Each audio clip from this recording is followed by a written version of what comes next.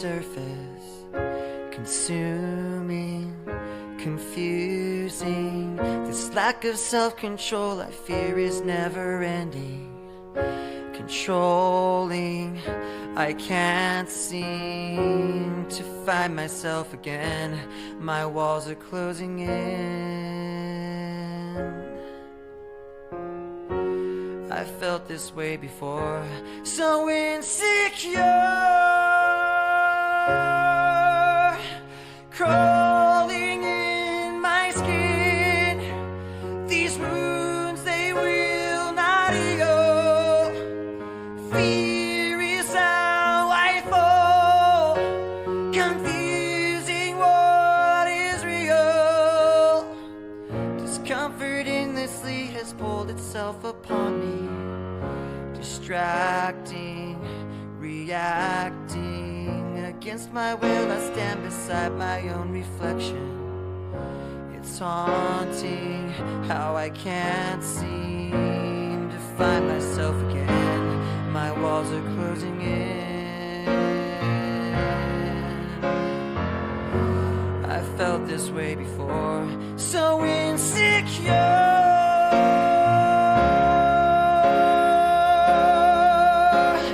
crawling in my skin. These wounds, they will not heal. Fear is how I fall, confusing what is real. Crawling in my skin. These wounds, they will not heal. Fear is how I fall, confusing what is real.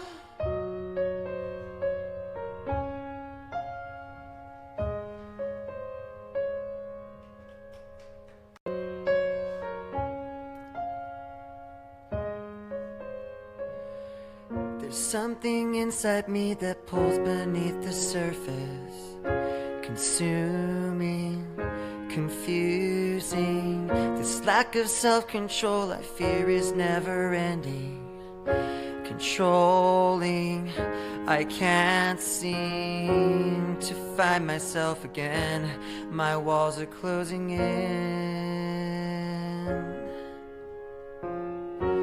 I felt this way before, so insecure,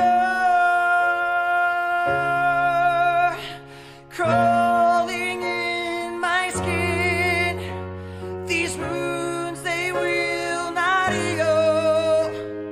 Fear is how I fall, confusing what is real. Discomfort endlessly has pulled itself upon me, distracting, reacting. Against my will I stand beside my own reflection. It's haunting how I can't seem to find myself again. My walls are closing in. I felt this way before, so insecure,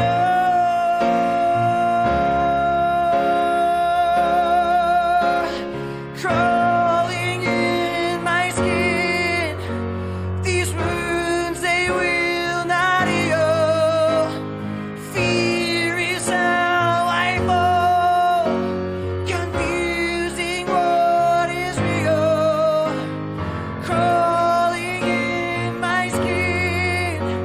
These wounds, they will not heal. Fear is how I fall, confusing what is real.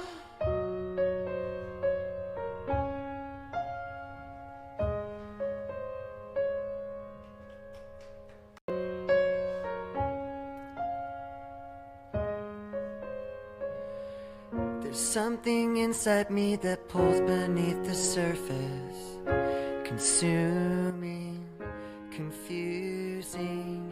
This lack of self-control I fear is never ending. controlling. I can't seem to find myself again. My walls are closing in. I felt this way before, so insecure, crawling in my skin. These wounds, they will not heal. Hello. Fear is how I fall, confusing what is real. Discomfort endlessly has pulled. How is everyone doing? Distracting, reacting against my will. I stand beside my own reflection. Bro, tissue's good. Good. We're gonna need them.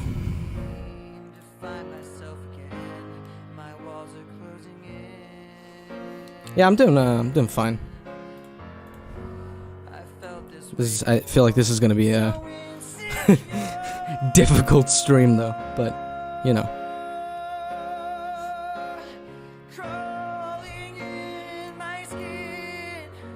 Well, let me see. What? Where's my?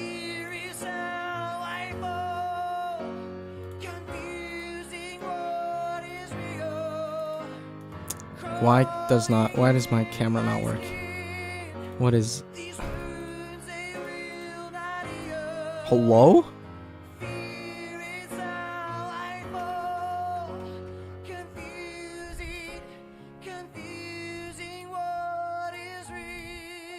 What is happening?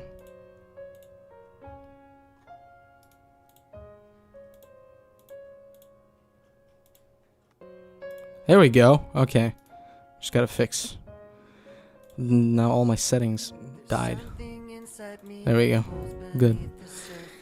Whew. Alright. Hello, everybody. Welcome.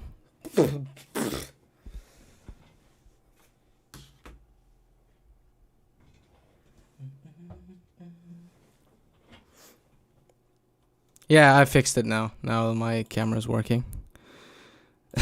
God damn it. Good start. Good start. Hey, you can see the chat. Yeah. Nice. That's good, Lee. Alright. Yo, Koala. What's up? Been 4 years, guys. Haven't recovered. Yeah, same. I remember exactly where I was as well. So happy I'm wearing my Hybrid Theory shirt. Nice. I wish I had one, honestly. I don't have I actually don't have any Linkin Park merch, which is weird. All right. So it's been 4 years.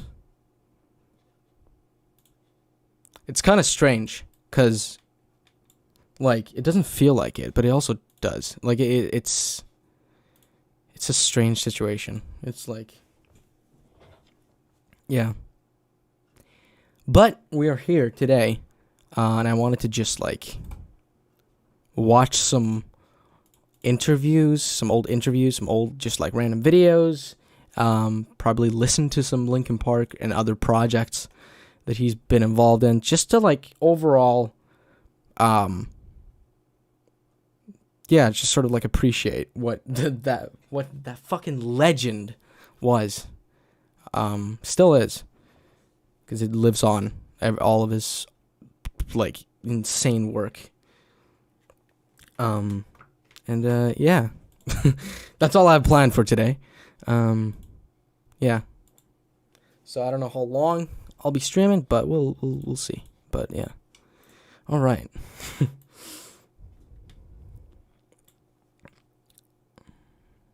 Those headphones I bought, I can't believe how the sound is perfect. Nice. Hey, Triforce. What is up? I'm on a trip. When's your next request stream? I don't know. Maybe tomorrow. Because, yeah, I don't know. But I'm definitely going to be streaming more this week. It's just that I thought today would, like, I didn't want to just do, like, a regular stream, you know? I wanted to, like, actually kind of do something, because I was gonna do this anyway in my free time. I was gonna like watch old videos of him and like listen to a lot of Linkin Park. So like I was gonna do that anyway. So why not stream it and then, yeah, share the experience. I wasn't super a big fan of Linkin Park, but I have huge respect for Chester, of course. Yeah, I feel like regardless of what you think of the band Linkin Park, it's like Chester was absolutely just a fucking powerhouse of a vocalist, and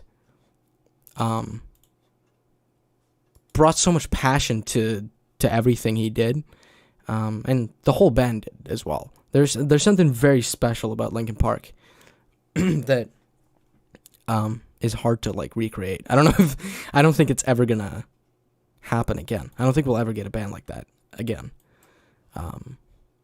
Obviously there are bands similar to them that have had like similar impact, but the exact like community that Linkin Park has, and the connection with the fans is like unmatched.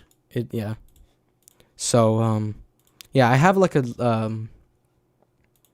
playlist where I just like I just found a few videos that I've felt like watching that we would start with, and then we'll just kind of go from there. If you guys have any like particular videos or anything that's Chester related or Linkin Park related or anything like that, that you want me to like show on stream, then let me know, because yeah, I didn't discover Linkin Park until last year. Well, I mean, still, it's the doesn't really matter when you discovered it. I feel like even if you like discovered Linkin Park last year, it's like you can still get this. I feel like you can get the same connection with them, because it's like, yeah. Hybrid Theory was such an important album for me growing up. Yeah, I will definitely listen to some Hybrid Theory today. Yeah. Hopefully, I hope this stream doesn't get taken down, or like not taken down, but blocked. Because I'm gonna listen to Linkin Park, but maybe that will help it, because I don't want this stream to, like, I want this to stay up, because I feel like it's gonna be a really important one, and something that we can, I don't know, something that can be fun for us, you know. But yeah, let's just start with like checking out some videos. There we go. Yeah. And it is like Hybrid Theory is such a legendary, oh god. Such a phenomenal album, and really important for not just like people as well. But it's so important for like the genre, for the scene, and for everything. Yeah. Alright, let me fix this shit. Confusing what is real. Alright. So holy shit. My voice died. Let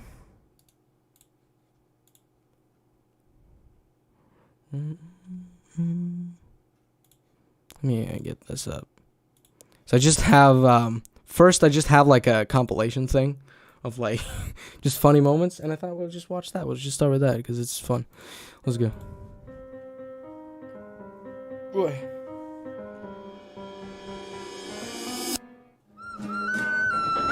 Let me know if the sound is okay.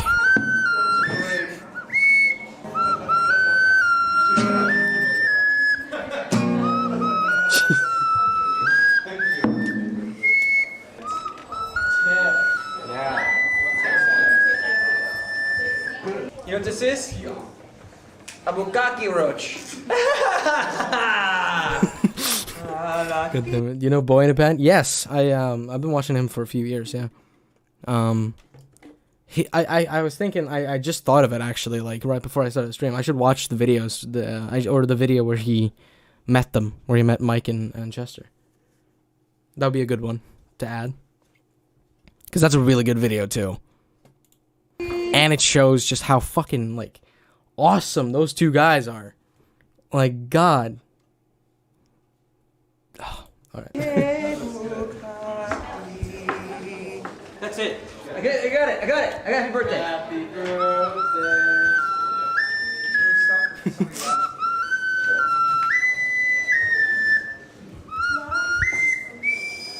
Thank you very much. Hey, Jay, what's up? You just woke up? Serious improv. I almost got it. We're at the Grove in LA, Oh my God. and we're about to sign. Oh my sign some God. shit. No, don't This get has to be really fucking old. out of my spotlight. Mike, Get out of my spotlight. Mike, you this know is what? me. It's me time. It's me time. It's not Chester time anymore. Mike, go to this section of the bookstore and work on it, okay? Addiction recovery. Work on it, buddy. I'm addicted to Chester. That's the problem. I have a problem. I've admitted it. We all are. I'm gonna go over here and read psychology. This is exactly the section you need, Mike. Betty Ford, Healing and Hope. Gonna stream on Twitch today if you want to join. My name is Flame. Oh yeah, I'll do that. Probably do it after you're done streaming. Yeah, I'll check that out. I'd love to like hang out with that. Yeah. I was thinking that anime too. Yeah, it's just a really great one. Yeah. Yeah, he's It's just like, how can anyone like? He's just one of those guys. You can just like. You don't even need to have any connection to Linkin Park or him in general. But if you like watch any video of him where he's laughing or joking around and stuff, you could just feel the fucking positive energy that he like had. And it's the same thing with Mike. He still has that as well. Like he's just like they're just fucking great fucking guys. God. And here, bro, Betty is gonna tell me this is how. This is even better. No, this Sex this for is dummies. for you. This is for me. I have to apologize to this innocent person who happens to just be absorbing Mike's craziness like a champ. Ooh. Oh, wait. I thought this was another thing. Are you listening to Cordy? Yes. But it's been a while though. We'll just listen to a lot today, so we'll probably end up listening to that today. Oh my fuck. I haven't seen this clip. What? Is this from like 1,000 Suns days?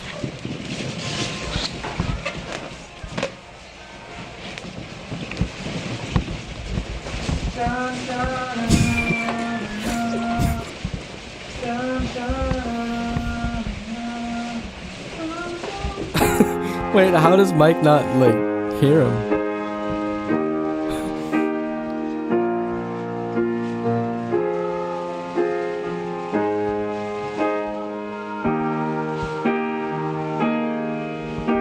Oh yeah, this is 1,000 Suns, I think.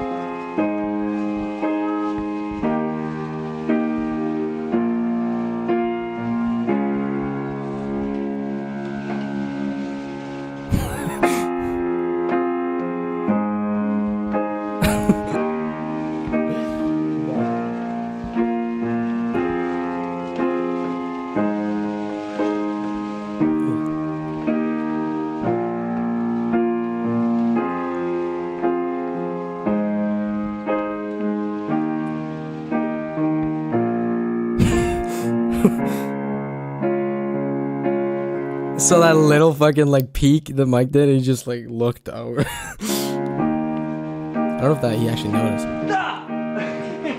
Oh, he did. What's funny is I got the double scare. I got the scare of you doing that, and then a balloon after you did it came down and like hit me on the shoulder. Electric ukulele. Yes. Oh shit. Electric ukulele. Dude, this is what I'm gonna be playing live from now on. The E-uke is what I call him. Somewhere over the rainbow. Isn't that what song you're supposed to play on ukulele? It's not tuned. There's nothing you can do to shred a ukulele. Until now. Try. Until you do this. True. And the shadow of the day will embrace the world in gray. Wait, what? And the sun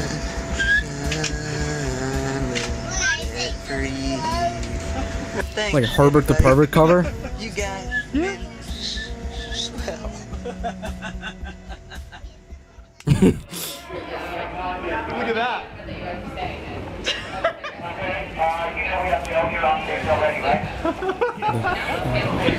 All right, y'all, let's walk. Trip on it. Working.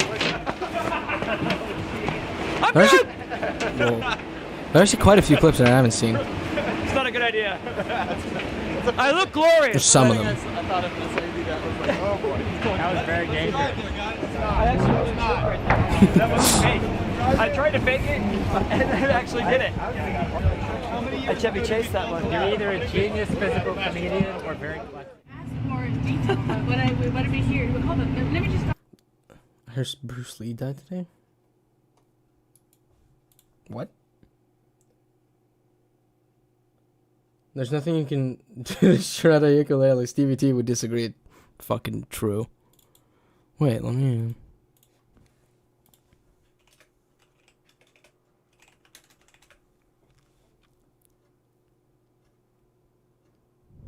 I mean, he died in 1973. So.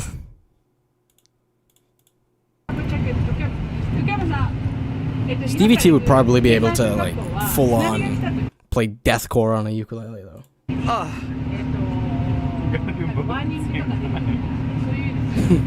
Wowzers.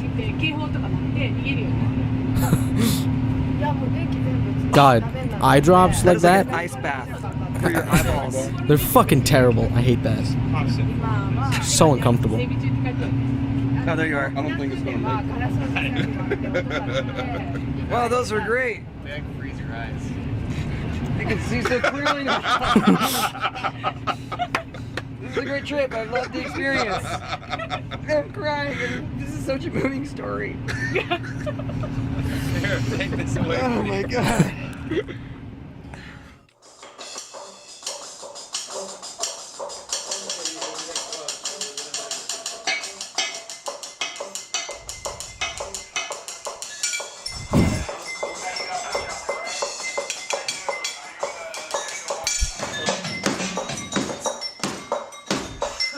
Oh, that's how you warm up, right there.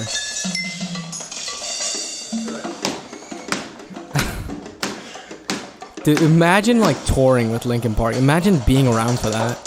Like being one of those bands that have toured with them. Holy shit! Especially if the like, if it's like a longer tour. Like imagine just like being being around this. All the time, or a lot of the time. It's like, holy shit.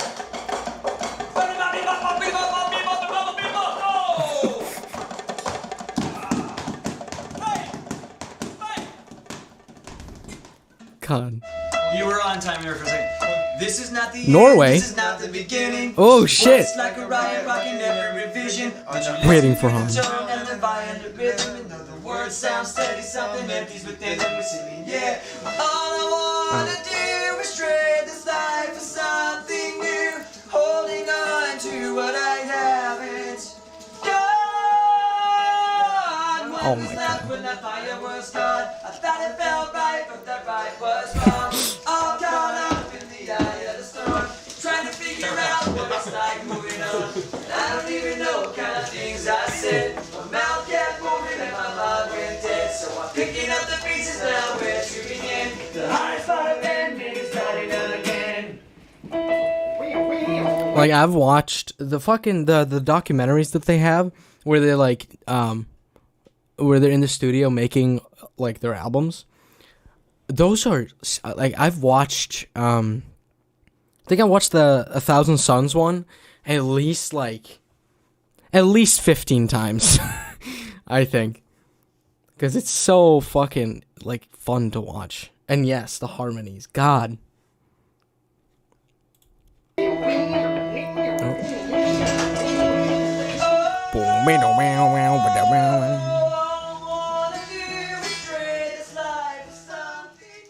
Ooh, that harmony right there. Song we were hitting the airwaves on April 16th. Till then, you can find Hitting the airwaves, I like that. Until then, you guys can discover Very- pieces of it on very linkinpark.com. That's what he wrote.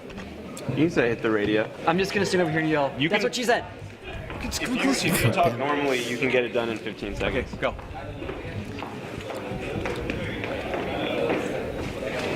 Let me know. Hey, what's up, you guys? We are here on the set of our new single, Burn It Down, which is going to be out on April 16th. Until then, you guys can check out pieces of the song on linkinpark.com. Stay tuned. That's what she said. Try it again. God damn it. You just do it and they can... One take. That's what they call me. Okay, on the radio. Unlock pieces is better. Okay. What's up, you guys? We are here on the Oh, they redid set. it? We're gonna do it again. What's up, you guys? We're here. God damn it. Go ahead. What's up, you guys? We're here on the set of our Start again. video. Hey, you guys. This is what I'm like when I record videos. I have to I fuck up and then I just try to say the same thing 50 times in a row, and I get it after 314 times or tries. Hey, you guys, we're here on the set of our video for our new single, Burn It Down, which will be hitting the radio on April 16th. Until then, you can check out pieces of the song on linkinpark.com. You guys ready? See you later.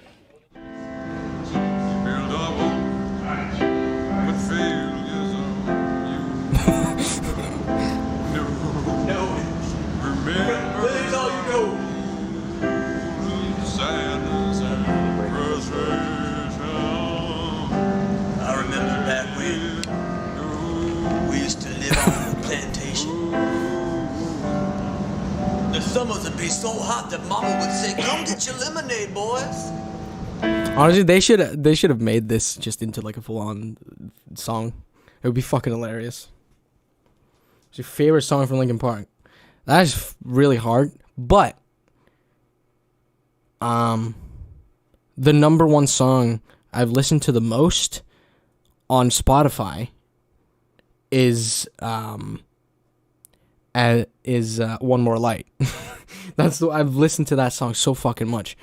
So based on that, I guess I have to say that one. But in general, if I think about it, I don't know. I think Waiting for the End is really important to me. Maybe that. Yeah. I think so. I don't know. Yeah.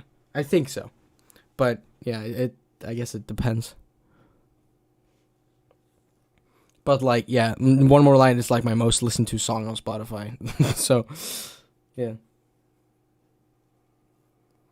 Sometimes I try to quickly record some guitar shit and get that with recording. Yeah, it's just because you fuck up just a little bit, and then it's oh fuck, I gotta do it again. Oh, I gotta do it again. I gotta do it again. I gotta do it again. And then because you fuck up, you keep fucking up more because it fucks with your. I don't know. One More Light is my favorite. Oh shit, nice. Yeah, it's I guess in a way I kind of have to say that one, just based on how much I've listened to it. But yeah, I have a hard time picking between One More Light and Waiting for the End though, cause yeah, Place for My Head is really fucking good. That one's also up there, I think. Apparently Johnny Solinger died. It's all over the news. Wait, who's that again?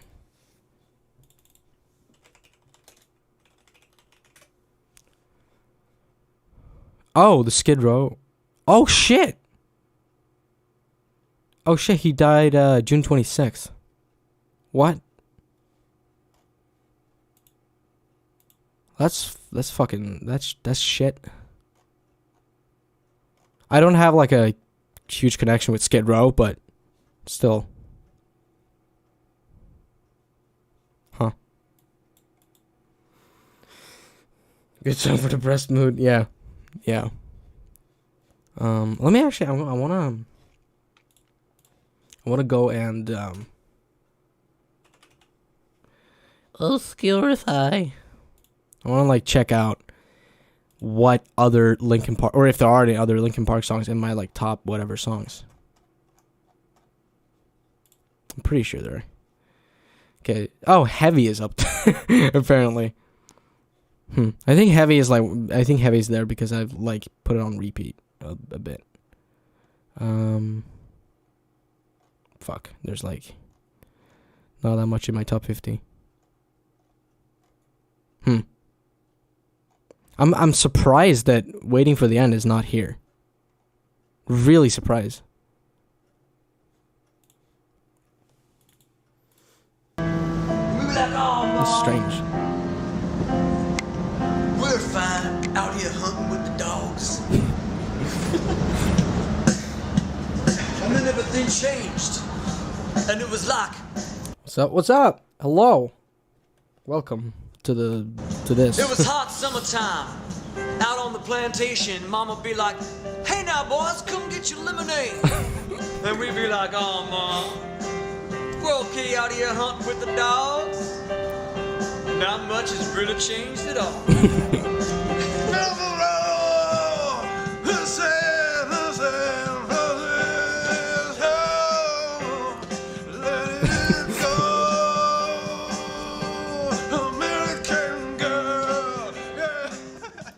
God damn it.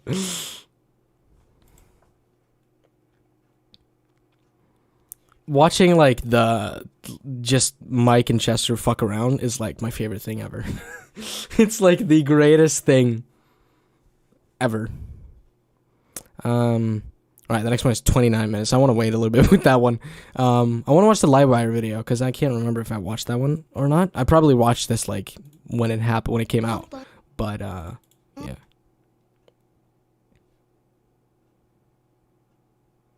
It's definitely been a while, so 10 unforgettable Chester Bennington moments. Let's watch that.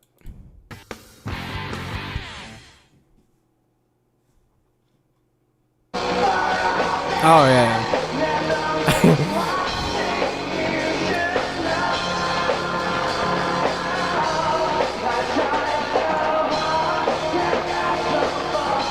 It sounded so good live too.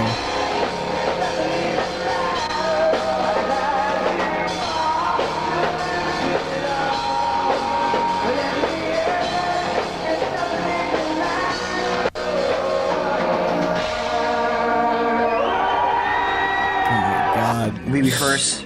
Oh, the hair. Ah, shit.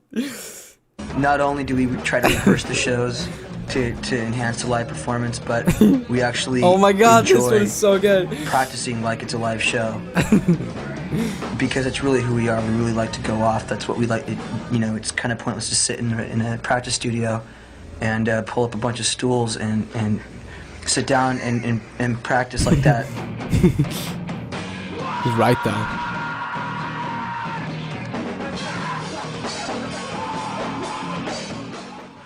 That's so sick though.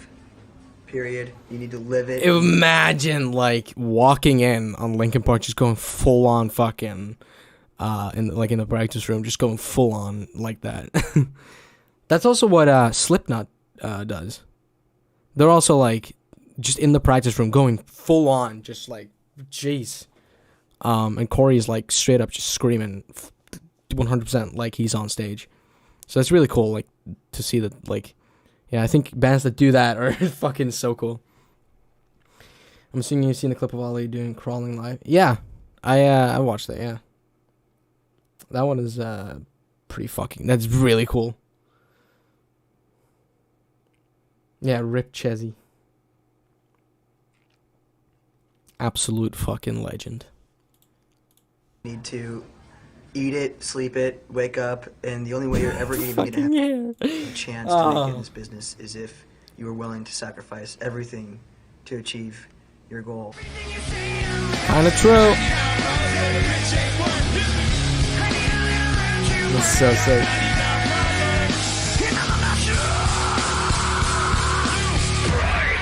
His screams too. His fucking reaction there is so. All right. Dear friend Chris Cornell Oh fuck. we decided to Oh, play God. Our song "One More Light" in honor This of one is genuinely fucking hard to watch. him. To start this off, we love you, Chris. Wait, do they? Okay, they don't play the whole thing. Were the signs I ignored. When he does the "I do" part in the like the bridge, holy shit! You can just hear the passion. I don't even know how to say it. And yeah, JC's reaction is just so good. Can I help you not to hurt anymore? This is all one of my favorite performances by them. Brilliance when the world was asleep. Every step that I take. They didn't play the fucking. God damn it! All right. Well, whatever.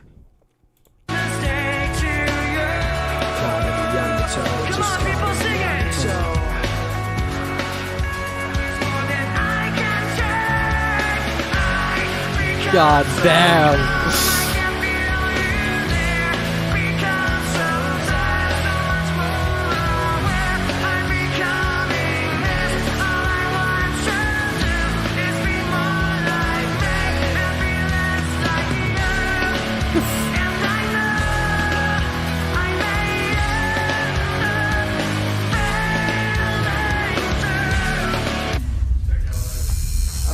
Yeah, that was crazy. Yeah.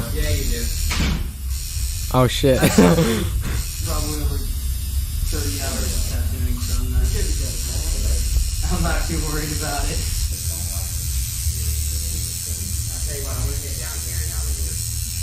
God, I want to. Oh, Guy, just chilling.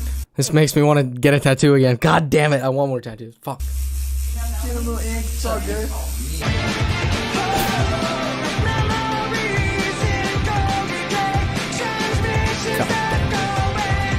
Oh, this is the fucking this one from this like whole show. Their performance of "Waiting for the End" is just like, what the fuck? It's insane.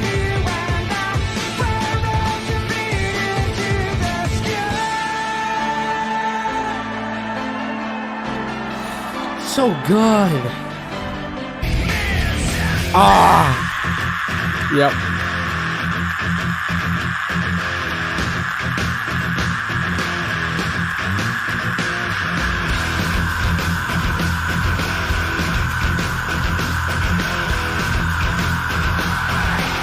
That is just like, what? And then straight back into the chorus. It's fuck.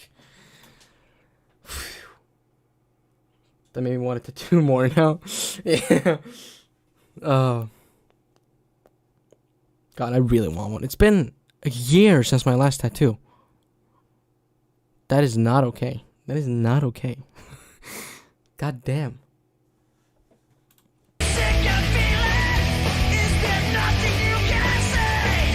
And I was down in the crowd. Oh, this and I one was is so good. The fucking hand in the mouth shit. Oh my god. singing, and this girl took her hand, 4 fingers, stuck them up to the crease in the thumb, into my mouth. All 4, just deep into my mouth. And then the like, wear titties "Oh." thing. Who does that? I was like, 1, I'm singing on television. 2, I'm singing. I'm trying finding the video of that. I can't find it. If anyone knows, if anyone has that video, if that happened on video, if at all, then I want to see that because I haven't been able to find it. 3, I have a f***ing microphone in my hand and I'm singing on television. What are you doing? How many seconds can you scream like that without fainting? Yeah, it's like, God, you have to have such good breath control for that. To be able to hold it like that, it's unbelievable. And the fact that he wasn't trained at all, the fact that he was like just self-taught as well, is like mind-blowing. This is also a great performance. distracting, reacting. Against my will, I stand beside my own reflection. It's haunting how I can't seem to find myself again. My walls are closing in. I felt this way before. So insecure.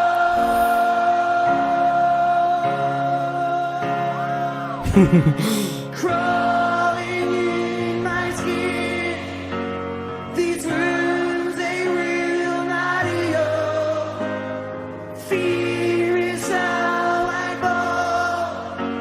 Confusing what is real. Crawling in my skin. These wounds ain't real. I'm just gonna let it play.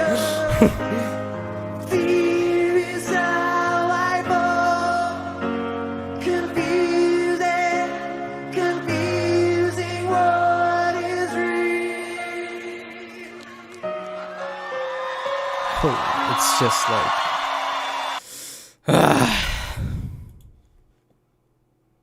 God. Given vocal training, just more practice. I bet I could do the give it up scream, or at least close. Yeah, it's probably like, well, like, yeah, once you learn it, like, it's definitely practice on that. But yeah, it's still like such a fucking hard thing. I think doing it with the intensity that he did is the hardest part. Like, getting the scream and holding it for that long is probably, like, I mean, that's doable if you got, like, if you got a, like, good technique, and, yeah, probably with training, and just practice, like, you can do that, but, like, getting the intensity of his scream is the hard part, I think, with that. The longest I've gotten, it was like 9-ish seconds. Yeah. That's still fucking good.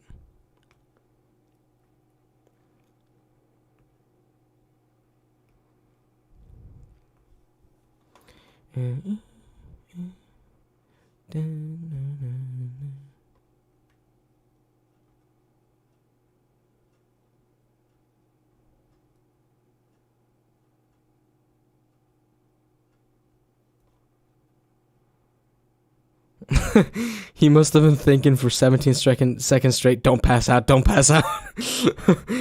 That's a good one. Holy shit. Jay-Z is like, damn, that boy can sing. That's fucking true.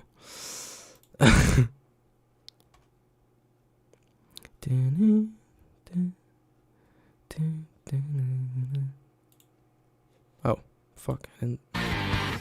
Whatever. What Aruda songs did you listen to last stream? I think we just did Cure for Me, actually. I don't think we got to anyone else or any other songs. But yeah, I'm definitely gonna be doing more reactions to her because people seem to enjoy it. Oddly enough, though, the fucking the Slaughter to Prevail reactions got more views than my Aruda one. But that one was also blocked in Norway. Just Norway, too. So, yeah. But that's like 2% of the people who watch my videos. So it's like, doesn't really matter. So it's kind of strange, but yeah. Like, I could do the Give It Up scream the way Chester normally did it live, where you split the scream into 2 screams. Yeah, that's definitely, that definitely makes it easier. Yeah, and I 100% understand why you had to do that. Because, like, doing that scream, like, every night, for example, would be, like, terrible. I can imagine that being, like, really, difficult even to think about, you know?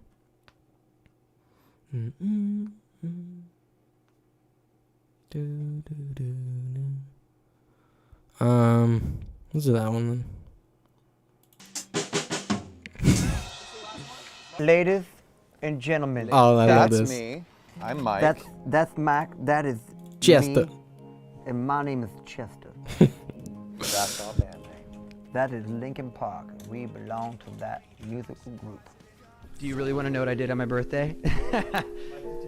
Oh, Okay, so this is what I did. this fucking. I laid in bed and Live versus Linkin Park. I We're gonna be watched listening to stuff, at some point. So yeah. Iron Fist, the new Marvel TV show on Netflix. And so I watched like 4 hours of Iron Fist. That's a big start. And then my wife made me like a steak dinner. And Wait, you watch TV until dinner? yeah. Wow. So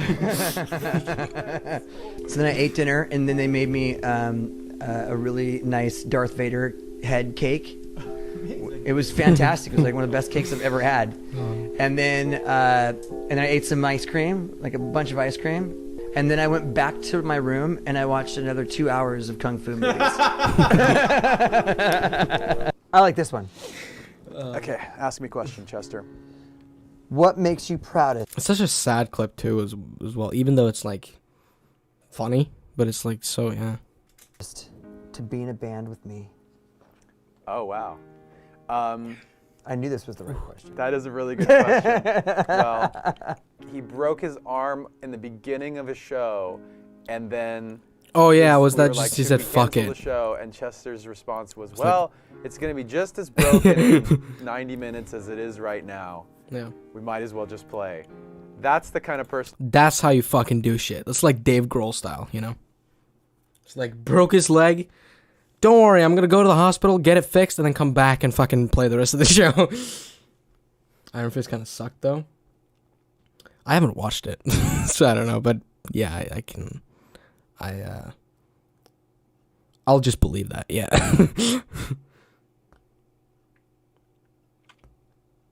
I know the pain. You want to be in a band with. If you're ever gonna put a band together, that's the guy. Really? This video is so good. Oh my god, I want to watch that as well. I completely forgot about that. Oh my god. Oh, the fucking cup of noodle song as well. Put a band together, that's the guy. That's his name.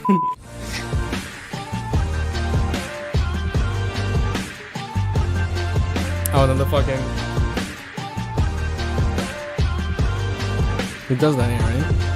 I got a long way to go and a long memory. I've been searching for an answer.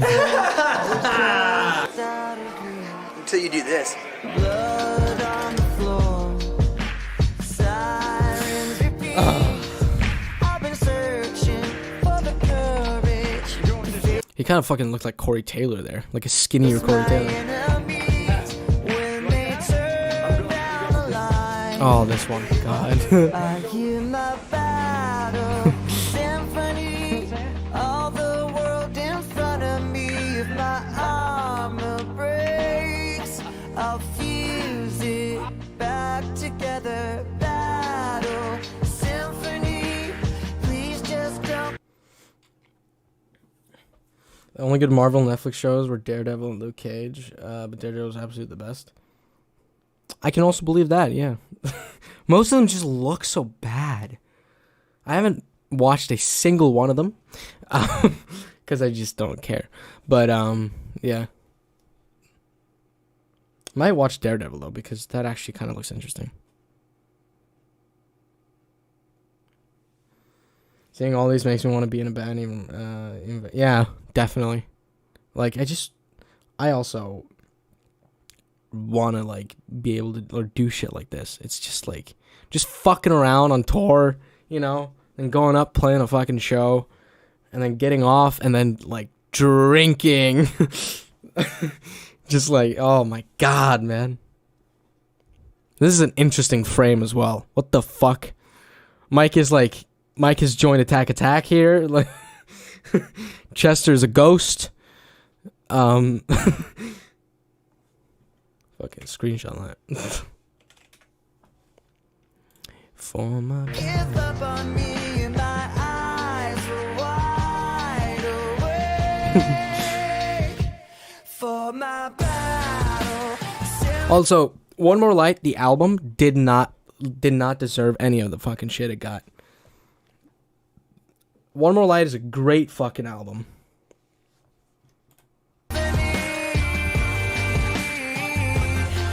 And it's like it's a pretty good ending to the whole Linkin Park legacy as well, actually. Oh yeah, Jessica Jones, I've heard that. Yeah, that one also seems really good. Also, I love Kristen Ritter. She's great, so I might just watch that because she's in it as well. Mariachi. Couple days. Mike, David, Brian,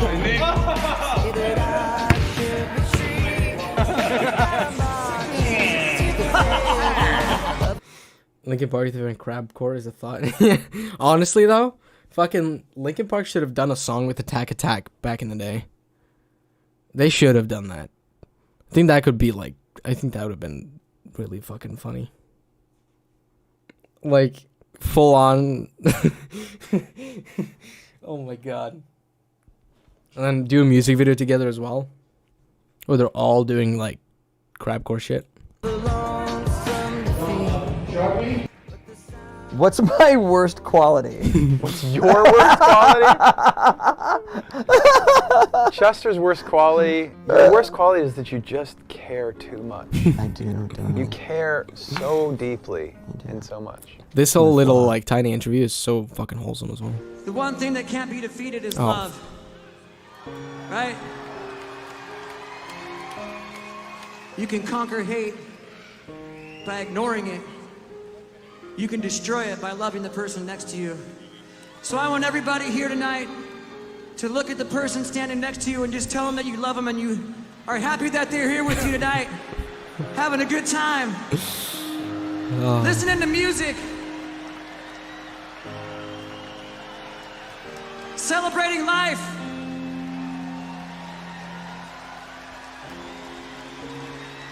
We don't care what you look like. We don't care where you come from. There goes station number 2. Hey, what's up, every y'all? single one of you out there. And nothing will ever change that.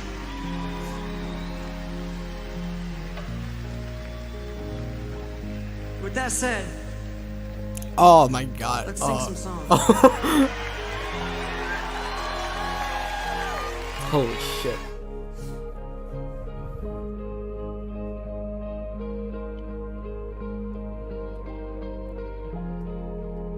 This is one of the most beautiful fucking pictures to ever exist in history.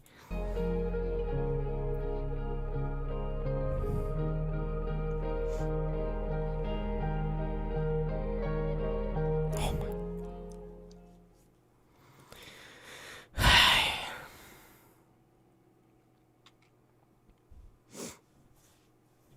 If my Twitch live doesn't work, I'll send a link to my TikTok on Discord. Yeah, do that, yeah. As much shit as we give to Imagine Dragons, this feels like one of the things their singer would randomly pull out mid-concert. Yeah, as much shit as we give Imagine Dragons, and as much as I've talked shit about them in the past, it's like, the singer seems like a fucking awesome dude. Hey, Chad, I love you. I love all of you as well. Just came in and I'm tearing up. I remember hearing the news. I was so shocked. Same. I remember exactly the moment as well that I heard it.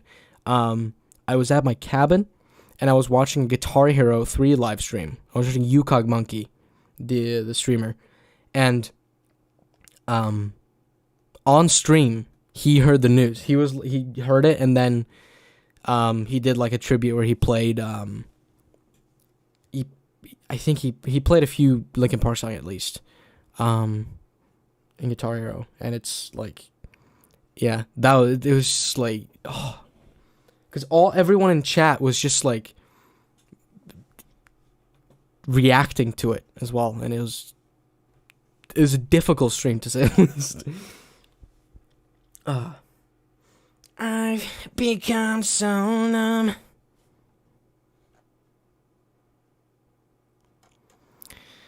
All right.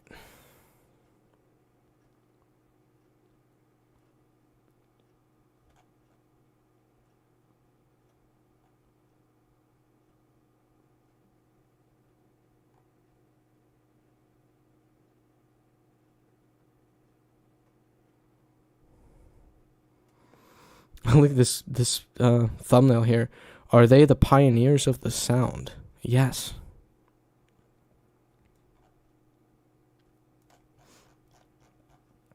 Alright, so I added this one. Which is... I haven't seen this, actually. Corey Taylor goes emotional and cries before paying tribute to Chester Bennington. I want to see that. I feel like this one's going to be really fucking hard to watch. Yeah. I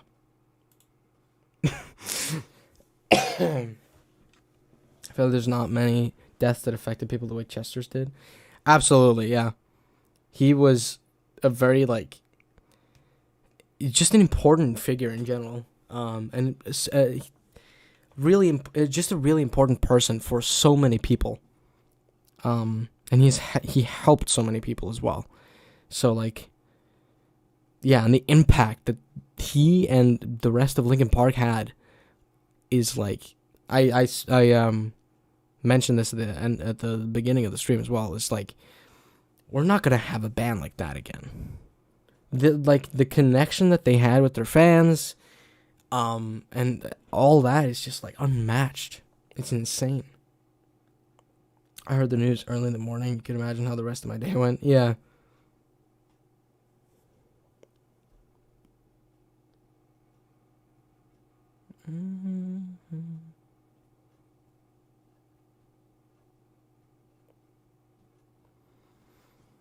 I also had I've had Breaking the Habit stuck in my head and like all day. Just randomly. That and Burn It Down. Those two songs are just like been stuck in my head completely.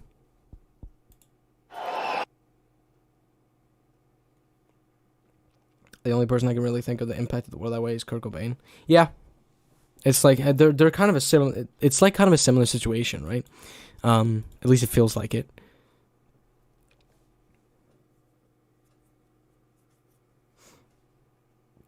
Like they're both of them had such a huge impact on people and the genre in general, like music. It's like they're some of the most important figures in music ever, you know? Oh yeah, and Robin Williams. Yeah, definitely. Yeah, if you're counting actors, yeah. But it's like a similar thing. Like he also had a huge impact on people and had a connection with people that like is like definitely unmatched. I can't think of like, at least not at the top of my head, I can't think of another actor that like has had that connection with people, I feel. Because like when actors die, it's like, okay, definitely like people are sad and whatever, but like when he died, it's like, holy shit, everyone got behind it. It's, yeah. Oh, I don't want to start this, but I do.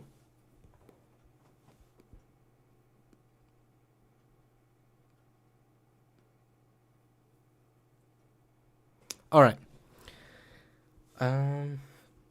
Let's do it. Fuck it. And this is one of his favorite songs. Oh, fuck. I want to dedicate it to Chester Bennington.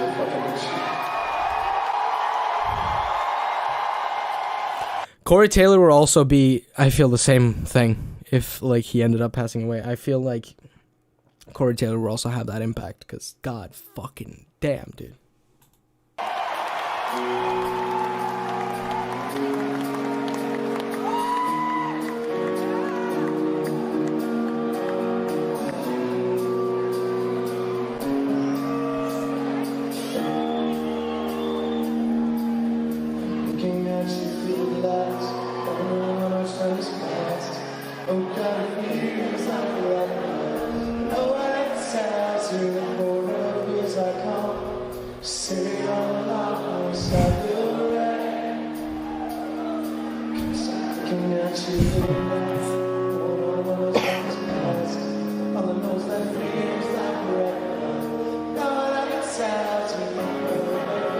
How do you even do this?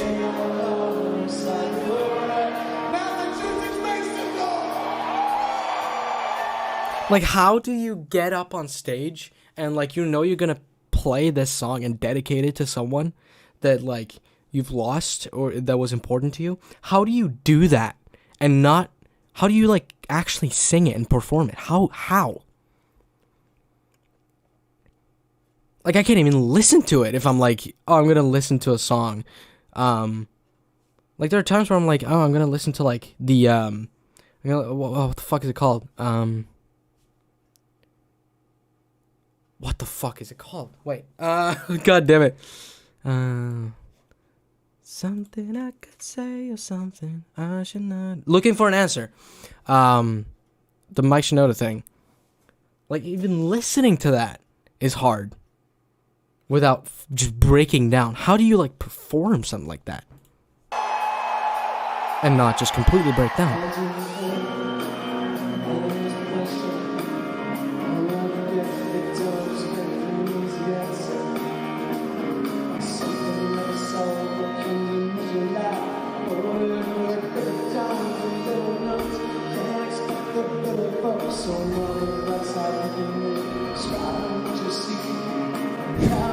What the fuck? I just got... God damn it, I was interrupted by... the fuck? I got Epic Games. Connection lost. Fuck off. Come on. Hello? There we go. Ruined the fucking moment. It takes an enormous amount of strength. Definitely. Definitely. It takes strength that I don't have. That's for sure.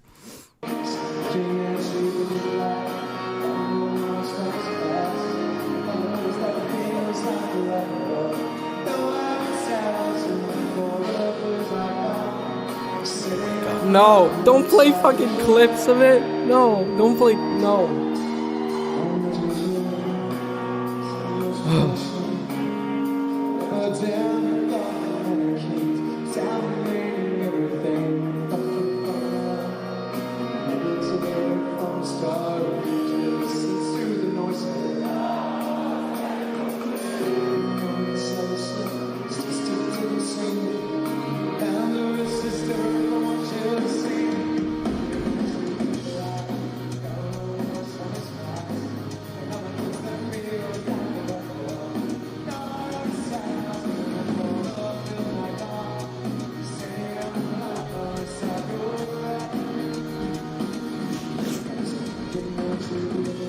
Me at the messenger? Oh, yeah.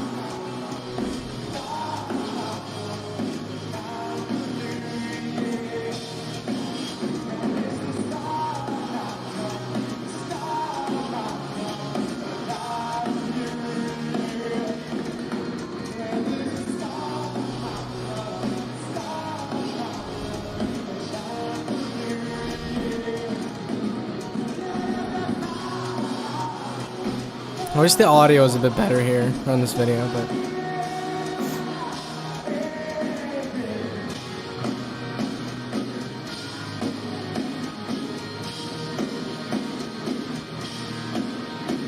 Snare sounds great, though.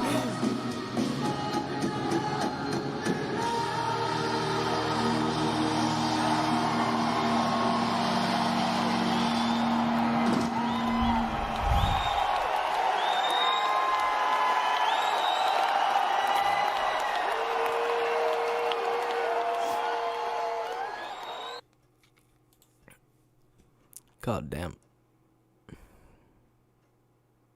God fucking damn. Tissue number 3. You should change the title of the stream to Let's Get Emotionally Devastated Together. Yeah.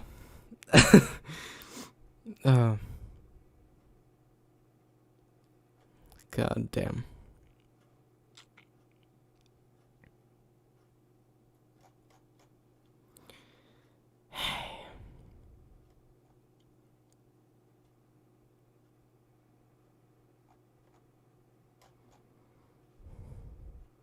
Oh, this one is so fucking good. Oh, shit. Also, Post-Traumatic, the Mike Shinoda album is flawless.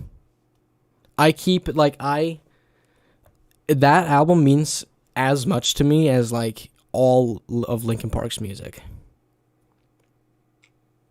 It's like, I have the CD here, because I had to fucking buy it. I just had to, because I needed that physically. And yeah, it's just a fucking legendary album.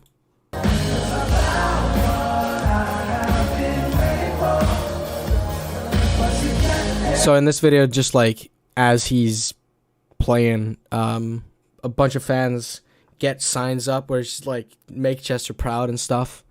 And yeah, just to explain the context of it.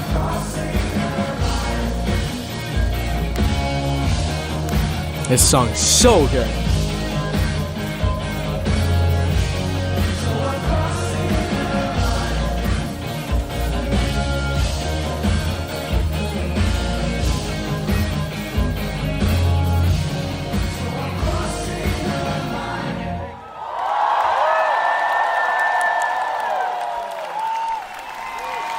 Thank you, guys.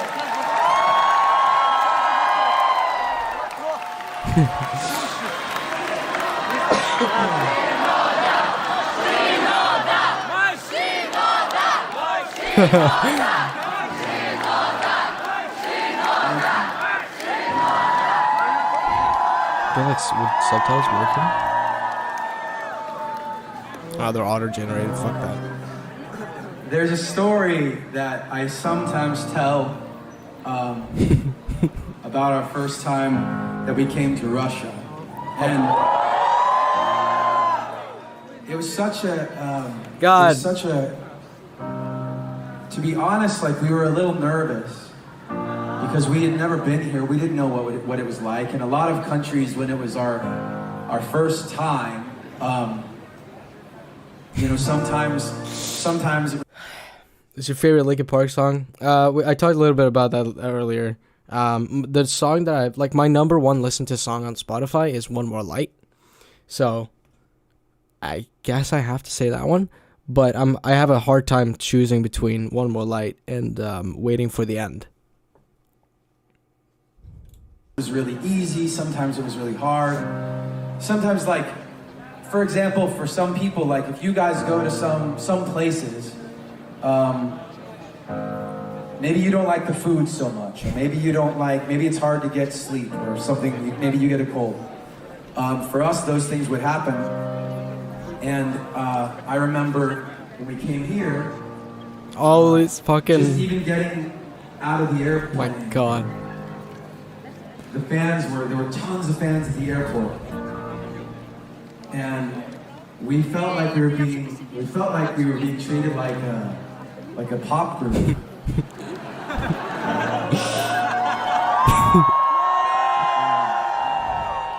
Which was, I mean, that's not obviously not bad in the sense that like there was a lot of love, but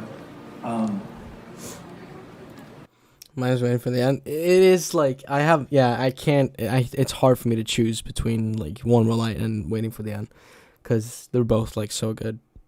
Yeah.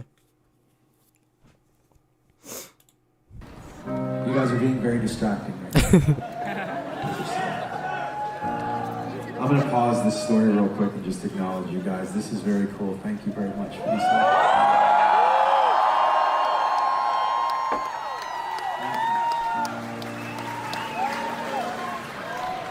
This is 2018, right? Yeah. We can make noise for Chester real quick. Make some noise.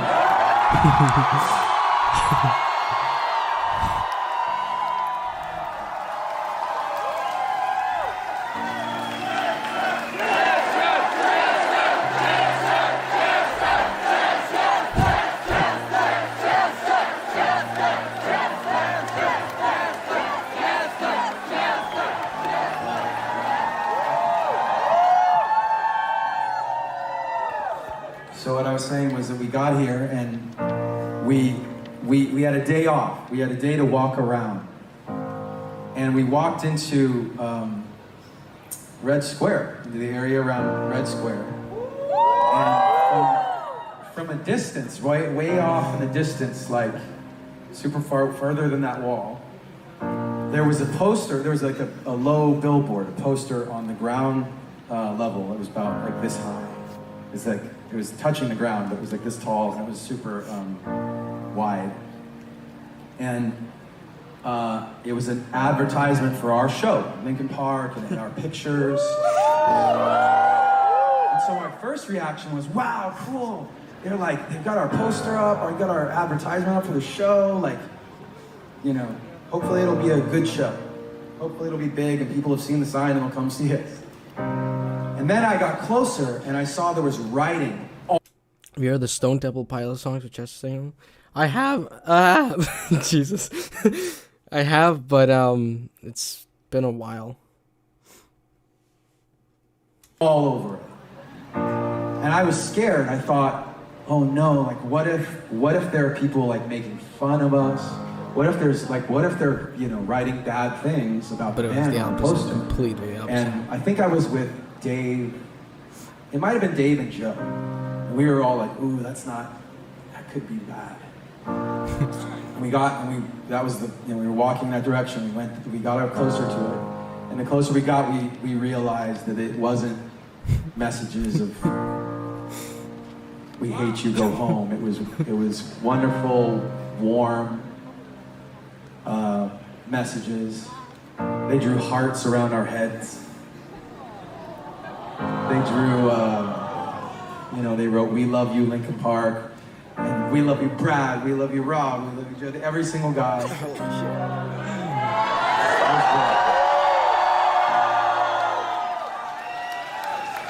And I say that just because sometimes when you're traveling on my end, when you're traveling, but also for some people who, you know, I don't know, watching the news or looking at social media, sometimes you wonder, like, can they just not get along? And I'm gonna butcher the quote. Who is that? Was it Mark Twain that said, bigotry,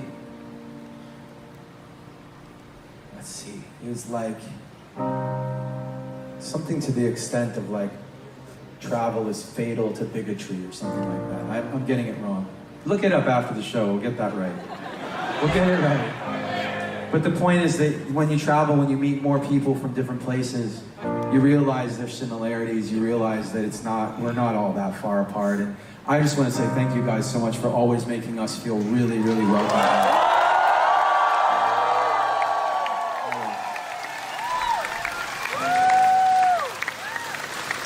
You guys have been incredible. I don't know why this fucking video hit me this hard right now. Like, the first time I watched this, it didn't like hit me as hard, but goddamn. So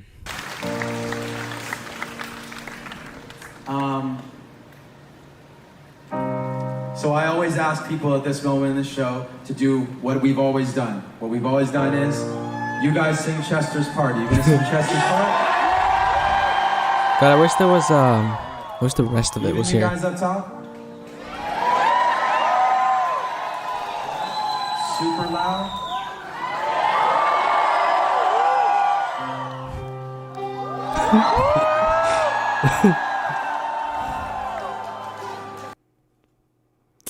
Fuck. I wish there was I wish the rest of it was here.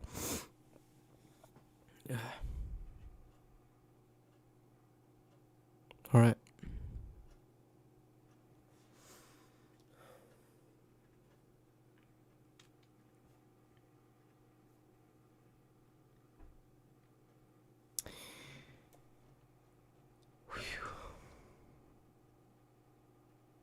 Wait, is this by the set? No. But that's also a good one. You can watch that. Hold on, I just need to. I've already seen it. So whatever.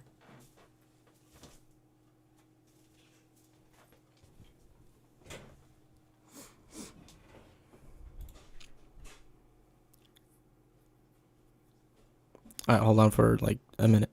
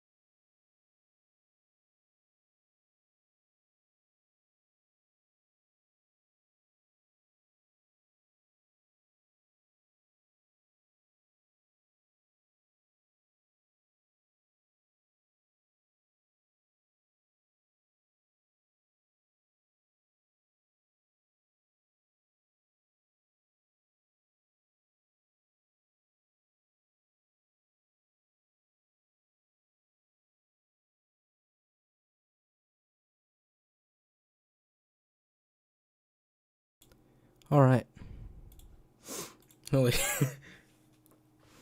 Imagine having this kind of impact on millions. Yeah, it's not a lot of people can do that. Oof. Yeah, God.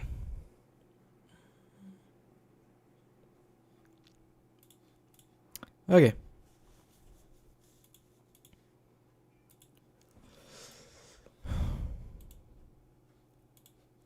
Let's watch this.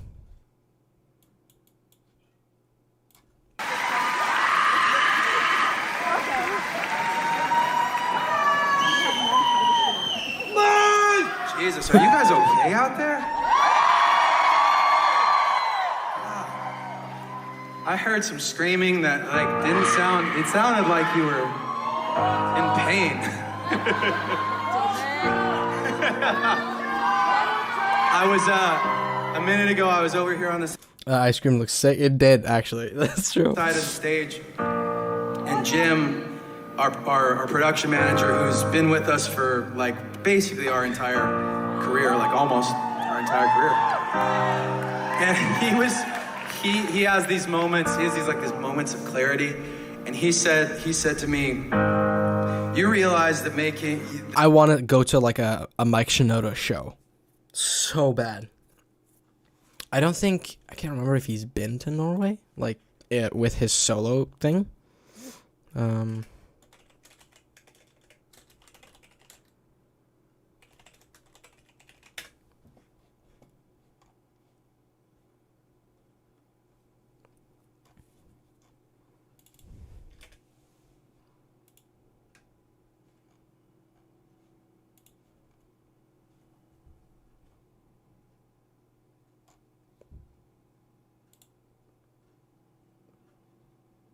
Well, it was 2011. I guess not. I don't think he's been like here. That what you're doing with this show is like making grief fun. That's That's a fucking weird thing to say, man. But it's totally true in a way. It's totally true in a way. It is true. Because what I know about you guys and what I know about me is that since the very beginning, we've put our hearts on our sleeves. We've sung songs about things that were difficult of all different types. Woo. As a solo thing? Yeah. He has... Wait. This album came out a year after Chester died. It's called Post Traumatic. And it's just like documenting his kind of his journey through it. Through like dealing with it and stuff. And like halfway through the record, it kind of switches from like down, like really depressive like stuff, and about like, you know, obviously just about losing him and everything and how he dealt with it, to coming to terms with it and then growing from it and moving forward. And it's a really fucking good record. And I have it. Wait. I have it right here. Wait, fucking yeah, I have it right here, and it's an absolutely just insane album. And he like tours on that, and he still makes stuff as well. He's did a song with yeah, his last song was with Upsal and Ian Dior. I don't know how to pronounce that, but yeah, Happy Endings. So,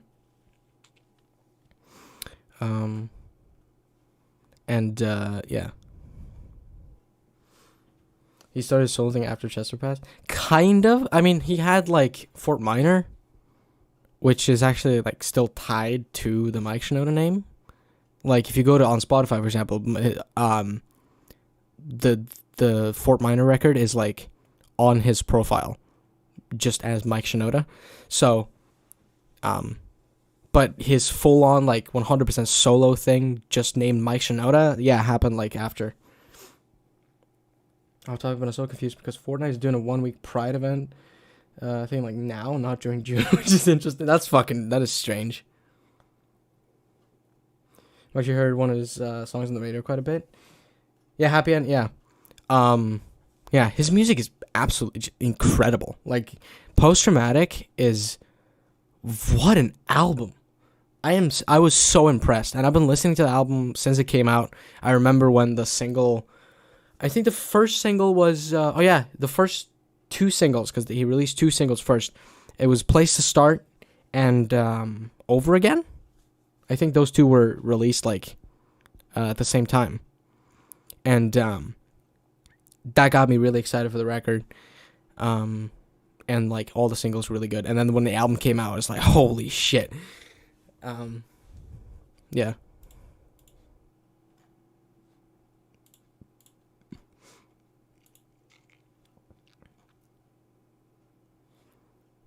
What happened to Mike Shinoda?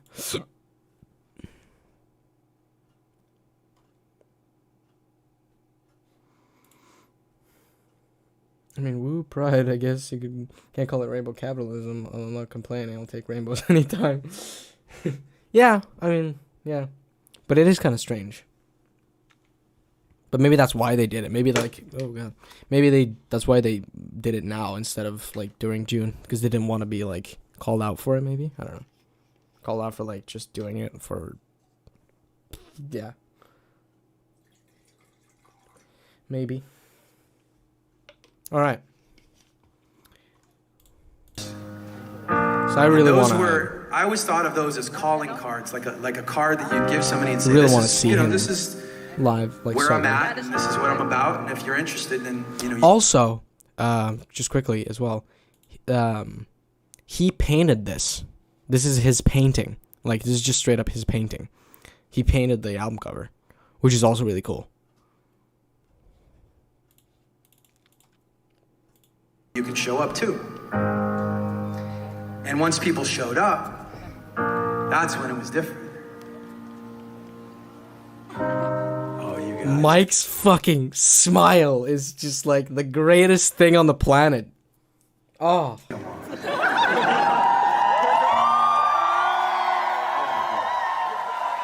Oh my god.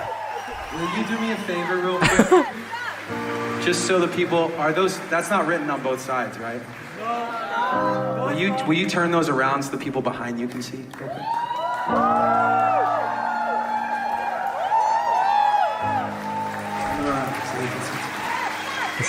So fucking cool. I feel like seeing Mike live is the closest thing to seeing Linkin Park live. Yeah, it would be its own unique experience entirely. Yeah, definitely. And he does. I don't know if he does it at every show, but like he plays like he does here, like in the end, Heavy and Burn It Down and Numb. Sometimes. So yeah, and then like as he said earlier, like the audience sings Chester's part, and it's like really cool. I don't know if he still does that though. Maybe not. That's really nice.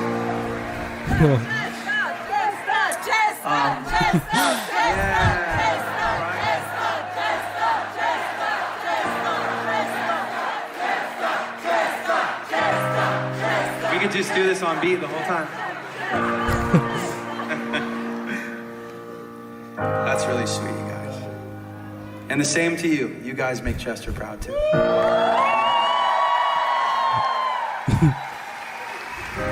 There are some things that become like I don't know what it is, okay, you can put them down. Put them down for a second. Just put them down for a second. You can put them back up if you want, but that like later in a second. But for now, I want to have a moment with you, okay? And those are making me feel like I'm on stage, rock star style, and I don't want to feel that way. That's a thing about me that you should know, is that I have had to work really hard to get up on stage and be super comfortable. When we started the band, I was basically, my friend Mark joked that I looked like the guy in your math class. He was right, that's true.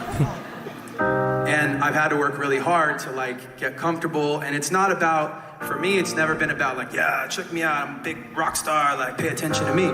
It's always been more about, we have a special opportunity right now to make memories and have something that you'll never forget. And if I can do that at all, then I've succeeded, so.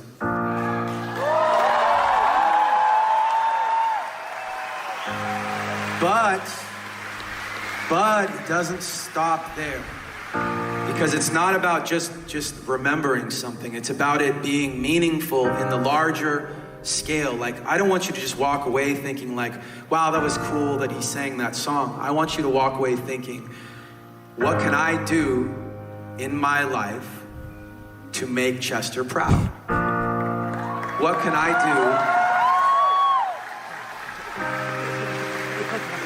I do in my life to make somebody else who is feeling like they are worthless, like they don't have anything to look forward to, or that they don't mean anything to other people?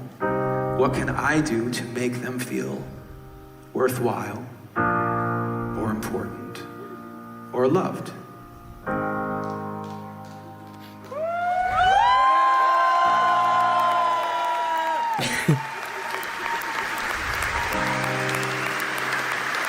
Like we always do with this song, I want you guys to sing Chester's part. You guys know how to do it.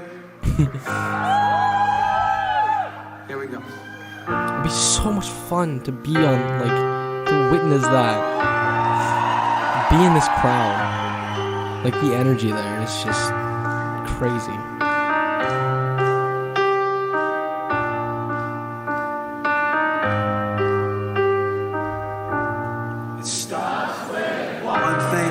Don't know why, doesn't even matter how hard you try. Keep that in mind. That's still one of the greatest songs to ever come out. Time is a valuable thing. Watch it fly by as the pendulum swings. Watch it count down to the end of the day. The clock takes life away. It's so Didn't look out below, watch the time go right out the window. Trying to hold on, and didn't even know I wasted it all just to watch you go. Kept everything inside, and even though I tried, it all fell apart. What it meant to me will eventually be a memory of a time when I tried.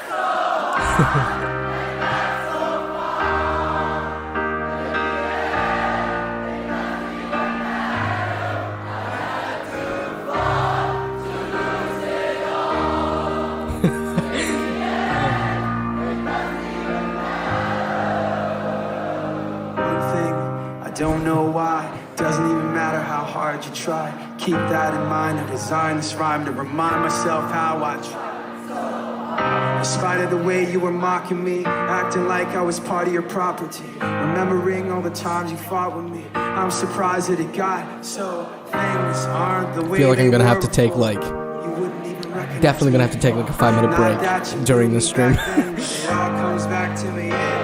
Numb is a masterpiece, absolutely. It all fell apart. What it meant to me will eventually be a memory of a time when I tried so hard. Yes, being here, like,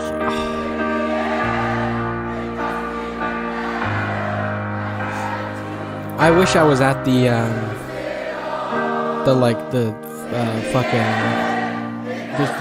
huge show. Hang on 1 second. Shh. Try something new with you. That's fucking cool.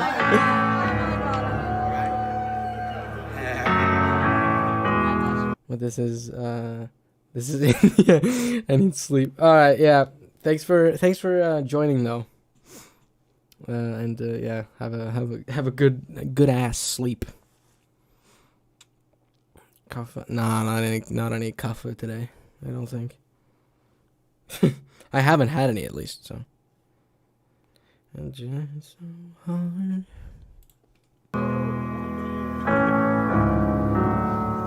I don't like my mind right now. Stacking up problems that are so unnecessary. Wishing I could slow things down. I wanna let go, but there's comfort in the pain. And I drive myself crazy, and everything's about me. Yeah, I drive myself crazy. Can't escape the gravity. I'm holding on.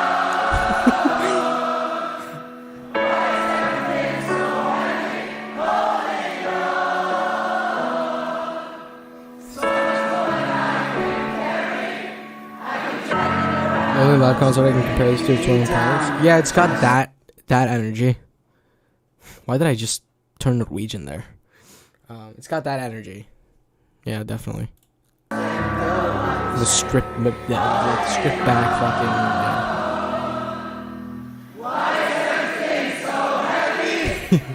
Okay, ready? And then it goes into I burn it down. Let's try this one.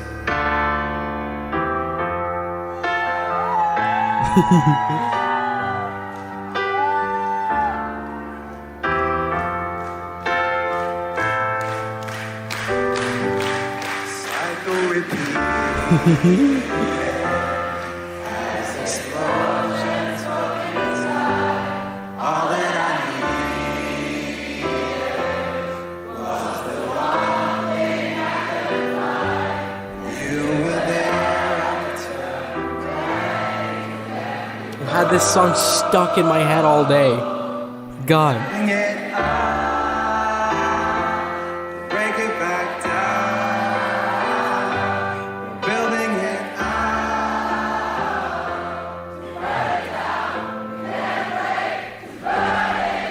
That was good. That was a nice one. That was a nice one. You guys want to do one more? Yeah, come on. Fucking numb.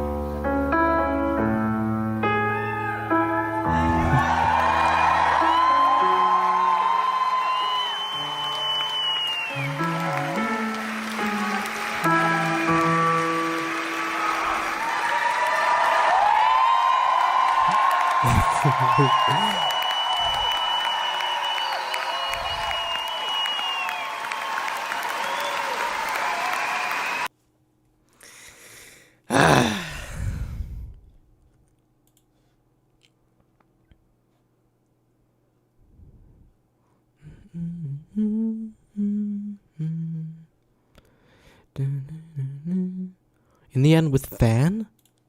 Oh my god. Wait, what? Meet and greet. I haven't seen this. Wait, let's Never done this. just like Wait, are you gonna do the whole thing low? You wanna go up one?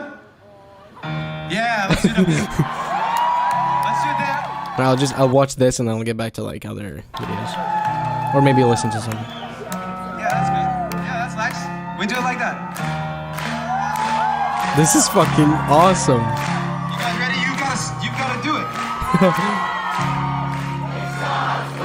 One thing, I don't know why. Doesn't even matter how hard you try. Keep that in mind. I design this rhyme to explain in due time. All I know, time is a valuable thing. Watch it fly by as the pendulum swings. Watch it count down to the end of the day. The clock ticks life away. It's so didn't look out below. Watch the time go right out the window. Trying to hold on and didn't even know I wasted it all just to watch.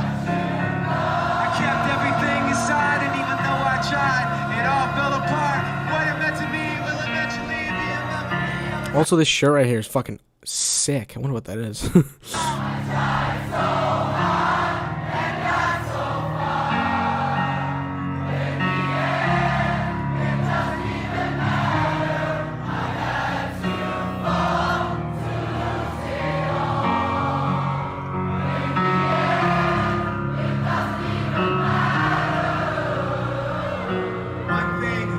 Don't know why. Doesn't even matter how hard you try. Keep that in mind. I decide to stop the way you were mocking me, acting like I was part of your property. Remembering all the times you fought with me.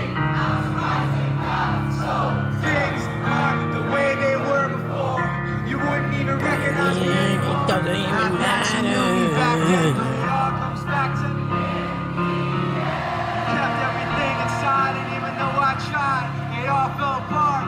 What it meant to me will eventually be a memory of a time when I tried so hard and got so far. In the end, it doesn't even matter. I had to fall to lose it all. In the end, it doesn't even matter. I put my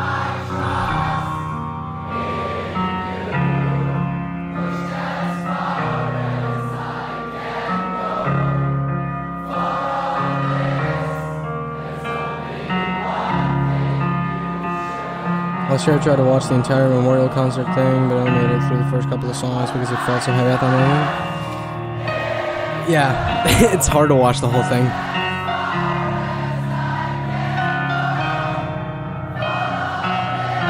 Oh, that's sick.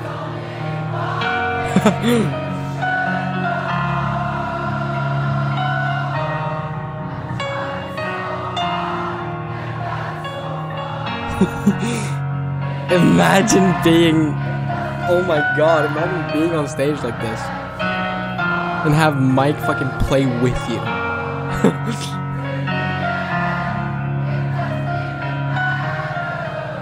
It's true, it's very long. Do you ever wonder what would happen if you never died? I mean, yeah, but I can't, like... Yeah, it's a hard question.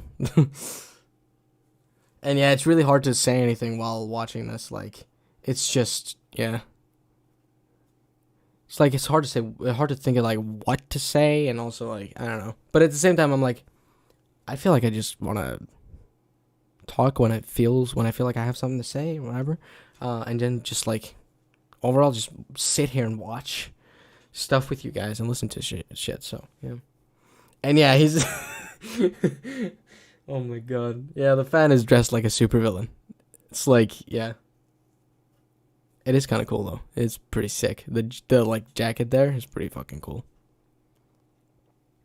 I appreciate the little reunion, thanks. Yeah, I feel like I really wanted to do this, because, yeah, and I feel like overall it just feels very good. It feels kind of like when I did that stream where we just watched Youngblood interviews. It feels kind of similar to that one. Because just like a bunch of people surrounding each other and like coming together to like sort of celebrate something, you know? Or celebrate a person, rather. More albums, lit songs, awesome concerts. True.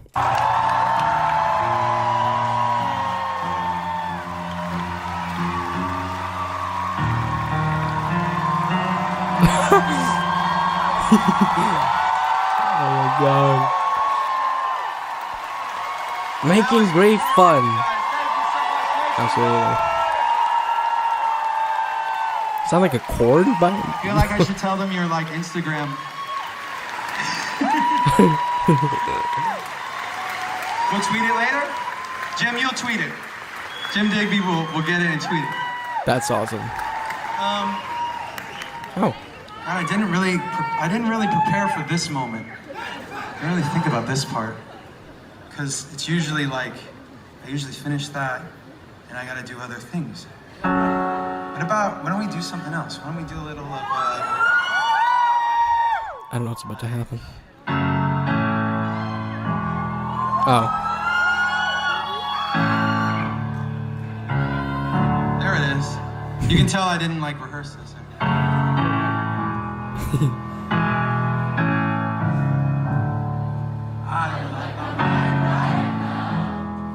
Yeah, we already watched this basically, so. I watched the tribute show earlier and made it 1 hour and 35 minutes and I fell asleep. It is a long fucking show. It's, I think it's like more now. It's fun to watch in like pieces. I mean, it's definitely easier. Both like, focus wise and also like when it comes to the emotional aspect of it, you know.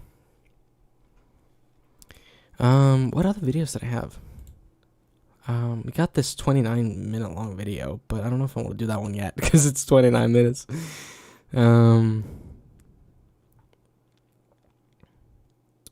Whoa, we do a Chester Bennington documentary? Oh my god, I have not seen this. Fucking Burger King.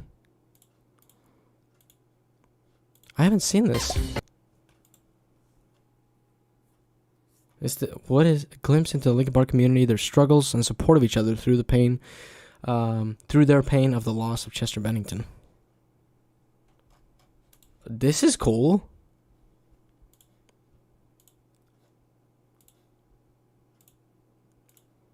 What?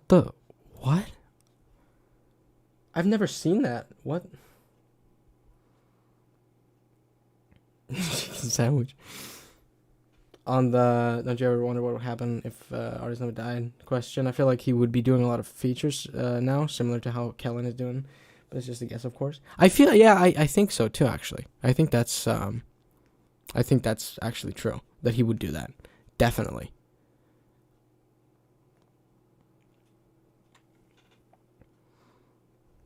Because I think he would be, I think Chester would be really excited about the music that's currently being made. Like, I think he would love the current, like, music scene. Definitely. Like, I feel like 100% he would be so excited about everything that's happening right now. then yeah, then like yeah, you're probably right. He would probably do a lot of features, just because he would want to be like a part of shit. Holy shit! Just because he was already starting to work with a lot of people, and I think he would want to boost a lot of smaller bands that need the exposure. Yeah. Have you seen his last show? He sang amazing. Yeah, like the final one before he died. I think, yeah, I've seen that. Yeah. That one was like, holy fuck. Seems like it. Yeah, definitely. Like, he would, oh my god, yeah.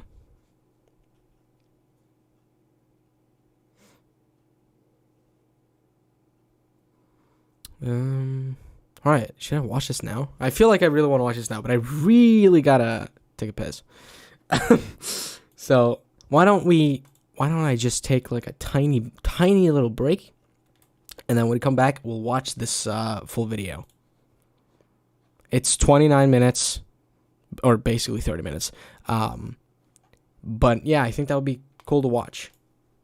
Yeah. Take me to the alternate universe. We still have Chester. Yeah. Oh my god, I would love that.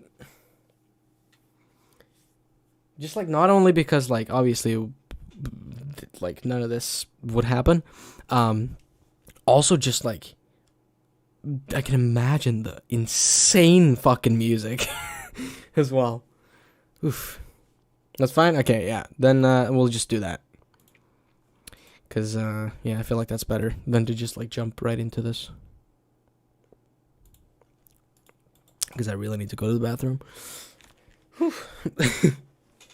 All right. God damn it, shit is leaking like a motherfucker.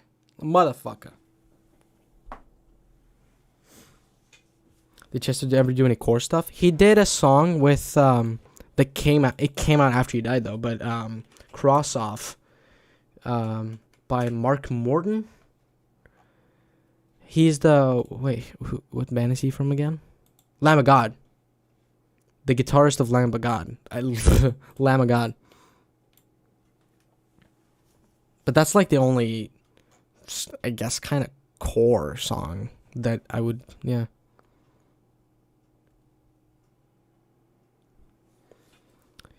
Maybe there's other ones though that I just can't remember right now.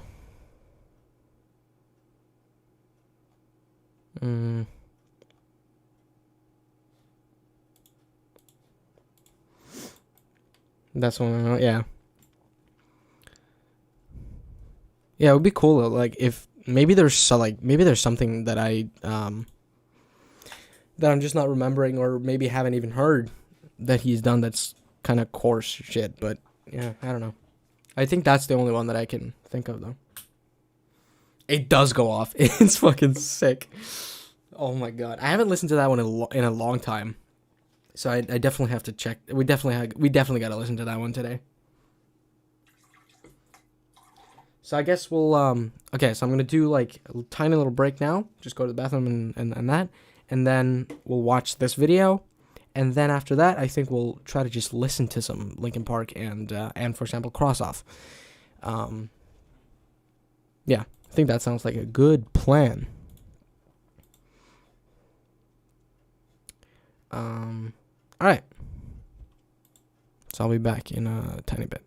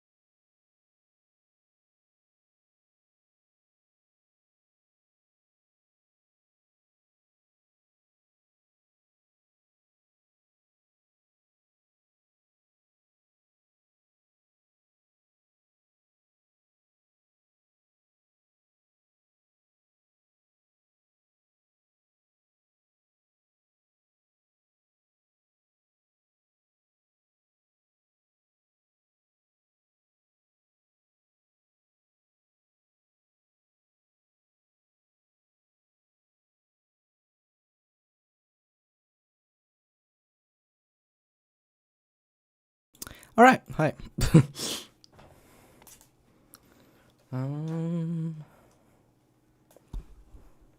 also kind of want to later today. I kind of want to watch some covers as well, or listen to covers of like Linkin Park songs. That could be cool. All right. Let's watch this video. So, yeah, let's watch We Do, a Chester Bennington documentary. Let's go. The one thing that can't be defeated is love. Welcome back to the breakdown stream. Right? You can conquer hate by ignoring it. You can destroy it by loving the person next to you. So I want everybody here tonight to look at the person standing next to you and just tell them that you love them and you are happy that they're here with you tonight, having a good time. One thing I really love about the reaction to when he died is, that sounds really bad, but one thing that I like is that it doesn't feel like there were a lot of occasions where people tried to like exploit the fact that he died, you know? Like there are probably some examples of it, but I feel like so many people genuinely made tributes and stuff, and like I can't think of that many examples of people just using it for like views, which is a really, really positive thing. And that also shows, like, that also reinforces the whole idea of how strong the community was or is surrounding Chester and Linkin Park and everything about it. Listening to music. Celebrating So, for life. example, stuff like this, you know?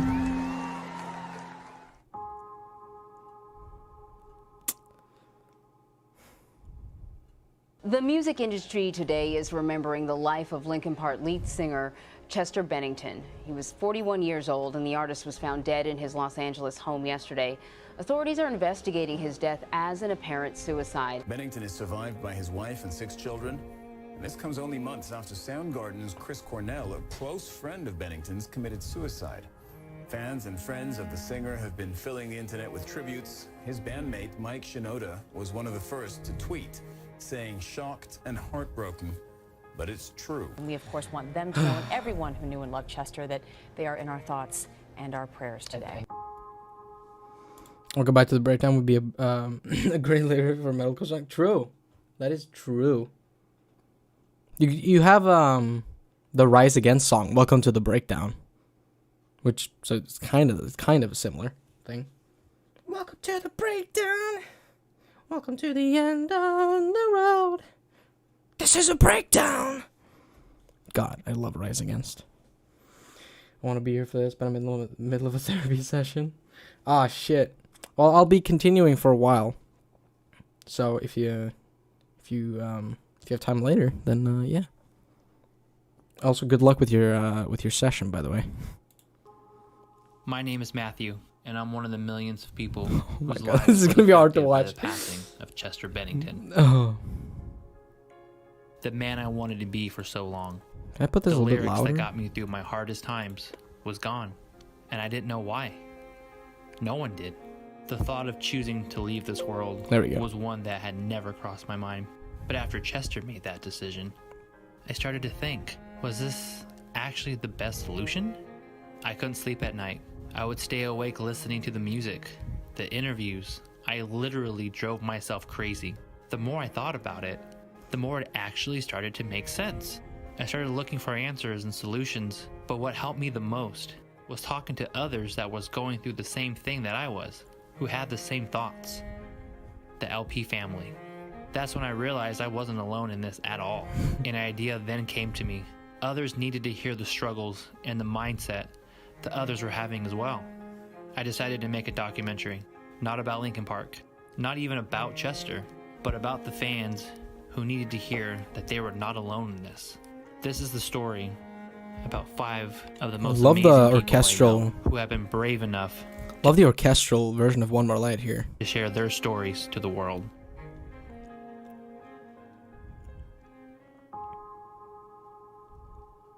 I was driving in my car to work. I was at home. I just started working at a new job. Totally disbelief. I was at work. I was actually at work when it happened. My business partner texted me and I was like, can you double check that? I don't believe that's probably bullshit. I thought that's a hoax, whatever. All I read was Chester's gone. And I was like, what? Checking the website, a news website, and then I read it and I was like, no way. I went through like all 5 stages of grief in like a millisecond. The first thing I thought was like, this has to be a hoax. I had a bunch of missed calls, a bunch of texts saying this thing happened. And I thought, no way, it sounds too soon. It sounds like maybe they swapped names with Chris Cornell or something. That day was already really hard for me because that's the death anniversary for my dad. Just hearing that the person that I looked up to get me out of that situation that I did with my dad just was gone.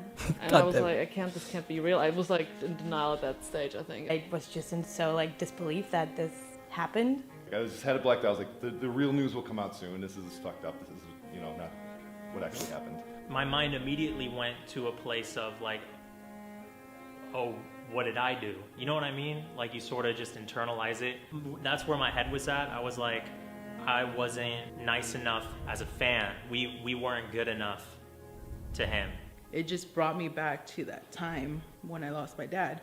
And I had like that same feeling. I was like, not another one. Like, I can't lose another one. I got out of my car and I screamed like I've never heard myself scream. And then it kicked in, like all of a sudden. And then I was like, oh my God, this is fucked up. And my knees were really weak and I couldn't get up for about 2 hours.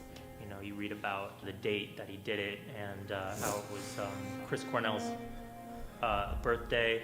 It's complicated. There's a lot of different factors that go into not only mourning a celebrity, but mourning someone who's committed suicide because they died at their own hand.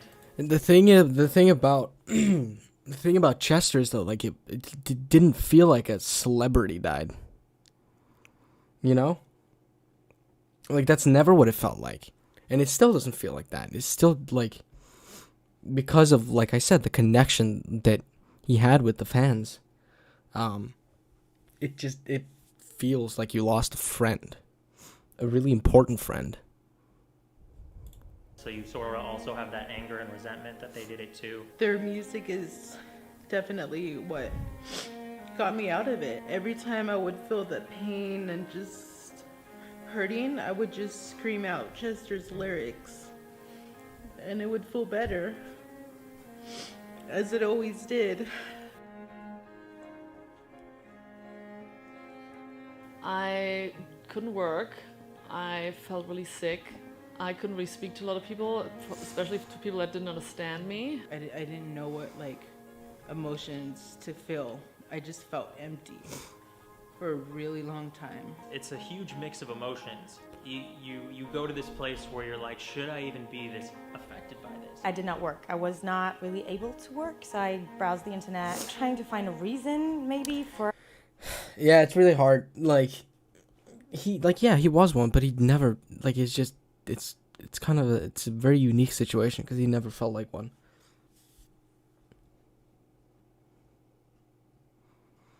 All right, I'm gonna talk later because I can't do that now. Why he did that and how he could do it, yeah. I had a rough night, on Thursday night. I got really drunk and pissed off a couple of my friends. They were all over the place emotionally. Do I believe this? I don't know. It can't be true. And if it is, then I was going to really dark places. It felt like we were all sort of thrown into this macro grieving process together. Immediately, it made me feel like I'm not alone in this grieving process at all. This is large scale grief.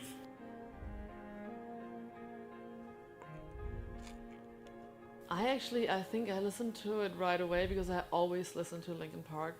I need that music. It's my favorite band. It's like a juice for my life. I need that music. crying again. I can't talk about all this stuff. Afterwards, I listened to like all of their music, and I'm just like, we saw the signs, but we were just blind towards it. It's crazy. I had difficulty listening to just music in general because my favorite singer's story is over. And that was too painful. I couldn't turn on the radio. I couldn't get into listening to some new artist because, you know, Chester was gone. After he died, I didn't know One More Light, the album, too well because it was pretty new. And I didn't listen to it because I felt like this is going to be the last new Linkin Park with Chester on it that will ever exist. And I kind of saved it. It was really like December. Why is this so hard? I decided to listen to that album like really closely and just take it in as like, okay, this is the last one. So I almost shut that album out of my mind after he passed for a while to save that new stuff to like be the last new thing that I'll hear.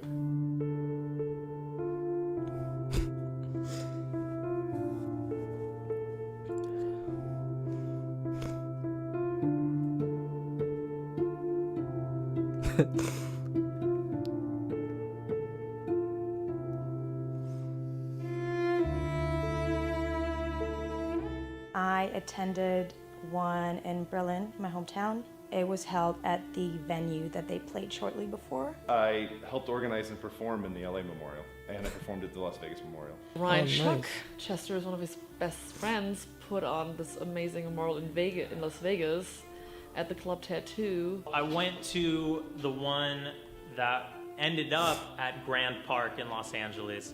It was originally just like 20 people who were gonna, you know, show up at Guitar Center. At first I was really scared going there, and I told my friend who, like, I kind of asked her to come with me, but she felt really weird about it because she did not understand. And he read the eulogy, and that helped me feel better. What he said was so wonderful and so inspiring and comforting, and said, you know, Chester would want you to, you know, for him to make him proud, as I say, make Chester proud. And there was only a couple hundred people signed up, and I emailed the organizers or sent a Facebook message to organizers about it and said, anything I can do, I just knew I needed to be involved somehow. And it exploded. It exploded into this huge event. And then it was like 500 people, then 1,000. Then suddenly there were like 3,000 going, 3,000 interested in this event. And we're like, shit. And so we had to find new locations. I just walked by and just looking at all the pictures and candles and people crying, but I did not stay long. And we were just talking, and it was, you know, we were reminiscing about the shows we had been to. While all this was happening, it was keeping my mind busy. I wasn't really like grieving or mourning. It was just like, I had this mission. Okay, on August 6th, there's this memorial that has to happen, and I'm a part of it. Thank you, Ryan. You're wonderful. And you did well, you did amazing, and thank you very much. It helped me and helped a lot of people, I think, what you said. And reading that eulogy was mind-blowing. You are wonderful.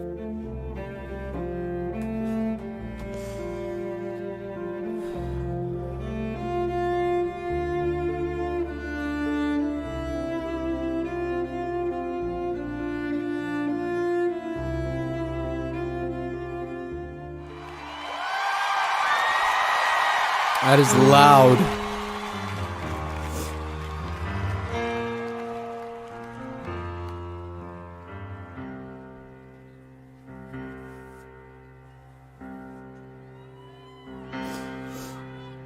I would say the Bull Show was one of the best days of my life. October 27th is a date that holds a lot of weight for me because it's actually also the anniversary of the death of my mother, and the idea that I would be celebrating Chester's life on the same day I'm also celebrating my mother's life, that really meant a lot to me. The moment that I found out about the show, I was really excited because I was like, you know what, like, this is the time that we can all come together and heal and be together, and everybody is on the same field of our emotions and just trying to get through this because no one was prepared for this. I was hoping they would do something, so I was kind of was waiting for them, but I didn't want to rush. I know they have their own time. Mike and those, they need their own time. You know what I mean? I was not expecting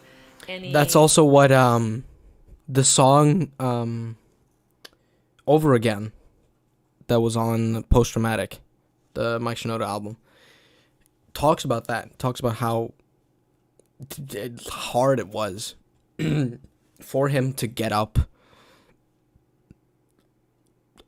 Just get up there and like do this show. It's like, I think the lyric is like supposed to go to the bowl, get on stage, dim the lights,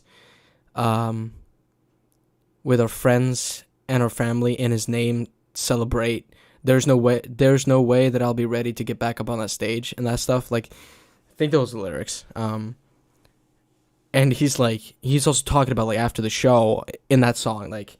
I think the lyric is like, how you feel, how you doing, how the show go.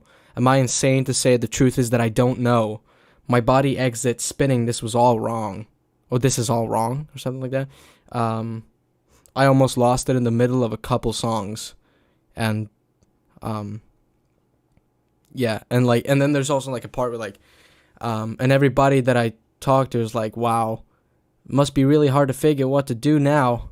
Well, thank you, genius. You think it'll be a challenge? Only my life's work hanging in the fucking balance.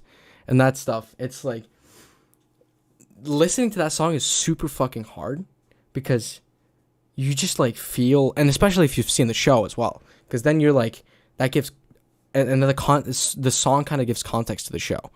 Because he wrote, I think, the first half of that song before the show, and then the second half he wrote after that show. So it's like it's almost like you listen to the first half of the song, then you watch the fucking whole like show, and then you listen to the second half, and then it's like a story that he tells, and it's like you get a really good picture of how he was feeling at that time, and how hard it actually was for him to do that show. Yeah.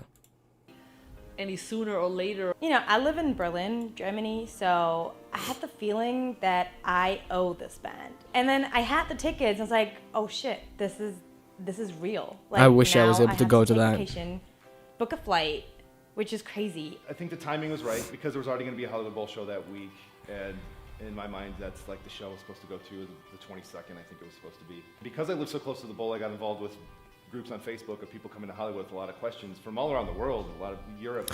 I definitely want to listen to that song after, later today in the stream, because it's really like a good sort of insight to it. Yeah. Also, like you got, because the album starts with the song "A Place to Start," and basically half of that song, the second half of that song, is just like phone calls of people calling him and like trying to make sure that he's okay and stuff. And then it goes straight into Over Again, where he's like, and the chorus is, sometimes you don't say goodbye once, you say goodbye over and over and over again. And then, yeah. South America, wondering about Hollywood and traffic and where to park and what hotels and... I had a panic attack right there, and I said, I don't think I can do this. I get nauseous, I got dizzy. I was like, I don't know if I can do this. I was like, I can imagine. Where's the exit? I would probably do the same thing. Probably half of the show. I feel the same way. And then Nobody Can Save Me came up. That was my breakdown because I just realized that really like nobody could save him. During the bridge of waiting for the end, Mr. Hahn, he starts cutting and scratching samples of Chester's voice. This is like the first time we're hearing like Chester vocal samples, and he's not here anymore, but he's still here in a certain way. It was like a defining moment how music that involves his voice is going to be performed from now on. When that B flat hit on the piano, the 2 octaves apart, like it just hit like the beginning of the end in my head. It was just dun dun dun dun, and it just felt like, oh, this is the beginning of the memorial of the last thing that's gonna happen. It was a really weird feeling then. When they got on stage, I just broke down. Like the first moment that I heard Mike on the piano, because it just was a sense of realization that like Chester was gone, and nothing was going to be the same again. Yeah, I can imagine that being like, if like for the people that went to that show, that's when it like 100% hit. Because I can imagine like it's hard to like even when it happened, it was like hard to really understand it as well, like or to realize that like, oh shit, this actually fucking happened, like this is real. But then like seeing this show, it's like, yeah, this is very real. This is you know, so I can definitely see that.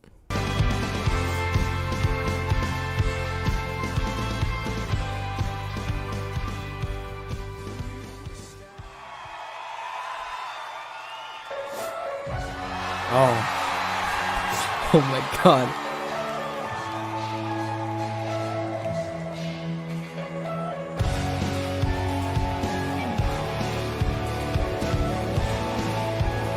This is one of the most beautiful parts. I realized I will never see my favorite band again. That got real when I saw that microphone alone at the Hollywood Bowl show. So I cried again and cry again. So that didn't feel so well. Just that mic stand lit up with nobody there. It's such a powerful way to fucking show it. I can't listen to that song anymore. Yeah. Seeing that mic empty, that really hit home, and I knew that he was gone. During Numb, I just had like a lump in my throat. I didn't sing along. The whole crowd was singing, and I was just like, I wanted to be a fly on the wall, basically, and I was just taking it all in. It was nothing like anything else I've ever seen or heard of, and it was people from around the world grieving and celebrating and participating in this beautiful moment, like together. The community of people that were there was extremely powerful. All you felt that day was just love. Right after the show was completely drained. There was a group of like 5 or 6 of us walking back to my place, and we didn't even talk. It was just nothing to talk about. After Ryan's Memorial, I felt good, and then after the Hollywood Bowl show, I felt different. And being there, I guess This is so hard. I don't want to just like cry all the way fucking through this, you know. It kind of helped, but then again, it didn't because it was tough. I guess I'm very glad that I went. A couple of days like after the show, I was really like, I felt like I was going through like a depression because knowing that I'll never be able to see like Linkin Park full again, like it sucks. I felt really uplifted ever since that show. It like reinforced everything I knew about the rest of the band, the rest of the fans. It turned a really big positive from a really big negative.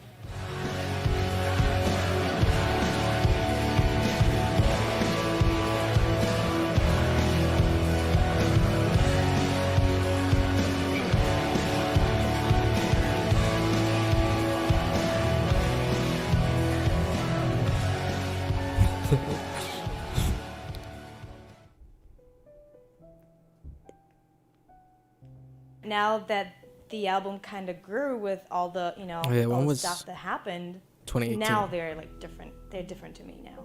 The song like Given Up, for example, when that came out, I didn't think of it as him really feeling like he was actually going to go through with it. I thought he was taking it there in the music as a form of catharsis. Now that he's actually followed through with it, it completely redefined the message of that song. I don't know, I just need this music. I don't know. I can't look at his face too long. That's what I can't do. I can't listen to the music, and I need the music. And I mean, the lyrics are shocking a lot of times now. Sometimes when you feel blue, you want to like just really feel it. So I'll watch like live of like Given Up, like just to see Chester transform into this thing and screaming about how he hurts. It just depends like what mood I'm in, because a lot of the times like I'm like, I need my voice to like rock out to, like if I'm in traffic or anything, I'm just like belting out Chester's tones and all that stuff. But then like sometimes when like I'm feeling emotional or anything, it just like hits me tenfold. I don't want to think about the lyrics. I don't want to think about it too much. I just want it to lift me up like it always has. We have to make sure that his act doesn't totally take away the original meaning of the music, because the original meaning of the music I still think is pure, and I think we have to, you know, keep it that way. Yeah, it's definitely like he wrote about all these things, but it was never like a I'm gonna do it thing. It was always like that's at least that's what it felt like. It felt like it was always like any other band, like, you know, Bring Me the Horizon, like Beartooth, like all these bands talking about these, like how they're feeling and the shit that they struggle with. And it's like, it's always, the way that I listen to all these things has always been, and probably will always be, that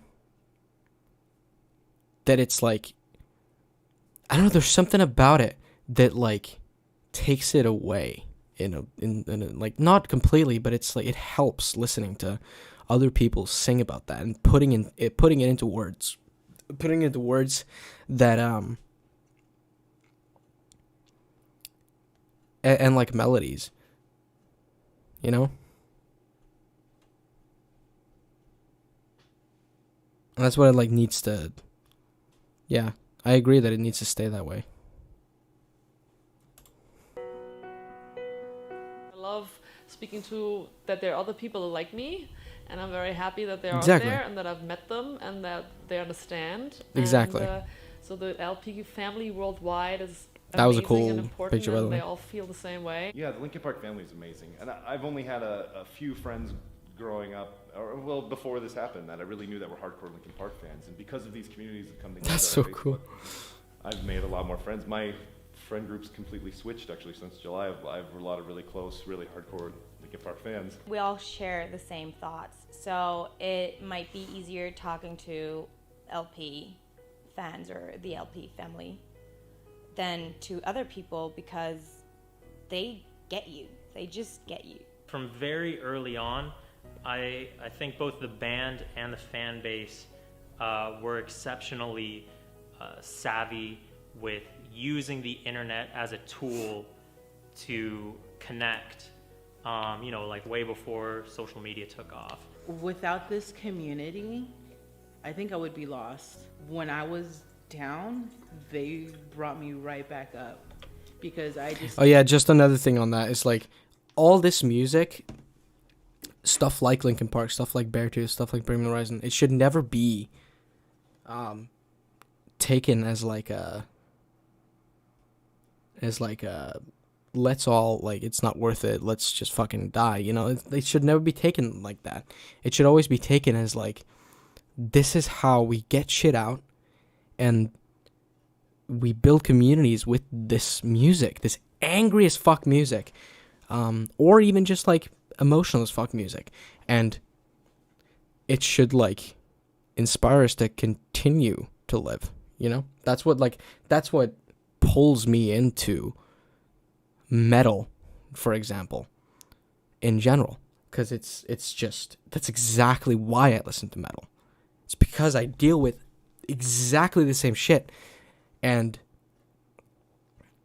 I don't even know how to explain. It's so hard to explain because it's like, yeah, we listen to music about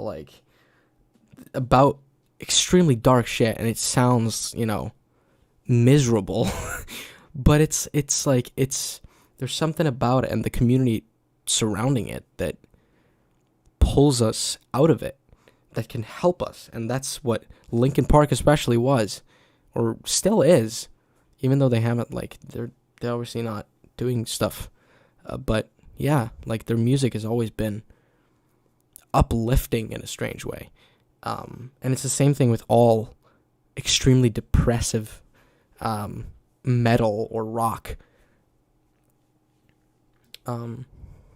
Yeah. Said, hey, I need help. I'm feeling this way. Like, please. Wait, I want to go like, back because I down, didn't hear. They brought me right back up because I just said, hey, I need help. I'm feeling this way.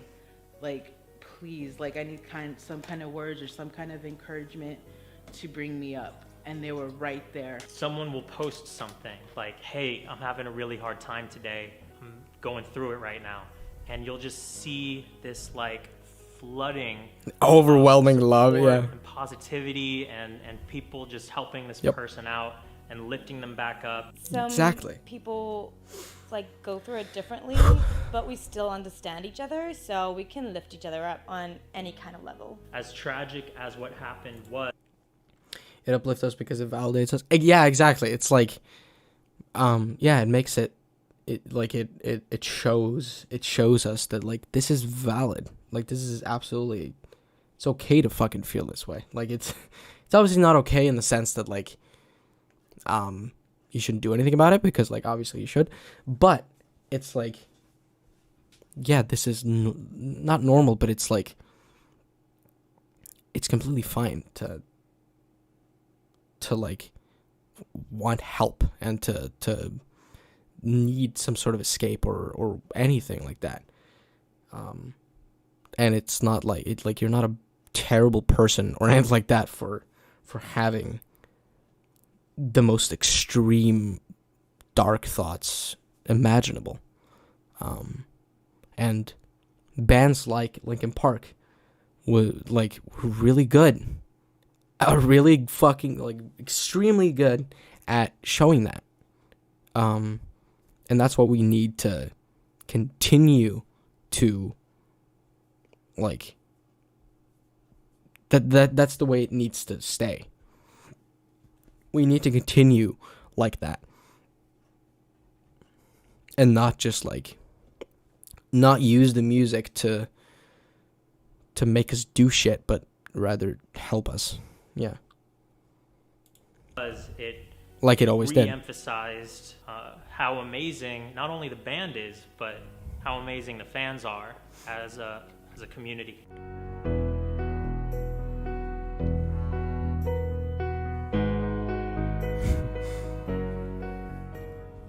They were able to create a new genre of music basically and just go with it and really push it and really make it the biggest band in the world for many years.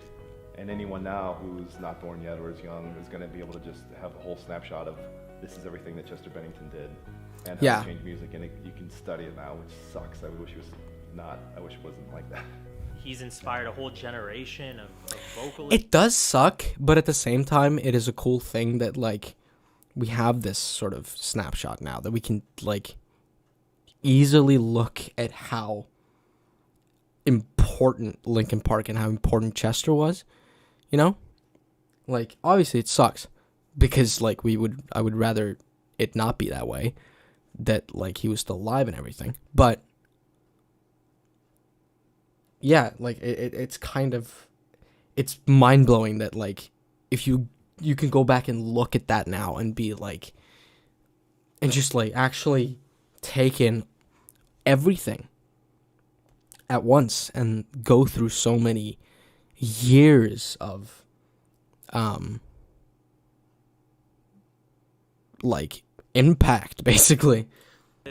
They gave people a place to be like, hey, I'm going through this, so are they. We're all human and we can go through this together. Is amazing music. His words, he sung them with like so many feelings, with so much heart, and I am very glad that this is all out there for the other generations to come. Chester's legacy is epic, and it's a positive one too. It just goes to show you how amazing Chester was and what kind of community that he brought together.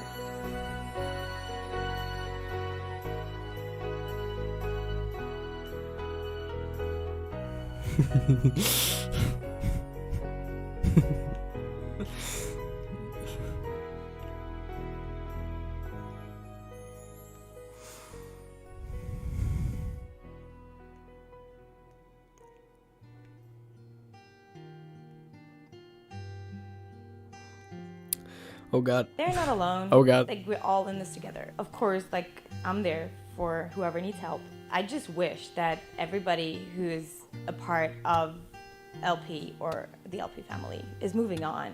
The band members, like, the families around them, like, seeing them moving on is healing for me too. You're not alone. We're all in this together.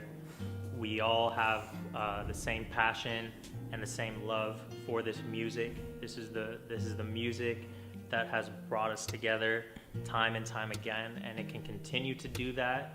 I think at an even more elevated level. Talk to each other, grow the LP family, or like, you know, just get inspired, inspire each other, be there for each other. That's, I think, is something, an outlet to make one feel better.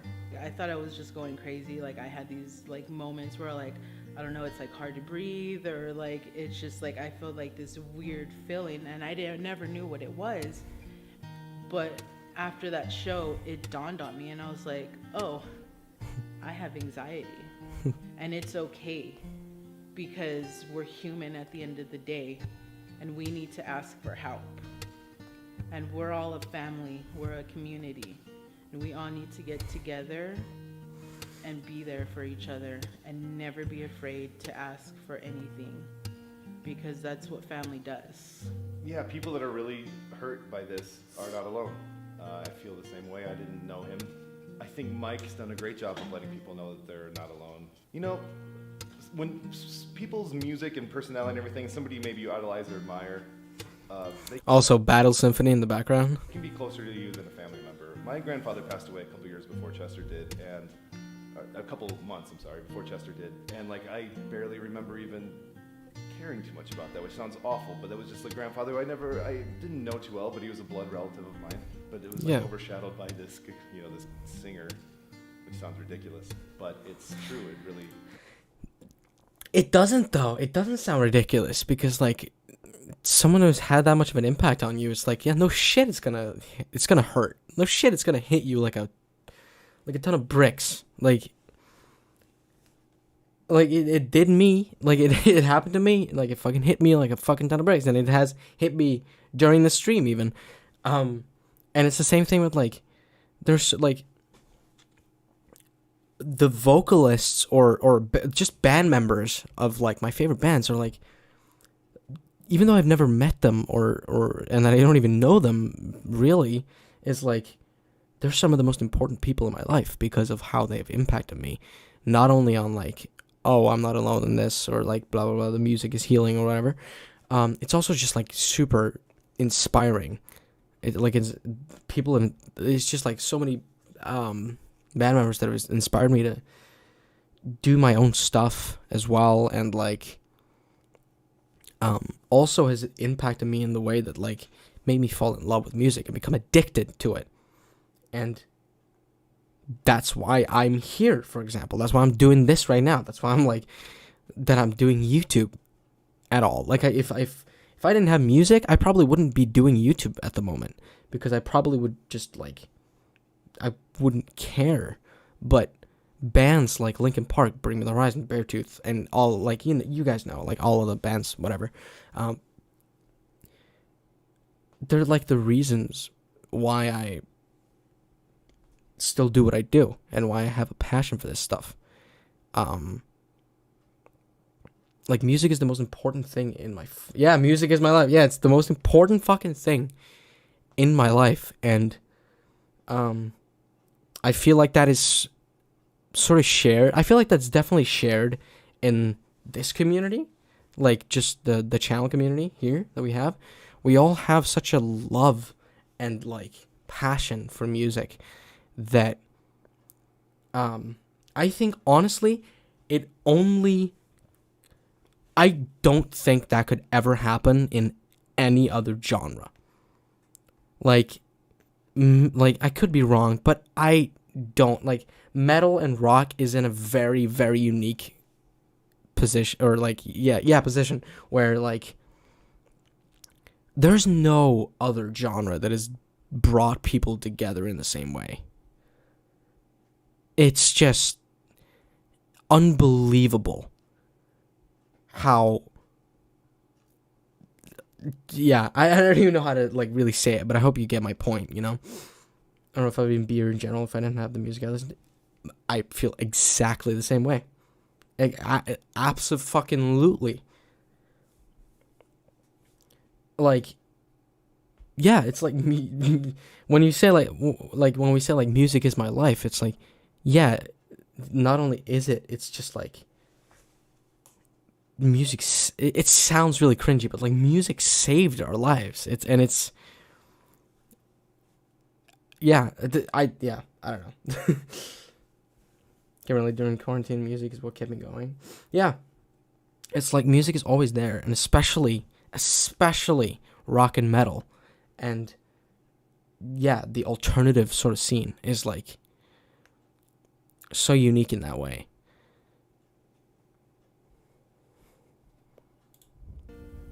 Hits home because you let that person in, whoever you. And it gets you through anything. It can get you through anything. Someone and really let them in, and people do that with music, especially. And I did it with music and with Chester's music and voice. And then when that person or that thing goes away, it's just rips your heart out. Yeah, I'm going to continue to make Chester proud by promoting his music, playing my own music. He inspired me, so a lot of what I'm putting out there has come from him. I'm gonna create my art. I'm gonna try to make him proud with creating. Be there for people and just listen, because I know what it is to hurt, and I don't ever want people to feel that way. I'm a children's therapist right now, actually, and Oh, I have shit. clients that are dealing with some of the same demons that he was. I try to be there for them every day. Continue to That's listen awesome. to Linkin Park, to show them to my family, to my future family, to my kids. And I feel like the rock / metal scene is only getting stronger that way as the scene grows and becomes more inclusive. Yeah, exactly. It's like, yeah, even the more, for example, the more we fuse metal with other genres, the more, inclusive it becomes as well, which also brings more people into the community and just, that continues to reinforce that whole idea of what I just said.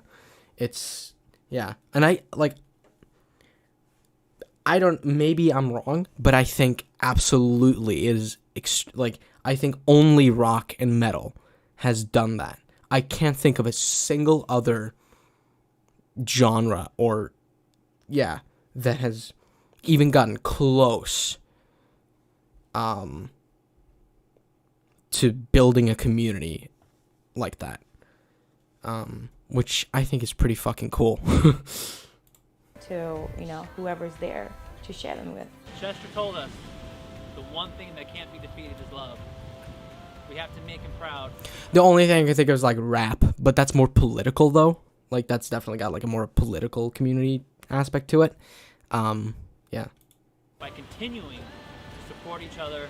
Disco. Yeah, I mean disco's brought people together in the sense of but that's not in an emotional way, or any meaningful way. Each other and inspiring each other.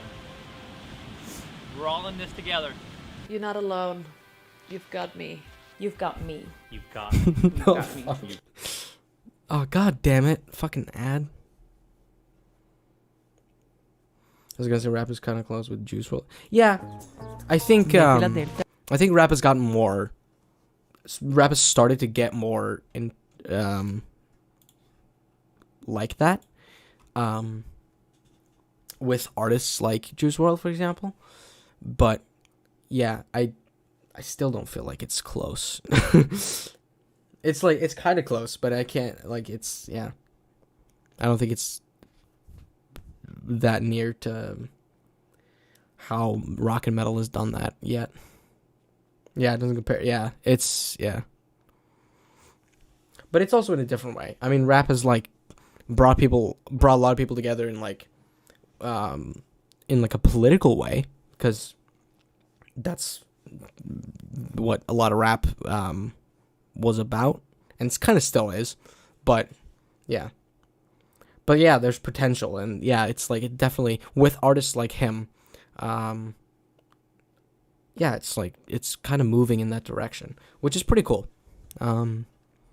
Yeah, and it's all that like the fact that rap has kind of gone in that direction is also like one of the reasons why I listen to more rap than I used to, because I relate to it more. It's easier for me to get into, and then I can go from that to also listen to more of like the other political stuff as well. Yeah, because it kind of gives me more of like a it gives me more enjoyment for just rap in general. Yeah. We're all in this together. You're not alone. You've got me. You've got me. You've got me. You've got me. You've got me. Oh my god.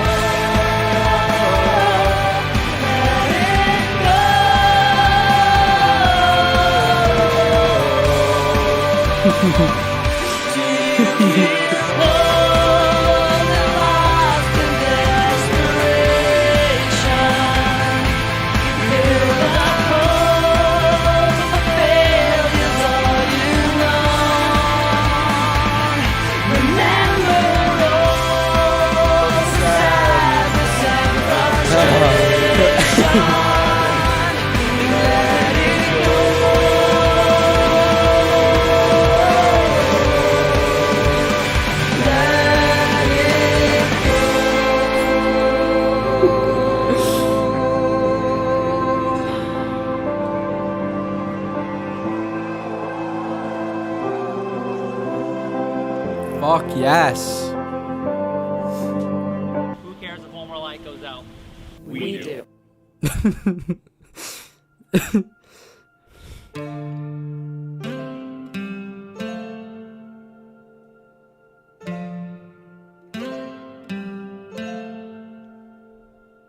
Mama always told me, don't you run with scissors, son. You're gonna hurt someone. We love you, Chester. We love you. We love you, Chester. We love you, Chester. We love you, Chester. Always think before you speak, and watch the friends you keep. Oh, Stay along the beaten path. Never listened when she said, sharp edges have consequences. I guess that I had to find out for myself. Sharp edges have consequences now. Every scar is a story I can tell. Sharp edges have consequences. I guess that I had to find out for myself. Sharp edges have consequences now. Every scar is a story I can tell. We all fall down, we live somehow. We learn what doesn't kill us makes us stronger. We all fall down, we live somehow. We learn what doesn't kill us makes us stronger. Ooh, ooh, ooh, ooh, ooh, ooh,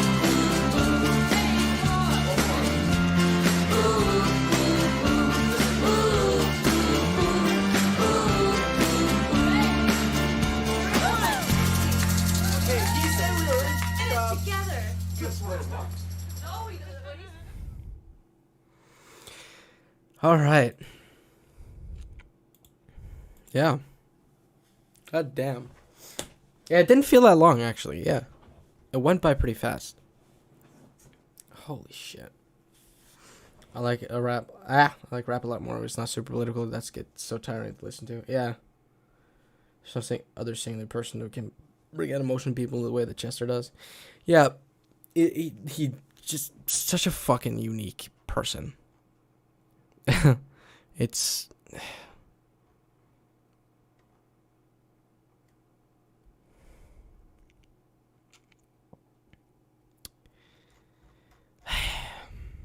I'd fucking holy shit.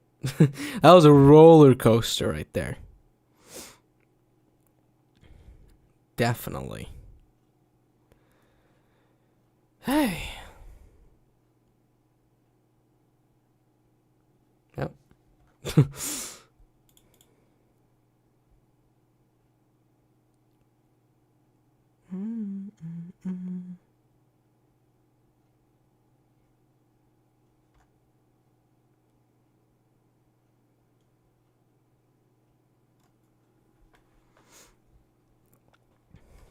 It was just uploaded by like a random person.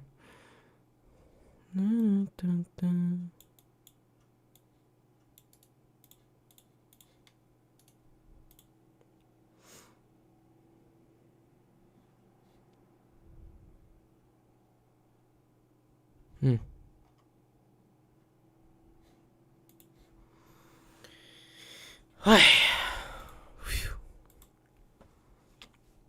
swear Linkin Park has to be one of the most pure bands just ever exist. Definitely. Yep. Definitely. Yeah, there aren't a lot of bands like this that are just so, I don't know, there's just so much positivity around them. It's actually like, it's so fucking impressive what they managed to do. Like,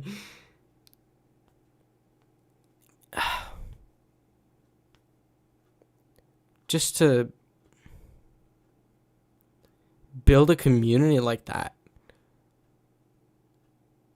That's not something you can plan. That's just something that happens if you are that type of band. That's just like, there's no way for them to actually plan that. There's no way.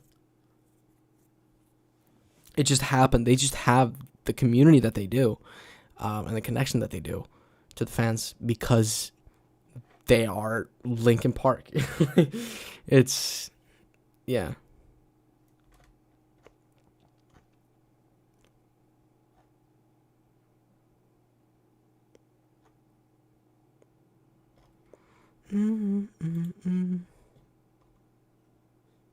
Oh, there's the dude who made the documentary. Has he? Oh shit, he's done a lot of other stuff as well, or a lot like other. Yeah, he's done other shit as well.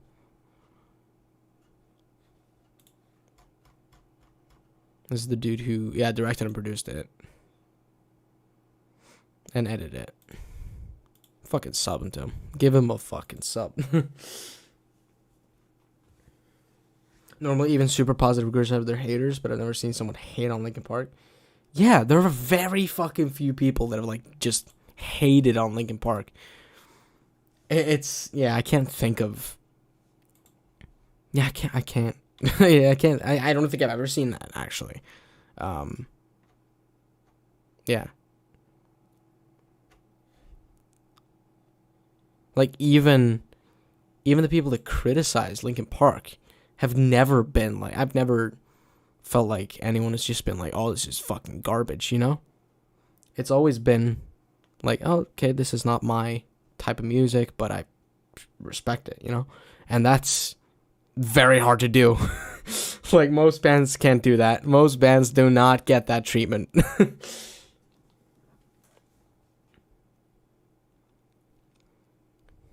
I think the only like time I saw people like almost like shit on them was like when One More Light came out, because the reaction to that album, at least on like on like music review YouTube, it's like a lot of the critics were like really fucking harsh on that, which like it's fine, because like if you don't like it then sure, but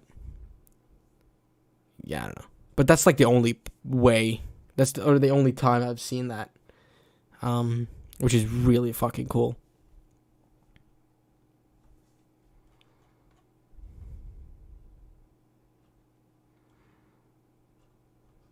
All right.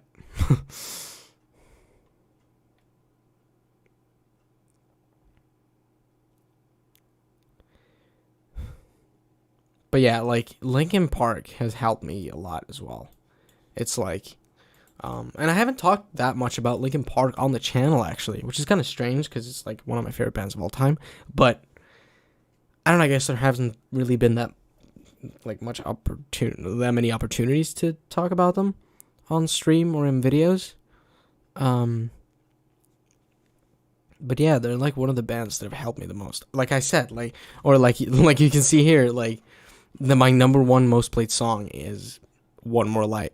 It's like that kind of, yeah. And they are my number 13 on like all time top artist on Spotify. And I listen to a fuckload of music, so that kind of like, that says something. When a band is like 13, even 13 is like fucking high because there's so many bands. So yeah.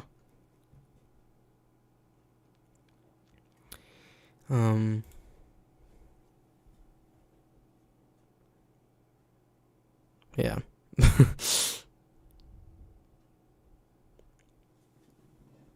I'm glad I streamed this because I'm glad I could like share the experience with people, and also like also just to like have it so I could look back on like one of the like anniversaries, you know, because it's a strange thing, but it's like it's cool to kind of look back on, and how it like how you're dealing with that at the moment, you know. It's cool. So I'm glad I'm actually really glad I did this, and yeah. Whew. It's hard to talk about them because they have such a big legacy and meaning, so it's like they deserve more than just casual mention. Yeah, that is true. Yeah, that's also part of the reason why I'm like really glad that I did this, because yeah, it's nice to like just gather here, or yeah, just to basically just celebrate like one of the greatest vocalists of all time. I will 100% die on that hill. He's one of the greatest vocalists to ever fucking live. Yeah. I'm enjoying this. Yeah, I'm glad that people are enjoying just this whole thing. Yeah. It's nice. And I wouldn't have to sit alone in my room and cry. I could cry on stream. You know? All right.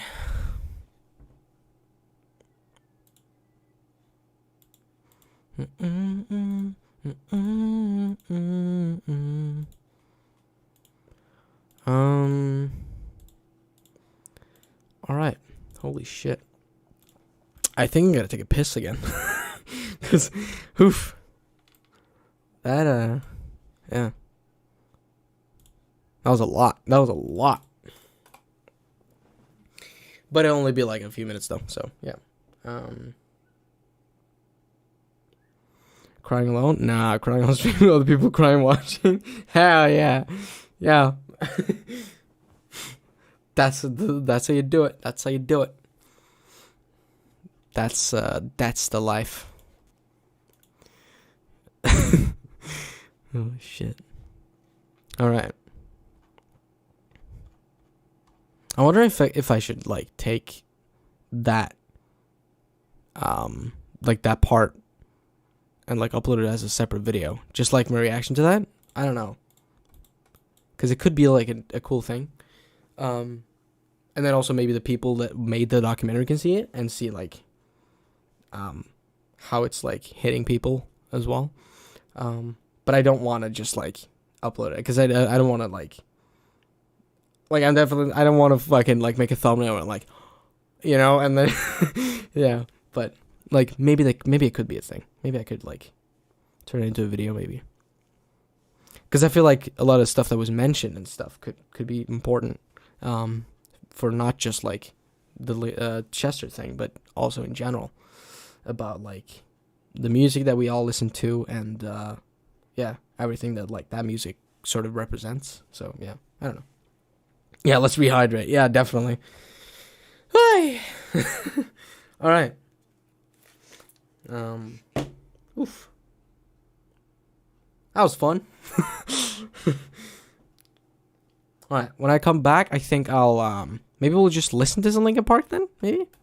And then yeah, I don't know how long I'll stay live, but yeah, we'll just do it. Yeah, why not? Yeah, I'll definitely look into that. I might just upload that as a thing, cause yeah. Hey, Koala, welcome back.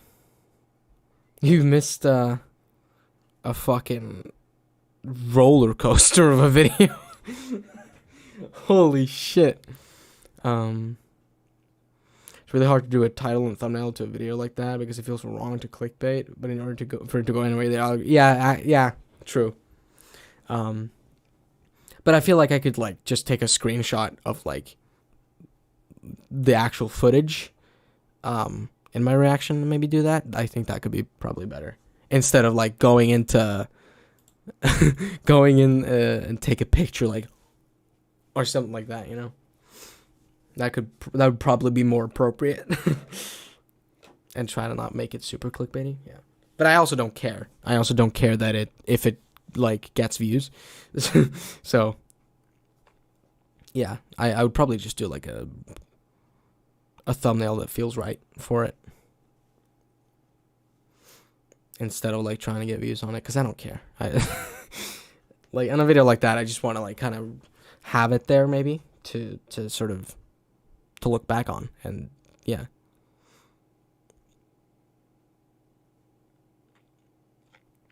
But yeah, all right, I'll go to the bathroom and then we'll continue. Yeah. All right, see you in just like a few minutes.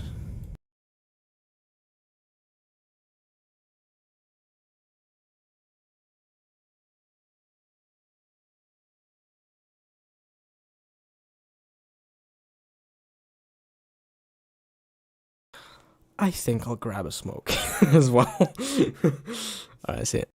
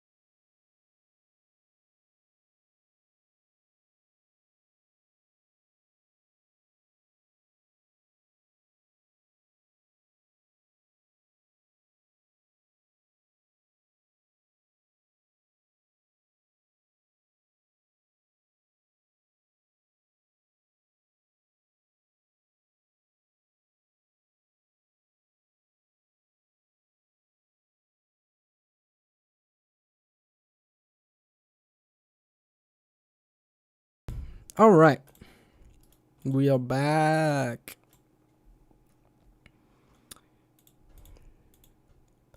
Ba-da-da. Ba-da-da. All right.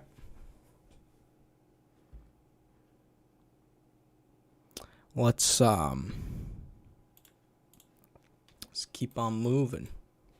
Also, I saw on Twitter that fucking water parks have changed their name to the water parks there.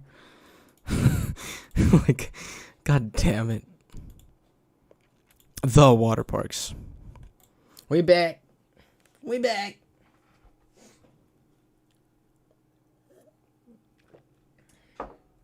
Yeah, fucking Austin. It's like 100% has to be him. I think he does most of the stuff on the water park's Twitter as well, in addition to like his own, right? So yeah, it's definitely him. It's also in all caps, so that's that kind of reveals it.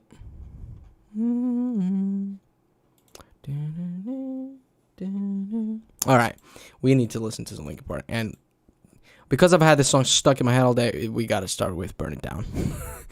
We got to do Burn It Down.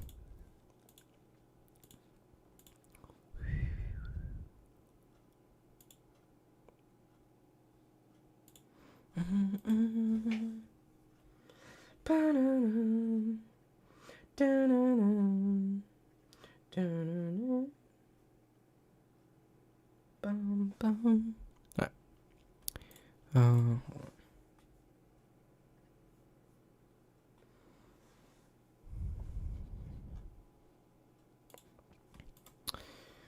Did you see that they played in a mall yesterday, and they opened up the set with, "Hey, we have water parks. We are on the internet. Check it out. We're there."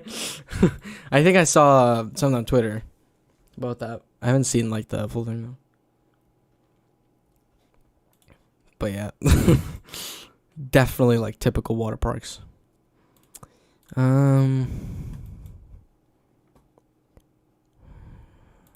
Right.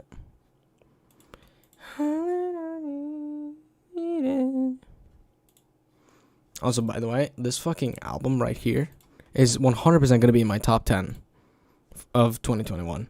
Abso-fucking-lutely. Black Country New Road is, holy shit. That band is so fucking sick. What?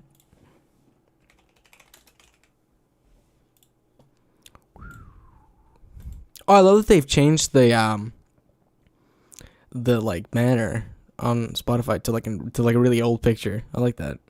That's cool.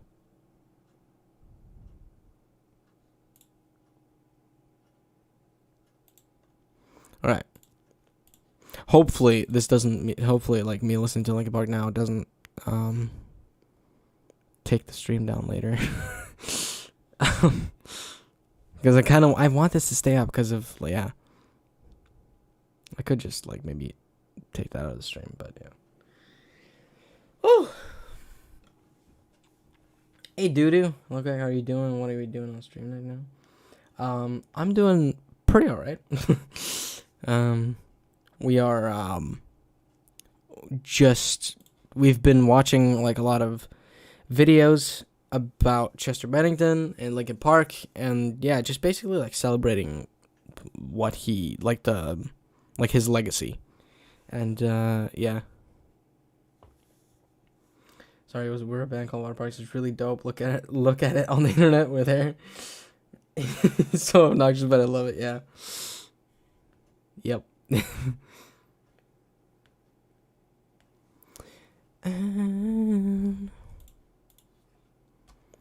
Alright, let's do Burn It Down. Fuck yeah. Also, I don't think I mentioned this. This stream is also like not monetized at all. So, yeah. Just wanted to say that as well. I think you guys know that. I think you guys would know already kind of know that, but yeah, just in case if there's some random people that don't actually watch the channel, you know. As Sarah's follow-up to some shit. Ooh. I still need to listen to the podcast that fuck, I don't know her like actual name, but the girl who can, you know, in chat. That podcast, because they interviewed Mikey. from As Sirens Fall. So still need to listen to that.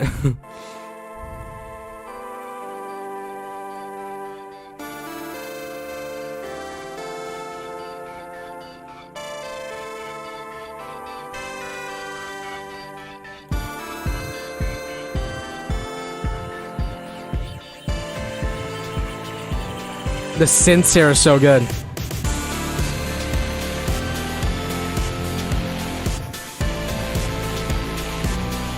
God.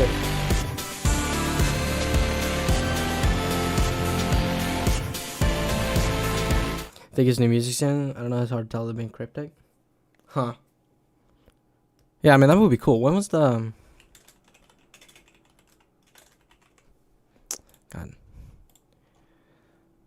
Oh, yeah, the last... Yeah, last thing was like that EP, yeah. So, I mean, yeah. It would make sense if they came out with some new shit.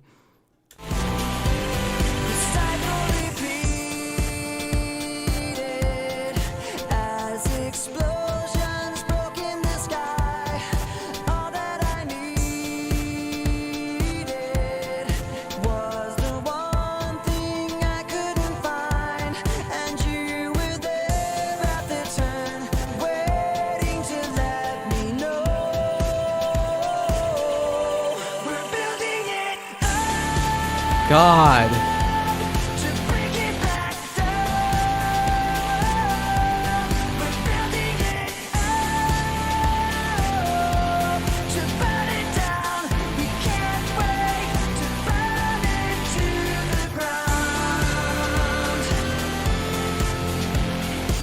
Don't make a sound, beat this aim's hard, this body won't be found. Oh shit.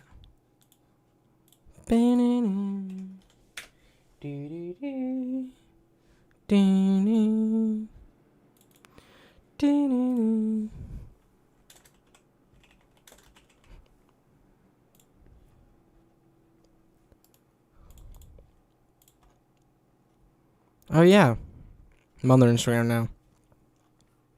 That's interesting. And doing the thing where they split a picture. Yeah. It's kind of weird though, because it doesn't like show their faces at all. It's just like the bodies.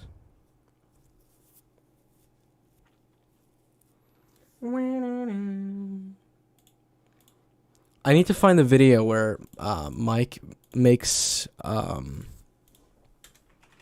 song with all the synths, or just like synths from Linkin Park and Fort Minor, because he plays this.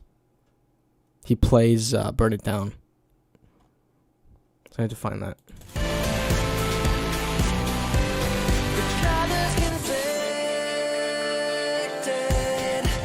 Oh, it's not done yet?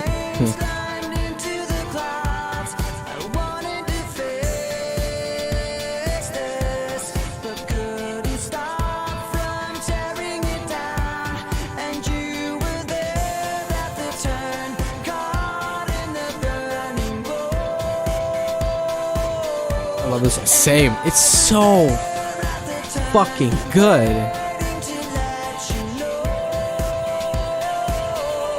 Really fun to sing as well, except for the chorus.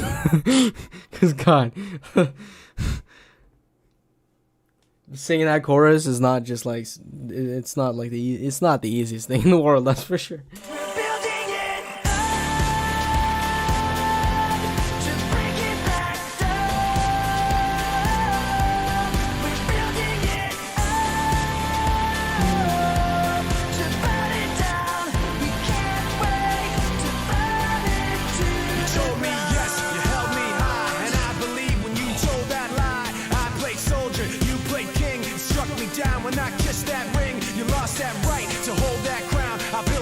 It's so good.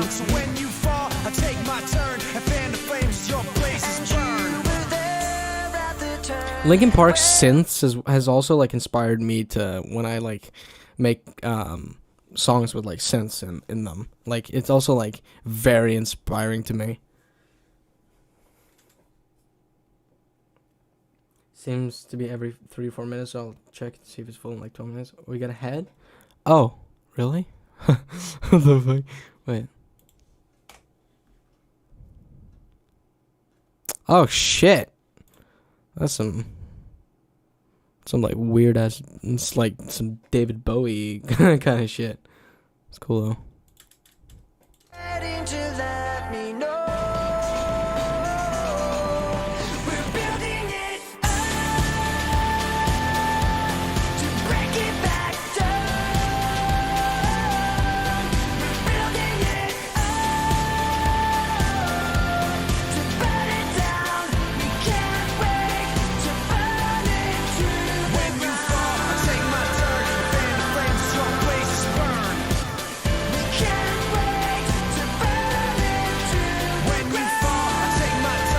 Only Chester could sing this. Only Chester. No other person can sing this. Like, they can, but it doesn't, like, it's not gonna be, like, fun. It's not gonna be good.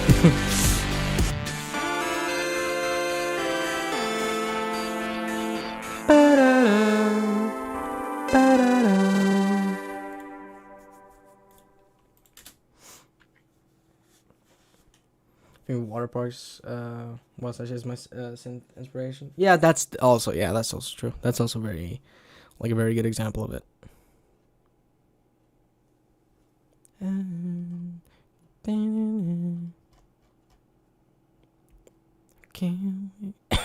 Also, I love that In the End has 1 billion fucking streams now. That's like, fuck yeah. That shows how powerful Linkin Park are. Like, that shows how much of an impact that band has had. Holy fuck.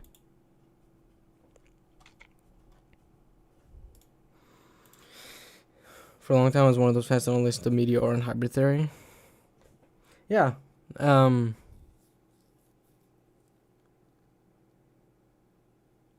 think a lot of people are that kind of way. But yeah. I mean, there's nothing wrong with that, you know? But at the same time, it's like missing out on some fucking great ass music as well, because there's a lot of good shit.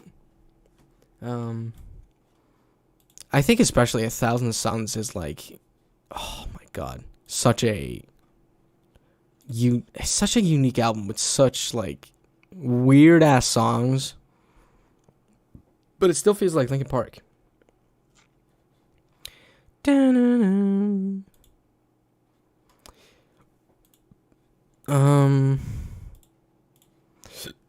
God damn.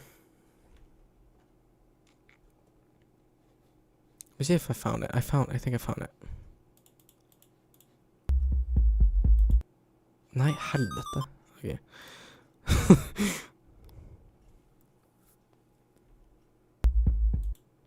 Reverb on that guy. Where does he like play shit? This is a custom. I can't wait to burn it to the ground. Desk. Here's. Here's what? Here's the And thing. I had it built so that I could pull out some of the keyboards on like a drawer that pulls out like this. Wait.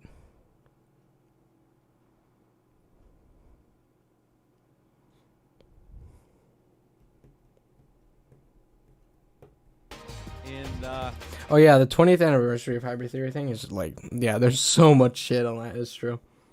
House. It's really cool. Shoes. Option number 1, shoe. Wait, where does he? Oh. Yes. Because it's so. That's weird.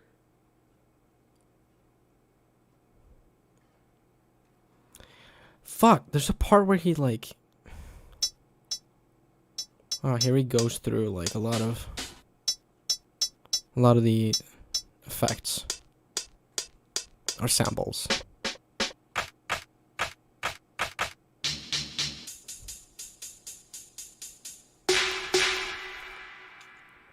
That's a lot of keys.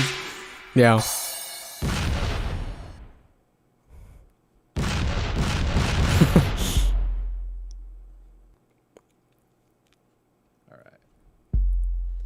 make sure that the polyphony means.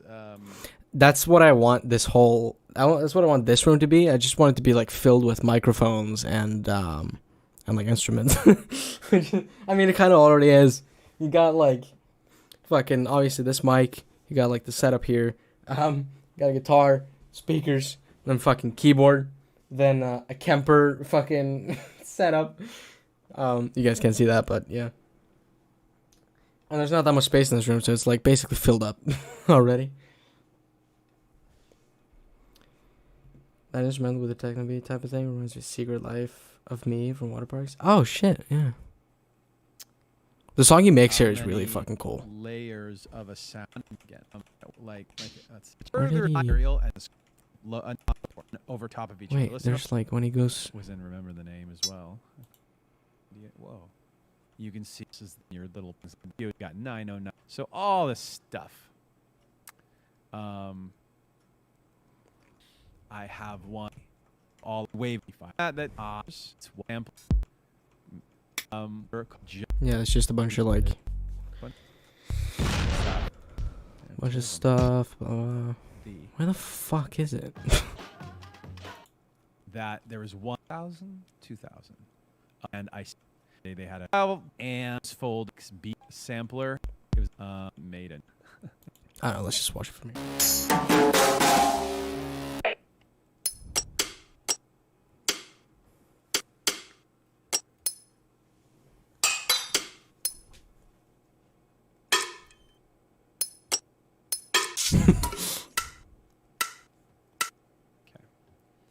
I don't know. Maybe I'll remove some of this. Oh, listen.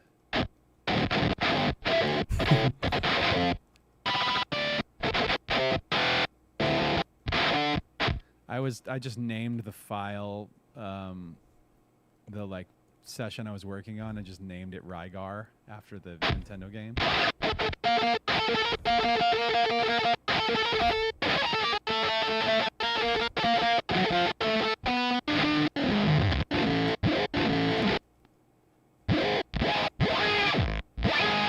You know what that is?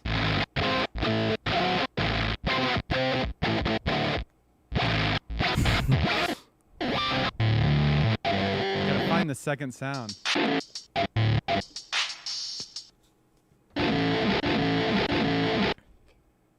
I Oh, find the wow wow. Is that was that little thing from the beginning of Waiting for the End? Yeah, the like so like Poppy could make something interesting with those percussive sounds. Like it's just a Poppy song. Yeah, true. I kind of want Mike Shinoda to produce a Poppy song. I think that could be like really cool. It'd be perfect.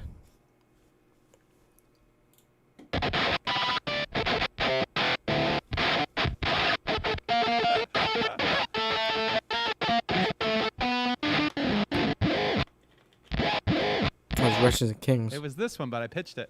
It was this one.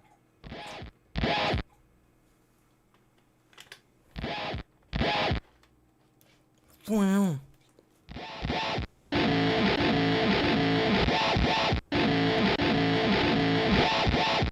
Right? Do you want me to use those? I'll use those. I'll use those.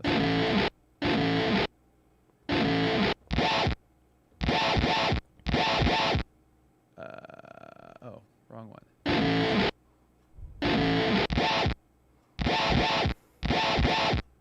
Okay.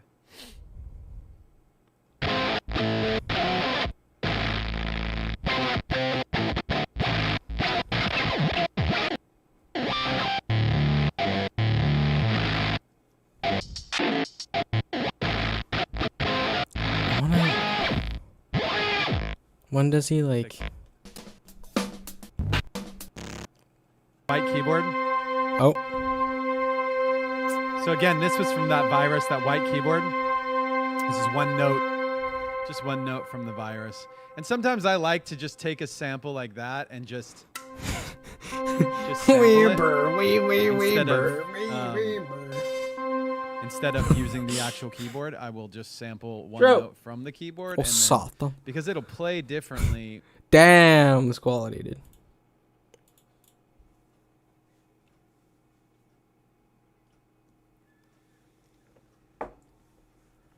Oh. God damn it! Did I fuck? Sample it. It just. Oh.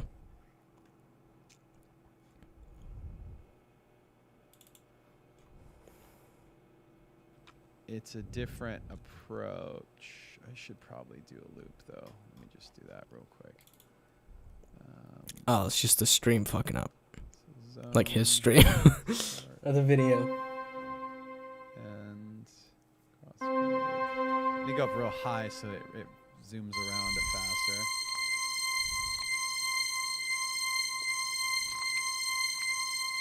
Oh, it's done. Okay, that's probably good. Oh shit, yeah. That's really cool. Listen to those fucking synths, bro. Do I have to turn my mic up louder? Or are you just saying that? This is a blackout sound. I mean, I could turn it up, but I'll turn it up. Can't you hear like that weird noise though? If I turn it up, don't you hear that weird like? Because that's what level. So live. Oh.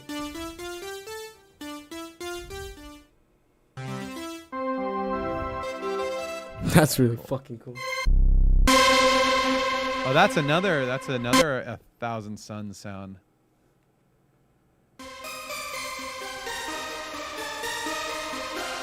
Yeah. Okay.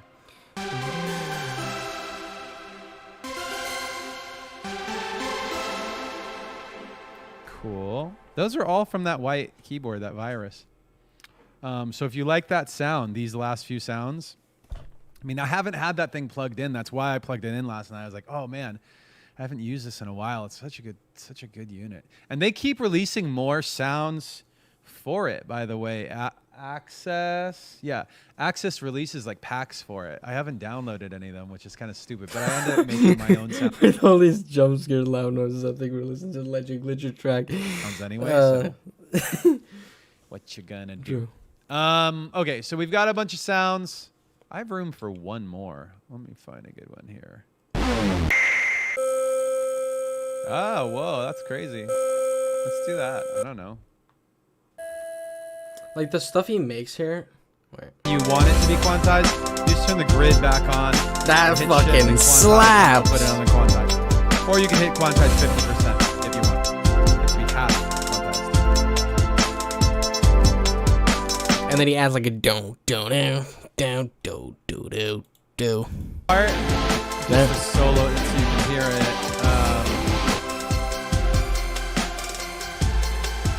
So I filled all that in so that when it's not reading like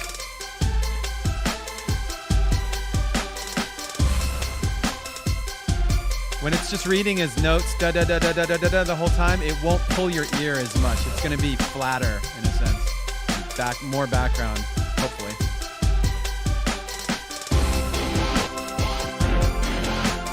Another thing, I'm trying to get it out of the way of the guitar-y sounding thing.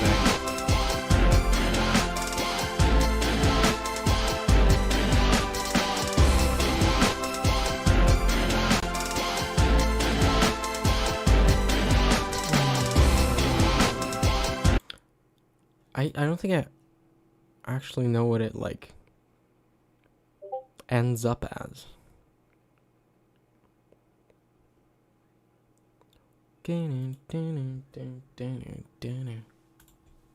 Just play piano. Okay.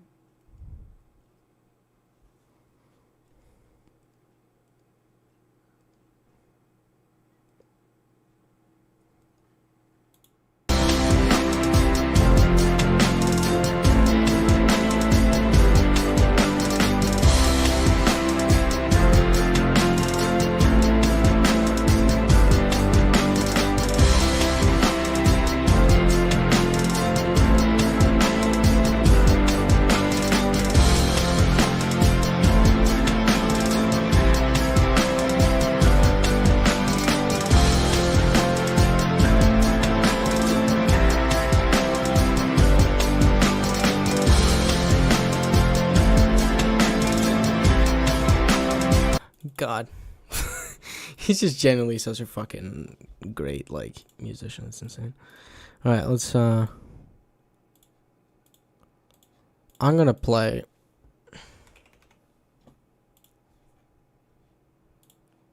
Over Again. Over Again, let's go. This is the song from his album, Post Traumatic. The one where he talks about, like, everything on, with that show, the Hollywood Bowl show.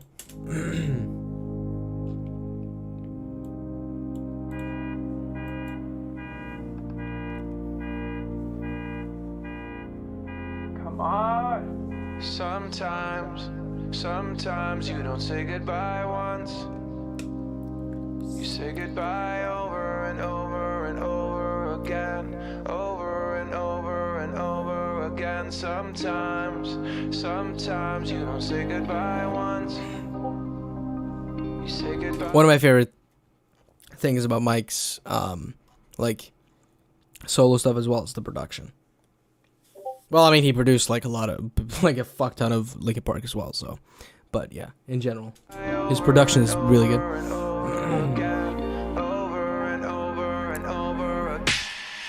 It was a month since he passed. Maybe less. And no one knew what to do. We were such a mess. We were texting, we were calling, we were checking in. We said we ought to play a show in honor of our friend. Well, now that show's finally here. It's tonight, supposed to go to the bowl, get on stage, dim the lights with our friends and our family in his name. Celebrate. There's no way that I'll be ready to get back up on that stage.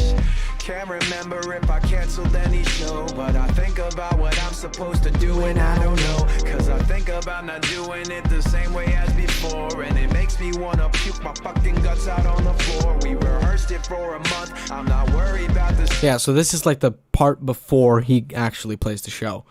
Obviously, but yeah.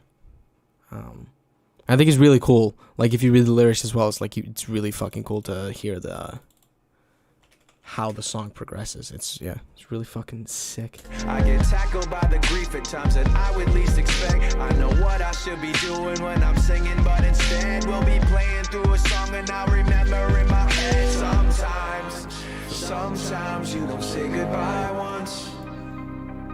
You say goodbye over and over and over again. Over and over and over again. Sometimes you don't say goodbye once.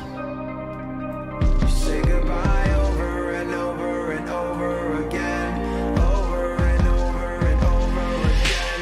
What they saying, I'm not raw? What the fuck you take me for? All of a sudden you hear what I said 100 ways before. I've been pushed, I've been trapped, drug myself through hell and back and falling flat and had the balls to start it all again. Here we go. How do you feel? How you doing? How'd the show go? Am I insane to say the truth is that I don't know? My body aches, head spinning, this is all wrong. I almost lost it in the middle of a couple songs. And everybody that I talk to is like, wow, must be really hard to figure what to do now. Well, thank you, genius. You think it'll be a challenge? Only my life's work hanging in the fucking balance. And all I wanted was to get a little bit of closure. And every step I took, I looked and wasn't any closer. Cause sometimes when you say goodbye, yeah, you say it over and over and over and over. Sometimes you don't say goodbye once. You say goodbye over and over and over again. Over and over and over again. Sometimes you don't say goodbye once. You say goodbye over and over and over again. Over and over and over again. Over and over. This is like one of those songs that, like, this is hard to listen to sometimes. Holy shit. Whew. What a line. Yeah, I mean, in general, like, lyrically, this album is fucking awesome. I mean, it's like, obviously, it's fucking Mike, so it's gonna be like, it's gonna be similar to, like, what he would write for, like, Linkin Park, but yeah. Over and over and over again. Over and over and over again. Over and over and over again. Over and over and over again.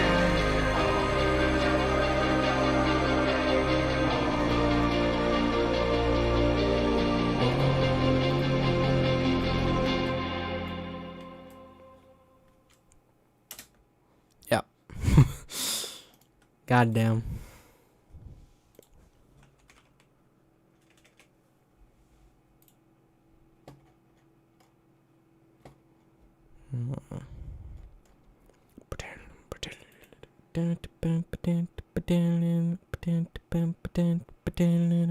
Goddamn. Bow, bow, bow, bow. Fuck off.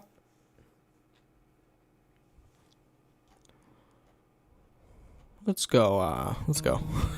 Let's fucking go.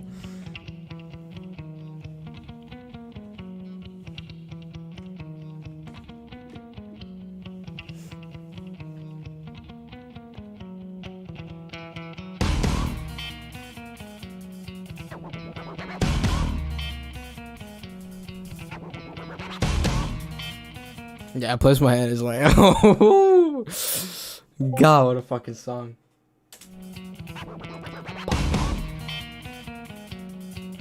I watch how the moon sits in the sky on a dark night, shining with the light from the sun. The sun doesn't give light to the moon, assuming the moon's gonna owe it one. It makes me think of how you act for me. You do favors there rapidly. You just turn around and start asking me about things that you want back from me. I'm sick of the tension, sick of the hunger, sick of you acting like I owe you this. Find another place to feed your greed while I find a place to rest. I wanna be in another place. I hate when you say you don't. Oh, the Live in Texas version. Fuck yeah. Maybe one day me just like you and step on people like you do. Run away all the people I thought I knew. I remember back then who you were. You used to be calm, used to be strong, used to be generous, but you should have known that you wear out your welcome, and now you see how quiet it is all alone. I'm so Mike fucking goes off in this song, so fucking So does Chester though, especially towards the ending. Holy shit. Sick of the tension, sick of the hunger, sick of you acting like I owe you this. Find another place to feed your greed while I find a place to rest. I'm so sick of the tension, sick of the hunger, sick of you acting like I owe you this. Find another place to feed your greed. Oh yeah, lying from the end. I don't think I saw this on Spotify before. I don't think this has been on Spotify before, at least not for me. I've seen this, but like I don't think this has been on Spotify. Maybe it has, and I just haven't noticed. But I hate when you say you don't understand. It's not meant to be. I wanna be in the energy, not with the enemy. I place on my head. You try to take the best of me, go away. You try to take the best of me, go away. You try to take the best of me, go away. You try to take the best of me, go away. You try to take the best of me, go away. You try to take the best of me, go away. You try to take the best of me, go away. You try to take the best of me, go away. I fucking sang this at karaoke once, and I just like during the go away part, I just started screaming my fucking ass off.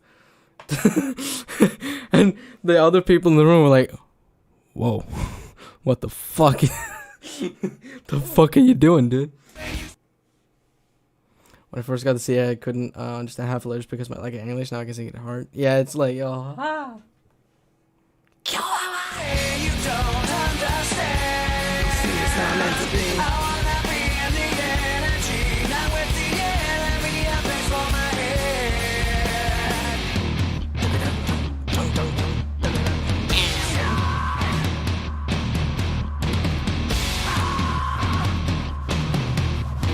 Yeah, what the fuck is this guy doing? What the fuck are you doing?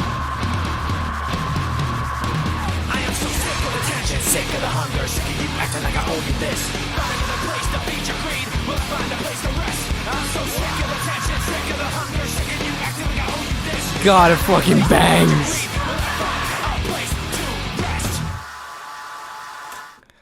Ah. What's wrong with this dude? I had to scream. Yeah, I just had to do it. I just got so into it. And I was like, fuck yeah.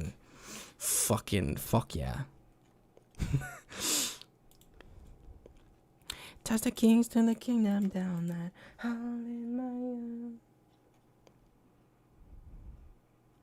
I'm my own casualty. I fuck up everything I say. All right. Woo.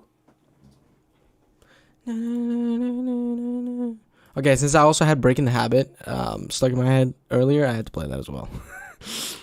Because this Burn It Down and Breaking the Habit has been just fucking glued to my fucking brain today. So I gotta get it out.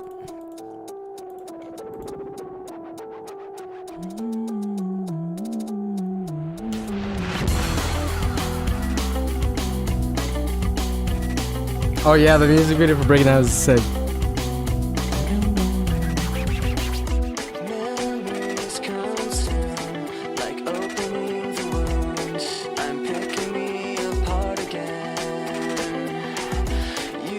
I think Mike wrote this whole song, if I remember correctly. I think he was the one that actually wrote this, and then showed Chester, and they were like, "Oh shit, this is really fucking cool." I think. Unless I try to start again. I don't want to be the one the battles always choose. 'Cause inside I realize that I'm the one confused. I don't know what's worth fighting for, or why I have to scream. I don't know why I instigate and say what I don't mean. I don't know how I got this way. I know it's not alright, so I'm breaking the habits. I'm breaking the habits tonight.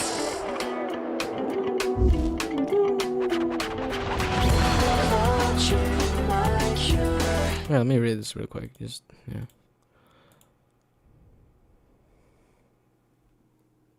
Yeah, here. A common misconception about the song is that it was written by lead singer Chester Bennington due to his struggles with substance abuse. Band member Mike Shinoda began writing the song before he met Bennington, based on another close friend's drug addiction. Yeah.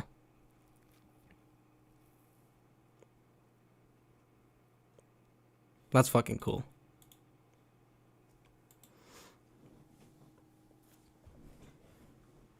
That also like shows how fucking sick of a songwriter Mike also is, and just in general how like that's like that makes it not even like surprising how good Linkin Park is. It's like when they have all these fucking incredible songwriters, it's like, okay, yeah, no shit, it's gonna be good. No shit, this band is gonna be like fucking perfect. Yeah, reading up on like the history behind the songs is really fucking cool. I also kind of want to watch. I don't think I'm gonna like stream for like that much longer. Like I'm not gonna stream for like 3 more hours, you know. But I also want to watch like some in studio shit, because that'd be cool. Because then we can get some of like this stuff as well. Like the story behind it. I try to catch my breath again. I hurt much more than any time before. I have no options left again. I don't want to be the one the battles always choose. 'Cause inside I realize that I'm the one confused. I don't know what's worth fighting for, or why I have to scream. I don't know why I instigate and say what I don't mean. I also love that little lead. It's so good. It's so catchy.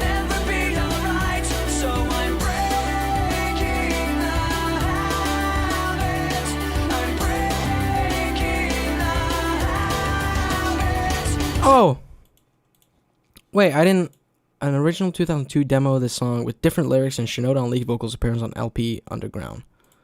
Oh shit. Right. Wait, is that on Spotify? I completely forgot there's like a fuck ton of like, yeah, stuff like that. I don't think that's on here though, at all.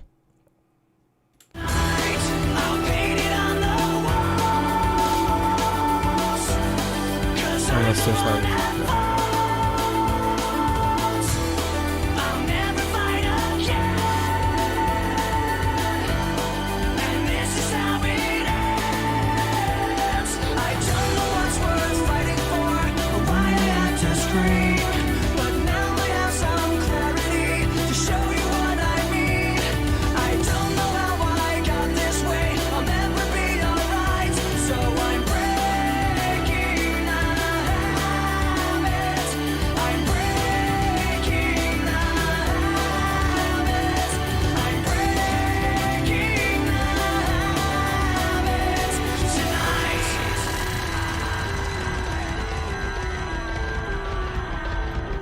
So cool. And I fucking love the fact that, like, they're basically, at times, they basically put, like, noise stuff in there.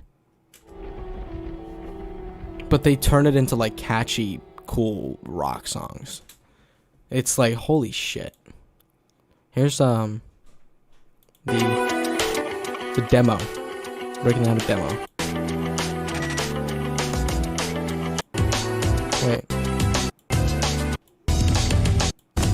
Wait, no, where's the one with... Here we go. Back behind the door, I try to catch my breath again. I can't ignore what's back behind the door, wondering what's next again. I can say that you're the one the battles always choose. And sometimes I realize that I'm the one confused. I don't know what we're fighting for, or why we have to scream. I don't know what This is what I do when if I come up with something. If I come up with something in the middle of the night, I just pull out my phone and like sing it like that. say what I don't mean. Say what I don't mean. Yeah, I mean at 2 a.m. exactly. It's like I come up with like this banger of a chorus. Then I'm like, oh shit, I gotta record it so I remember it. Thinking I'm good at singing, yeah. Oh my god. Is the reanimation on Spotify? Yeah. Should be. It is for me at least, yeah. I don't know what it for. Oh, the harmonies too.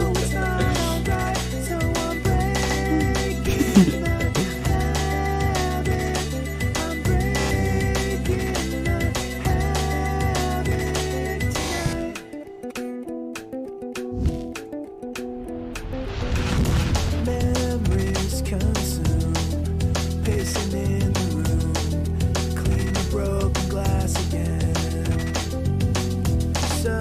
Like, I mean, this was obviously like because this is like a 2002 demo, so I don't think Mike was like good at singing at all back then. Yeah, I think he learned how to sing throughout, you know. Well, I think that's pretty obvious that he did. It's happening so fast again. I can say that you're the one that I'll always choose, but sometimes I realize that I'm the one confused. I don't know what we're fighting for, or why we have to scream. I don't know why I instigate and say what I don't mean. I don't know how we got this way. I know it's not alright, so I'm breaking the habit. I'm breaking the habit. I like the harmony though. Imagine if this was the final product. Imagine if he just like just put that out. Crashing into walls. It never was your fault. So here we are again. I like that. This is how it ends. I don't know what we're fighting for. Yeah, just put some like heavy as fuck autotune on there, and then you got 100 gigs. Like, yeah. Say what I don't mean. I don't know how we got this way. I know it's not alright, so I'm breaking the habit. It sounds like one of those like covers of covers that like someone has done, or is covered by someone who like can't sing. Yeah, and just randomly fucking just went for it. I like it though. It shows like how it's like, yeah, coming up with ideas. You don't have to be able to like, if you're making a demo, of something. You don't have to like completely fucking blow people's minds with it, you know? It can be shitty as fuck, but like the idea is good. You know, the vocals don't need to be good for like the demo, for example, you know.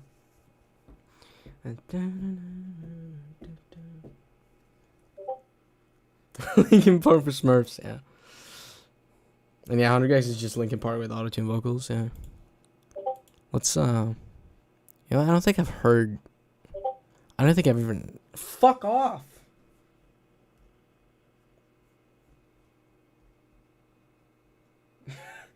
Alright, there we go.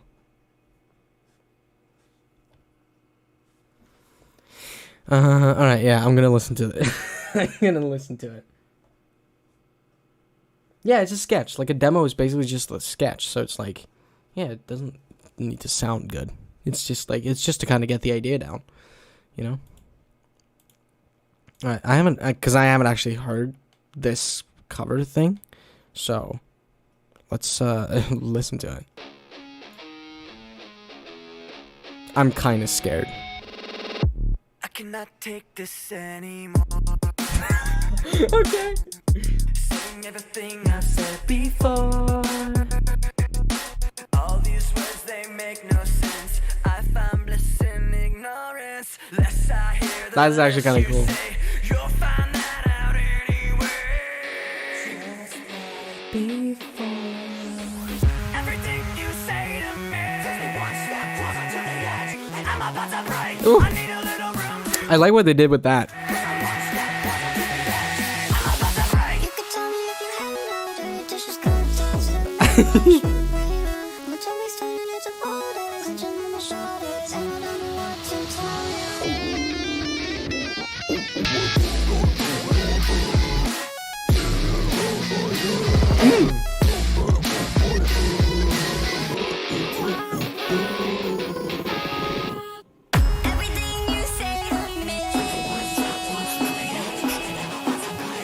Oh, Grandson also did a cover of this? Whoa.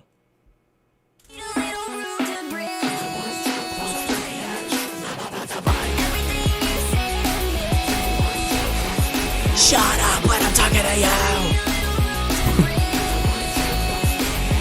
I'm about to break.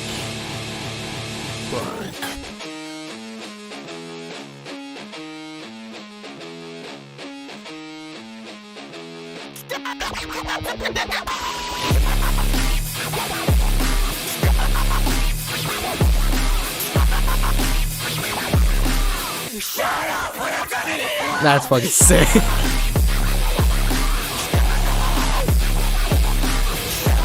Motionless in White also did the cover of it. That was a live thing though.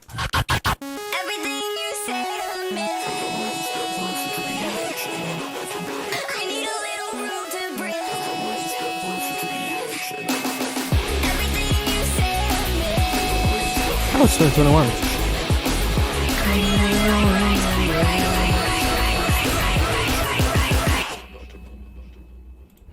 Break. Yeah, that's actually fucking cool. I like that. And that's also like, that comes back to like, if Chester was still alive, I feel like he would be extremely fucking like, he would 100% work with 100 gecs at some point. Like, I feel like he would absolutely be down to do that. Because it's like such a fucking fun thing, and I think he'd be really excited about it. You know? Shit like that would be like, yeah. Oh, Fever also did a cover of it? That's fucking sick. Yeah, the break. Right.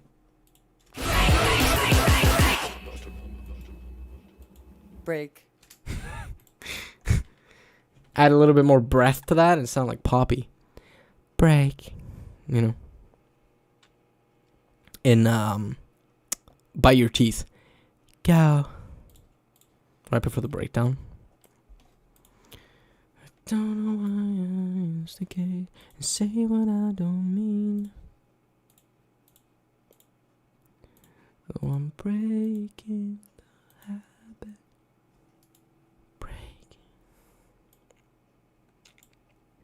I liked it. Yeah, it was pretty cool. I liked that. It was fun. Music video is so simple and hilarious. Like one of the band members with long blonde hair and Thanos mask and a long black coat thing doing the really bad card tricks. What the fuck? God damn it.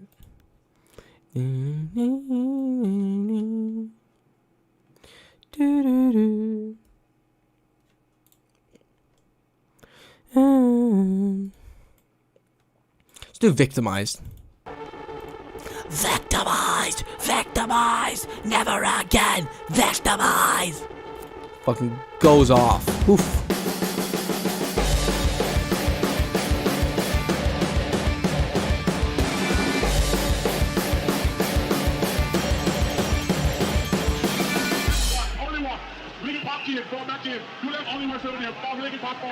No regret for the confidence betrayed.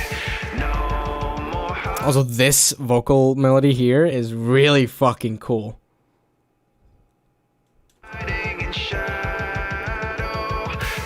And perfect for this album, and perfect for Linkin Park in general. time has come for you. Victimized! Victimized! Never again! Victimized! Victimized! Victimized! Never again! Victimized!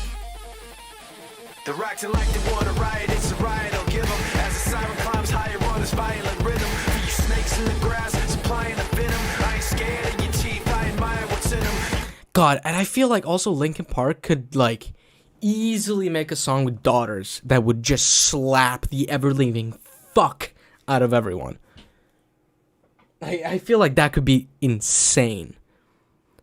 Cause like there's like stuff on Living Things, stuff on 1,000 Suns, even stuff on Meteora or like or Hybrid Theory as well. There's stuff on there that's like really noisy and weird that would work so fucking well with like a band like Daughters. Ah. Maybe Mike could do it. If you just clip that no and do some funny shit. Yeah. Waiting in the shadows there thinking you're hidden. But the truth is you don't have the stomach to get him. God already hit him, yeah you gotta be kidding. Wanna talk about a victim, I'ma put you there with him. Victimized! Victimized! Never again! Victimized! Victimized! Victimized! Never again! Victimized!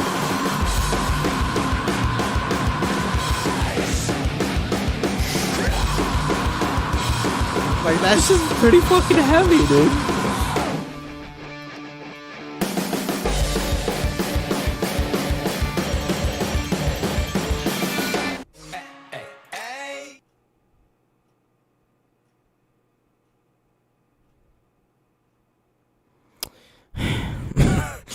God damn it.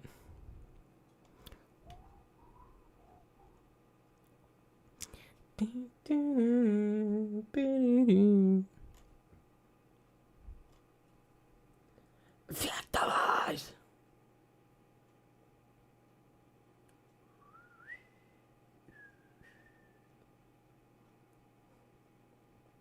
I like that hammer emoji thing there. I feel like that perfectly perfectly describes the fucking drums on Victimized. It's like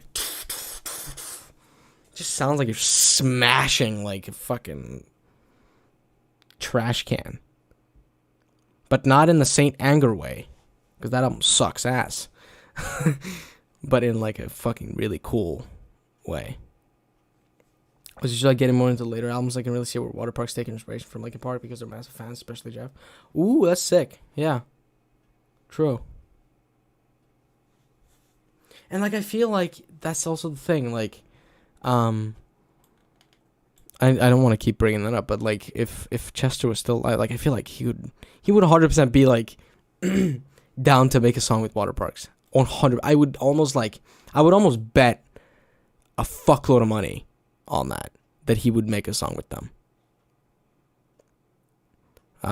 Yeah. Cuz it would just be perfect. It would just be like really fucking fun. for all of them and for us. Doo-doo-doo.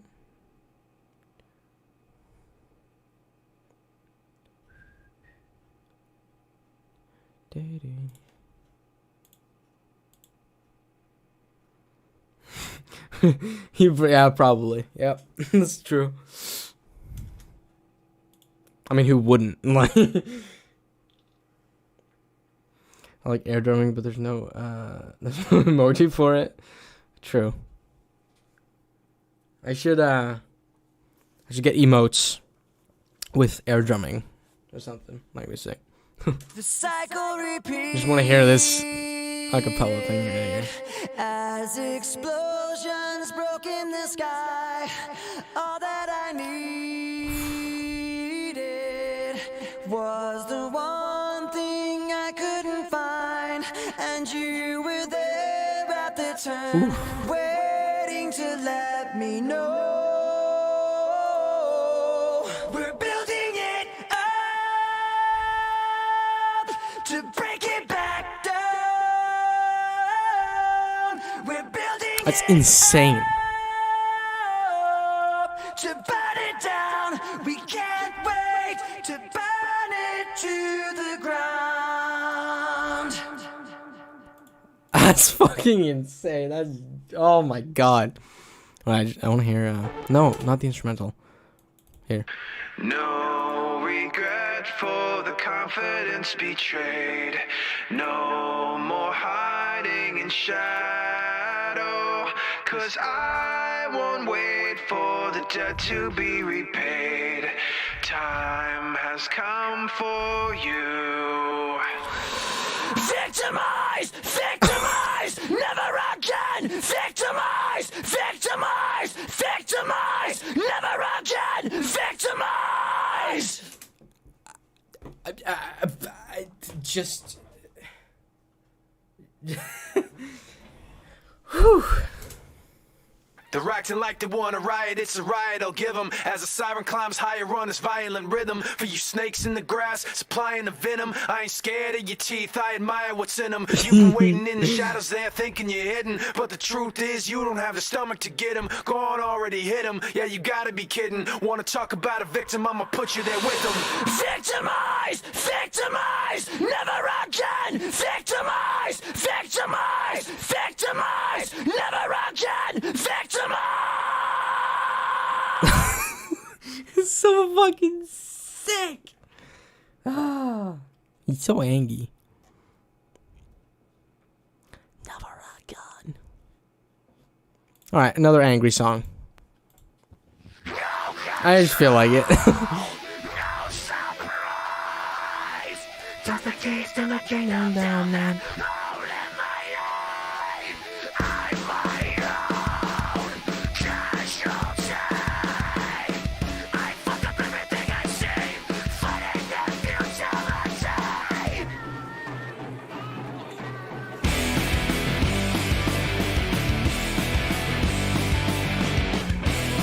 Oh my god, the air drumming. God damn it.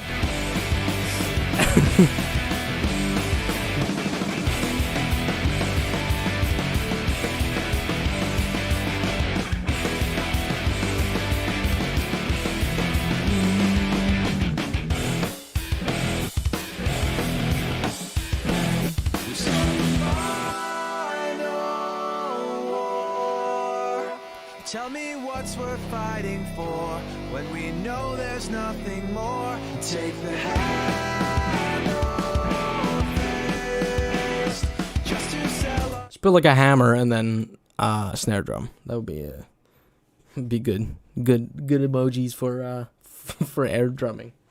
Well, not air drumming then. I would just be like smashing. Sells for this. The path we least resist.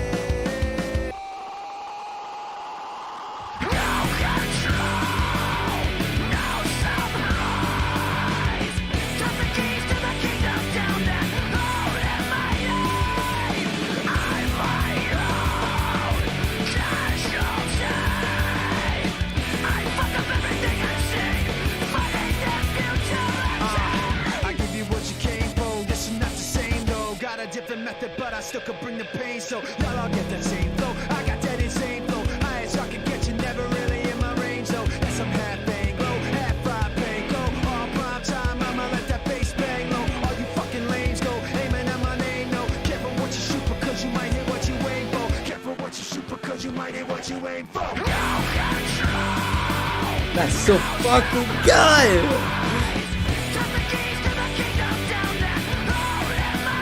Like Chester was absolutely also one of my like biggest inspirations when it came to like learning how to scream and sing. Like holy fuck. So good. So good. So good.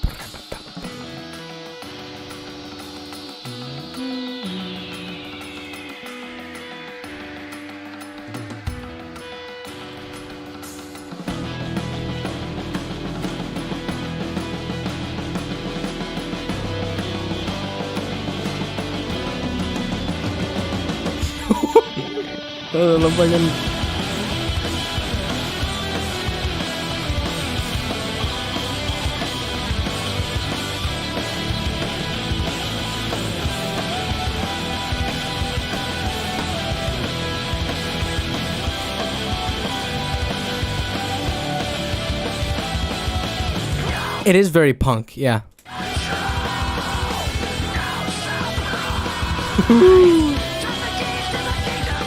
That's like, this is how you fucking open an album. Oof. Linkin Park are in my top 15 most listened to bands of all time, and I still feel like I barely scratched the surface with them. Yeah, it's kind of strange. Like, I feel kind of similar. It's like, even though I've listened to them so fucking much, it's like everything still feels so new. Like there's nothing by them that gets old ever for me. It's like every time I listen to them, it's like kind of like a new experience in a way, which is strange.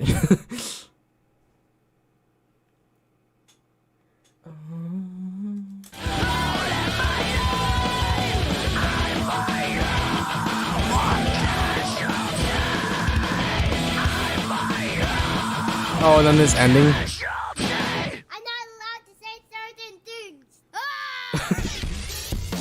What the fuck is this?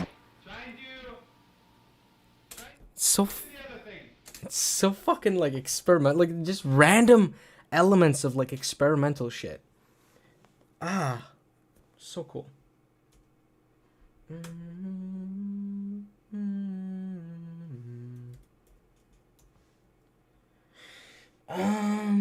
Wait. I fuck up everything I say.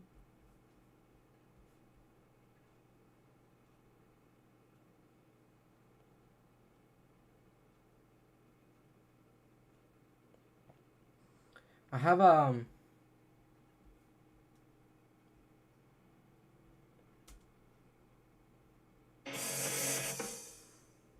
yeah, does this sound like Linkin Park? I feel like this kind of sounds a lot like Linkin Park. I don't know how well you can hear it, but here. That riff.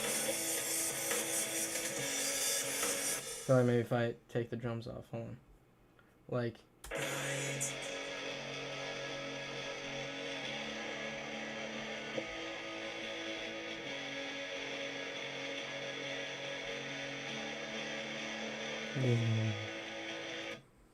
yeah.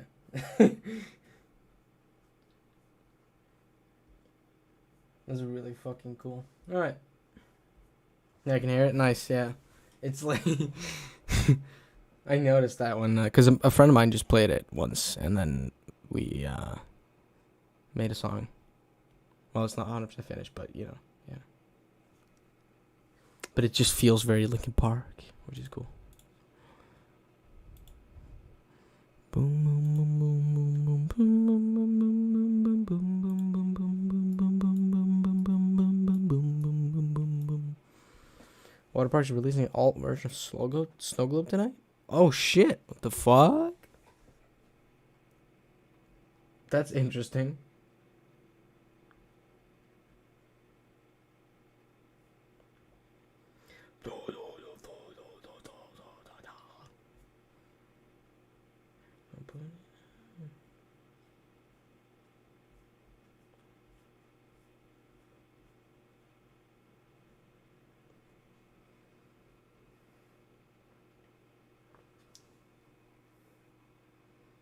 Oh yeah. Also, since we were on the topic of like, yeah, we're on the topic of like music, screaming.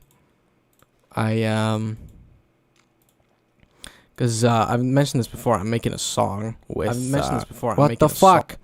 I'm making a song with the dude. I don't know what to call him on the stream, but yeah, the song that I with fucking the dude who made the "Abuse Me" thing. And Pierced Eyes, the instrumental that we played on the stream. I'm gonna be featuring on that, and I've just been like recording some vocals. Let me see if this is.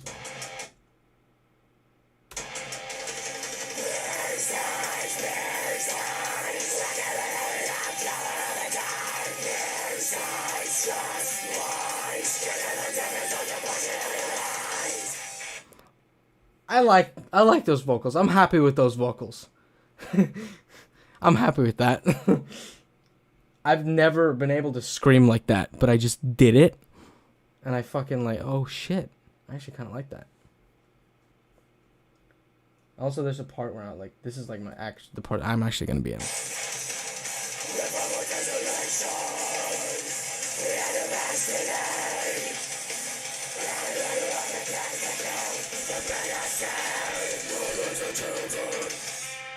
I took a little bit of a Thy Art Is Murder approach on that.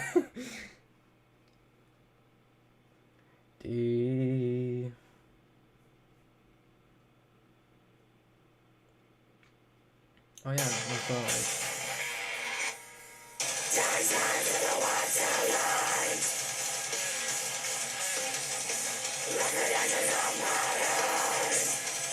Like, I've never been able to do high screams, and I still can't really do high screams, but it sounds pretty cool when I mix it with my lows.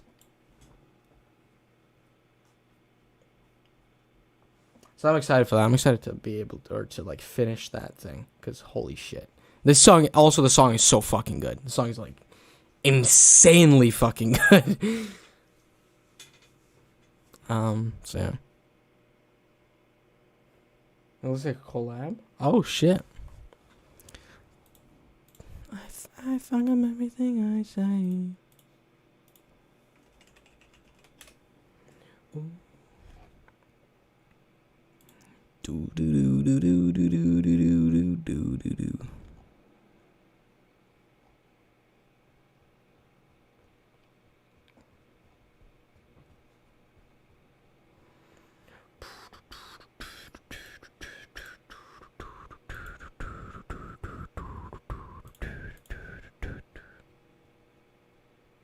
Shows when it's finished. Yeah, I definitely want to. I definitely want to like.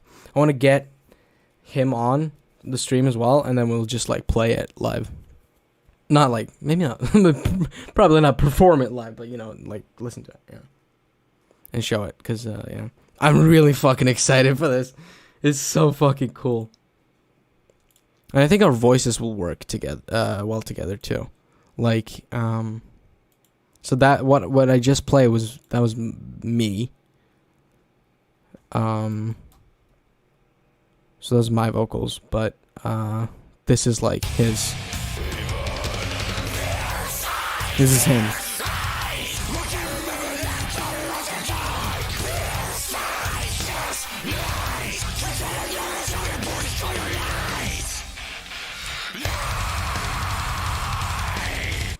Yeah, I feel like our voices will work well together. I feel like once it finishes, it's like, ooh. Yeah, and we're also working on other shit together as well. We're also working on something else. It's more of a joke song, but it'll be fun. All right.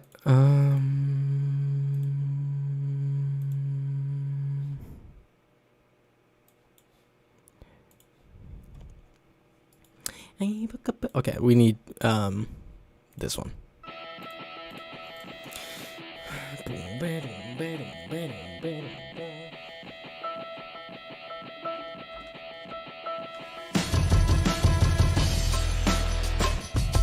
Yeah.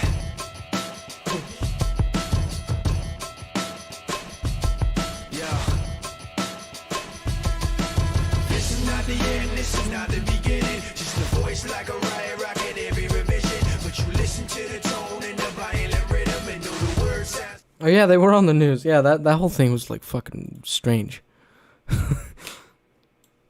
Yeah, the clips. Oh, yeah.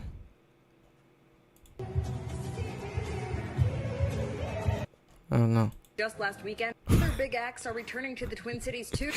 They're like some weird fucking clips. There. Flying up in the air like we're holding on to something that's invisible there. Cause we're living at the mercy of the pain and the fear. Until we get it, forget it, let it all disappear. Yeah. Waiting for the end to come, wishing I had strength to stand. This is not what I had planned. It's out of my control. Flying at the speed of light, thoughts were spinning in my head. So many things were left unsaid. Oh, this fucks Larry. You can tell he has no clue how to act on live TV, or Maurice is very him, and he doesn't. And it doesn't fit on that whole feel. Yeah, true. He is a strange individual. It's hard to let you go. I know what it takes to move on. I know how it feels to lie. All I wanna do is trade this life for something new, holding on to what I haven't got. God! That's why they changed the name to the water parks, because the news lady called them the water parks. Oh shit. The fuck? I'm gonna have to watch that. Sitting in an empty room, trying to forget the past. This was never meant to last. I wish it wasn't so.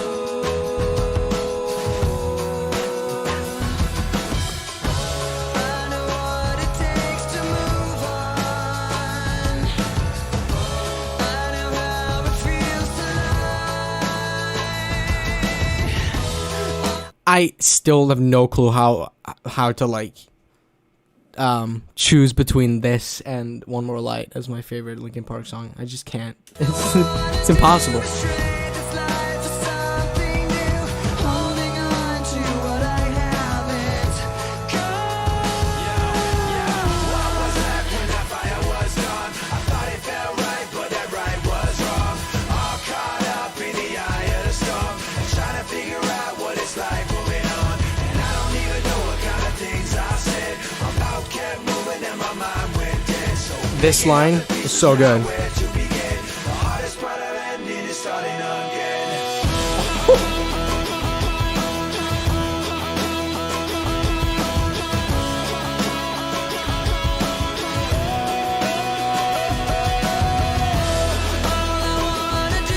I feel like I get stoned to this song, but also just sob. Yeah. Come on, I gotta try that. Haven't listened to Linkin Park while high yet. I've watched the fucking Minions movie though for some reason. It's the most fucked up movie I've ever seen. Probably not because of the movie though.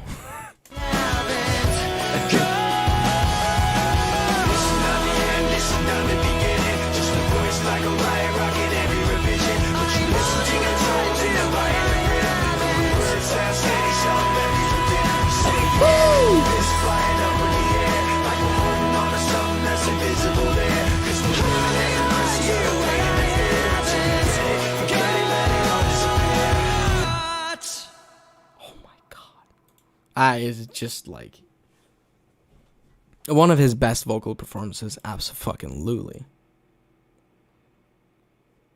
Everyone makes fun of Jeff because he hates minions, so everyone gives him minion things. Yeah, that was this is a good fucking troll, right there.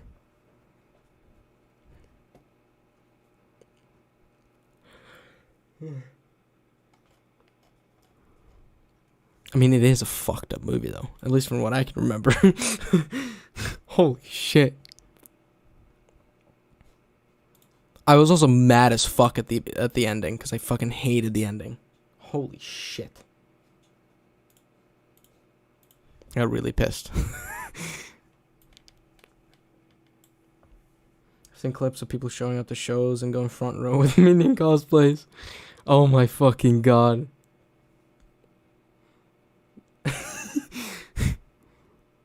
I want to do that. All caught up in the eye of the storm. What the fuck is their... What the fuck is their Twitter picture right now?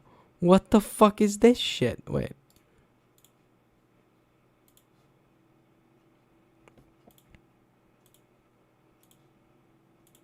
The fuck is this? What is this shit? Why? Oh no. That's the water. That's. This is the water parks. Oh my fucking god. I thought it was like. I thought it was straight up Ed Sheeran. I thought it was just like a picture, like a legit picture of Ed Sheeran, but what the fuck?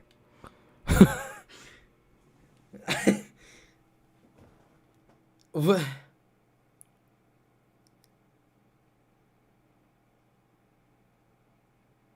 What?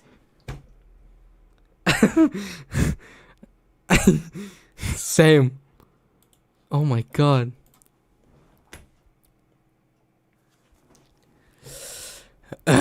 God.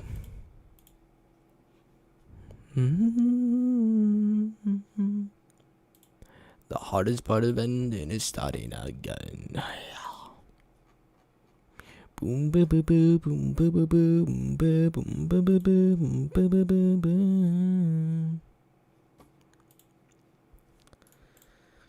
All right, what minutes to midnight song do I do?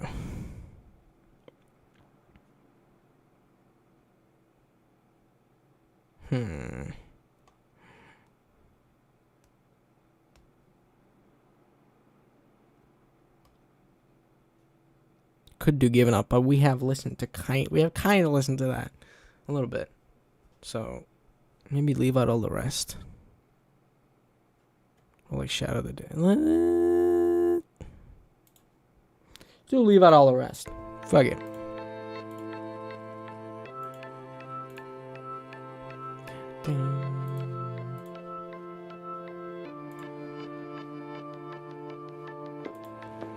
I thought I was again.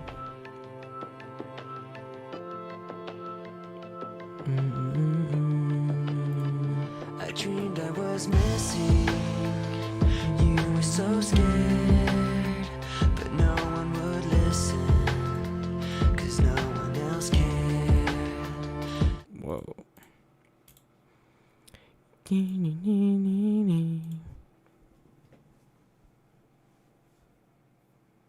Hands Held High or No More Sorrow were my favorites, I remember right, but you know it's Linkin Park, so it's all bangers. Yeah, it's true. Let's maybe after this we'll do Hands Held High, actually. After my dreaming, I woke with this fear. What am I leaving when I'm done here? So if you're asking me, I want you to know. This is so good. When my time comes, forget the one that I've done. Help me leave behind some reasons to be met. And don't resent me. And when you're feeling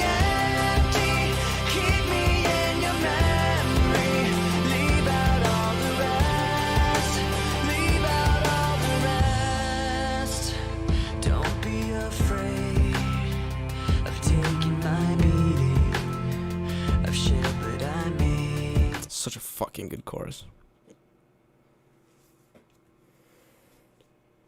I think Sleeping Stars just got a studio. Ooh. That's cool. I'm excited to hear more stuff by them. Or from them, rather. I feel like we could definitely need some shit.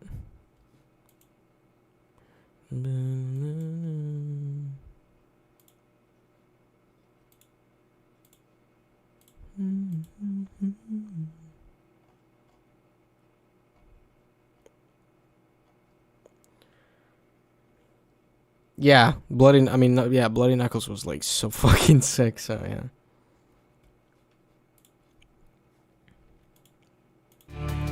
I'm strong on the surface, not all the way through. I've never been perfect, but neither have you. So if you're asking me, I want you to know, when my time comes, forget the wrong that I've done. Help me leave behind some reasons to be missed. Don't resent me, and when you're feeling empty, keep me in your memory. Leave out all the rest. Leave out all the rest. Forgetting all the hurt inside you've learned you had so well. Pretending someone else can come and save me from myself. I can't be who you are. When my time comes, forget the wrong that That is such a good chorus. It's like, oh my god. From heard in that in the studio video, it's pretty sick. I mean, I can imagine if it's anything like Bloody Knuckles, then like, yeah.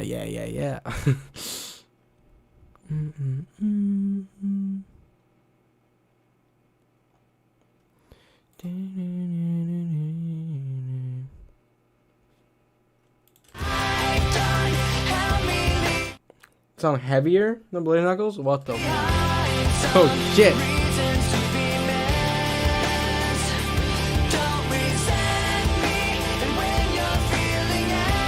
And before they go full on deathcore.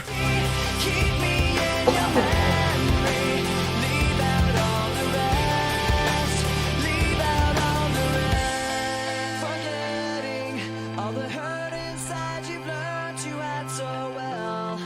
Pretending someone else can come and save me from myself. I can't be who you are. I can't be who you are.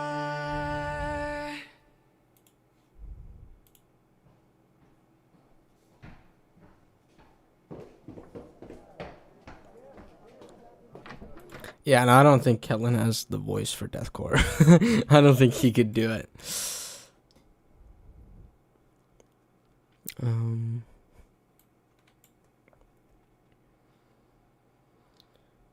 So I feel Chester more present with this song.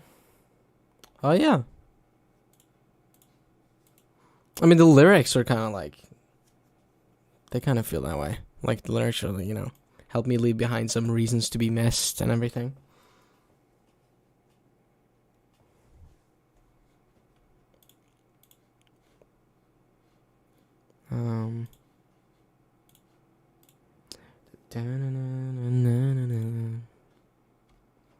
All right, let's how's all right, and then quick breaking in, but yeah.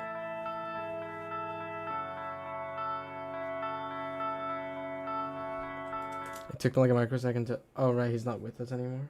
Oh yeah. It does, like, every once in a while I listen to Linkin Park and it's like, oh yeah. Like, and then I realize, you know.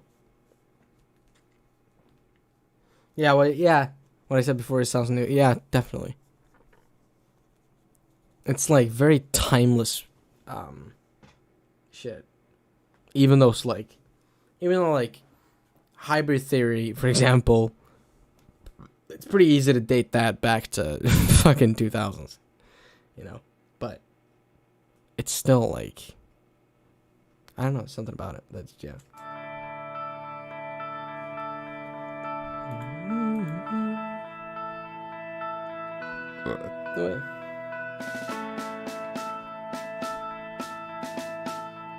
Turn my mic up louder, I got to say something. Lightweight, step it aside when we come in. Feel it in your chest, the syllables get pumping. People on the street get panic and start running. Words on loose leaf sheet, complete coming. I jump on my mind, I summon the rhyme, I'm dumping. Healing the blind, I promise to let the sun in. Sick of the dark ways, we march to the drumming. Jump when they tell us that they want to see jumping. Fuck that, I want to see some fist pumping. Risk something, take back what's yours. Say something that you know they might attack you for. Cause I'm sick of being treated. Oh yeah, Hybrid Theory is still like one of the. I would say it's easily one of the greatest albums of all time. Yeah, even though you can date it, but like pretty easily. Like I had before, like a stupid standing for what I'm standing for. Like this war's really just a different brand of war. Like it doesn't cater to rich and abandoned poor. Like they understand you in the back of the jet when you can't put gas in your tank. These fuckers are laughing away to the bank and cashing a check, asking you to have compassion and have some respect for a leader so nervous in an obvious way, stuttering and mumbling for nightly news to replay, and the rest of the world watching at the end of the day in their living room laughing like, what did he say?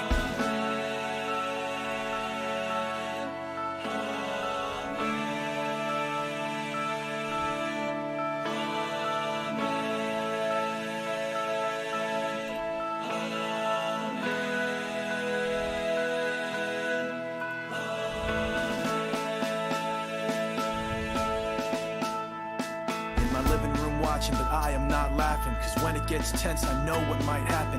World is cold, the bold men take action, have to react to get blown into friends. God.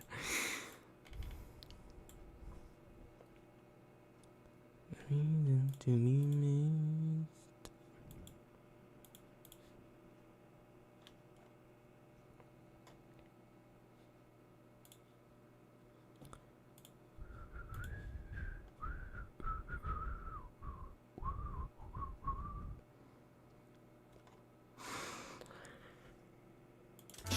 10 years old is something to see. Another kid my age drugged under a Jeep, taken and bound and found later under a tree. I wonder if he thought the next one could be me. Do you see the soldiers that are out today to brush the dust with bulletproof vests away? It's ironic, at times like this you pray, but a bomb blew the mosque up yesterday. There's bombs on the buses, bikes, roads, inside your market, your shops, your clothes. My dad, he's got a lot of fear, I know, but enough pride inside not to let that show.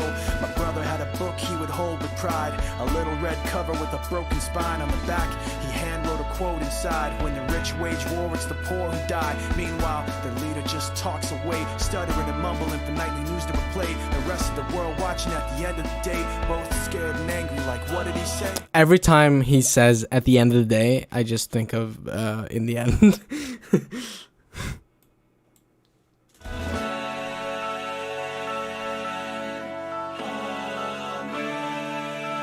Just the way he says it, it's just, you know.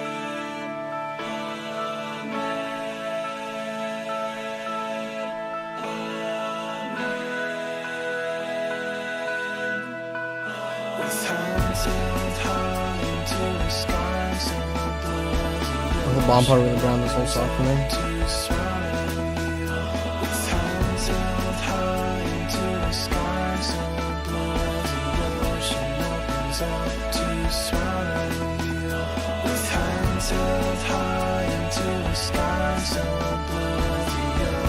Oh, fucking harmonies.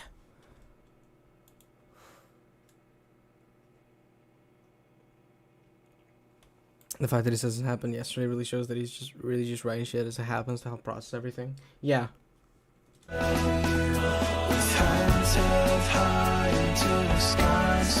Absolutely.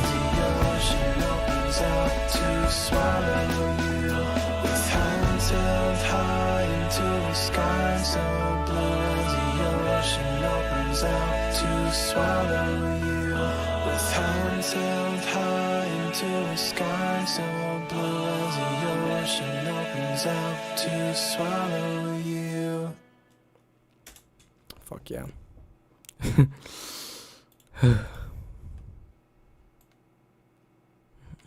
I don't instigate.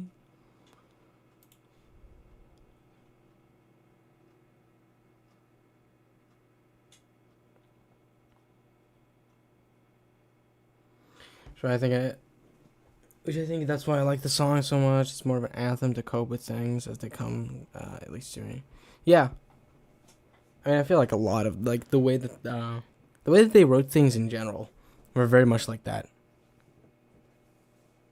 Probably especially this one, yeah.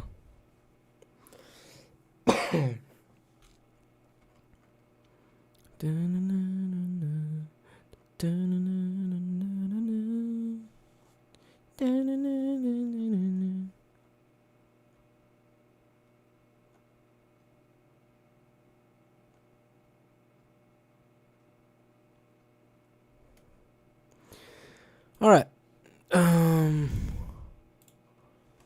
Let us take like just a few minutes and then we'll come back and just do a little bit more. And then I'm probably going to end the stream because I don't know. I don't want this to be like extremely long. Oh my god. I just like my fucking hip just died. You guys hear that sound? The fuck?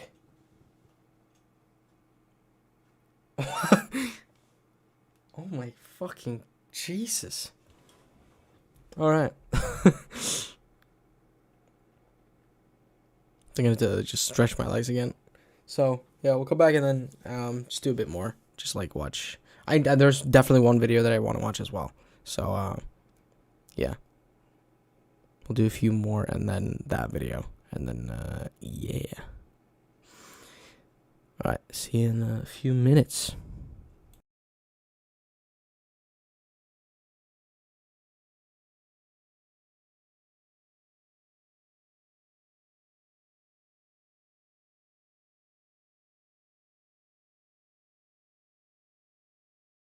Yeah, true. It's gone pretty it's gone pretty fast. Like it doesn't feel like it's been that long, but yeah. But I think maybe like just a little bit over 5 hours is fine for a stream like this, you know? That's probably good length.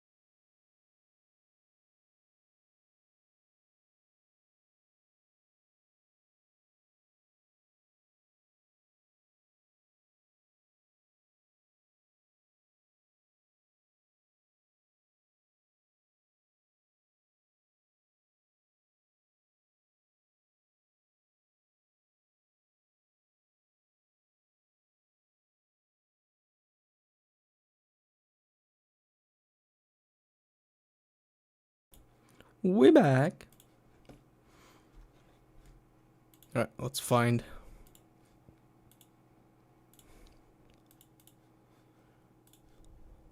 It is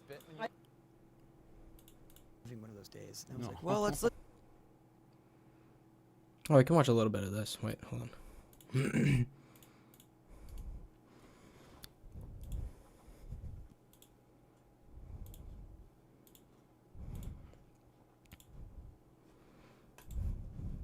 Watch a little bit of this. I'm not gonna probably gonna watch the whole thing, but yeah. Chester Bennington, in his own words. Dude, I'm so fucking excited. I'm so excited. I spit when I speak.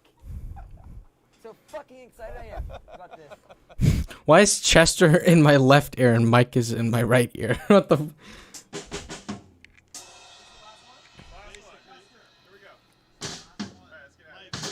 That's Mac. That is me. And my name is Chester.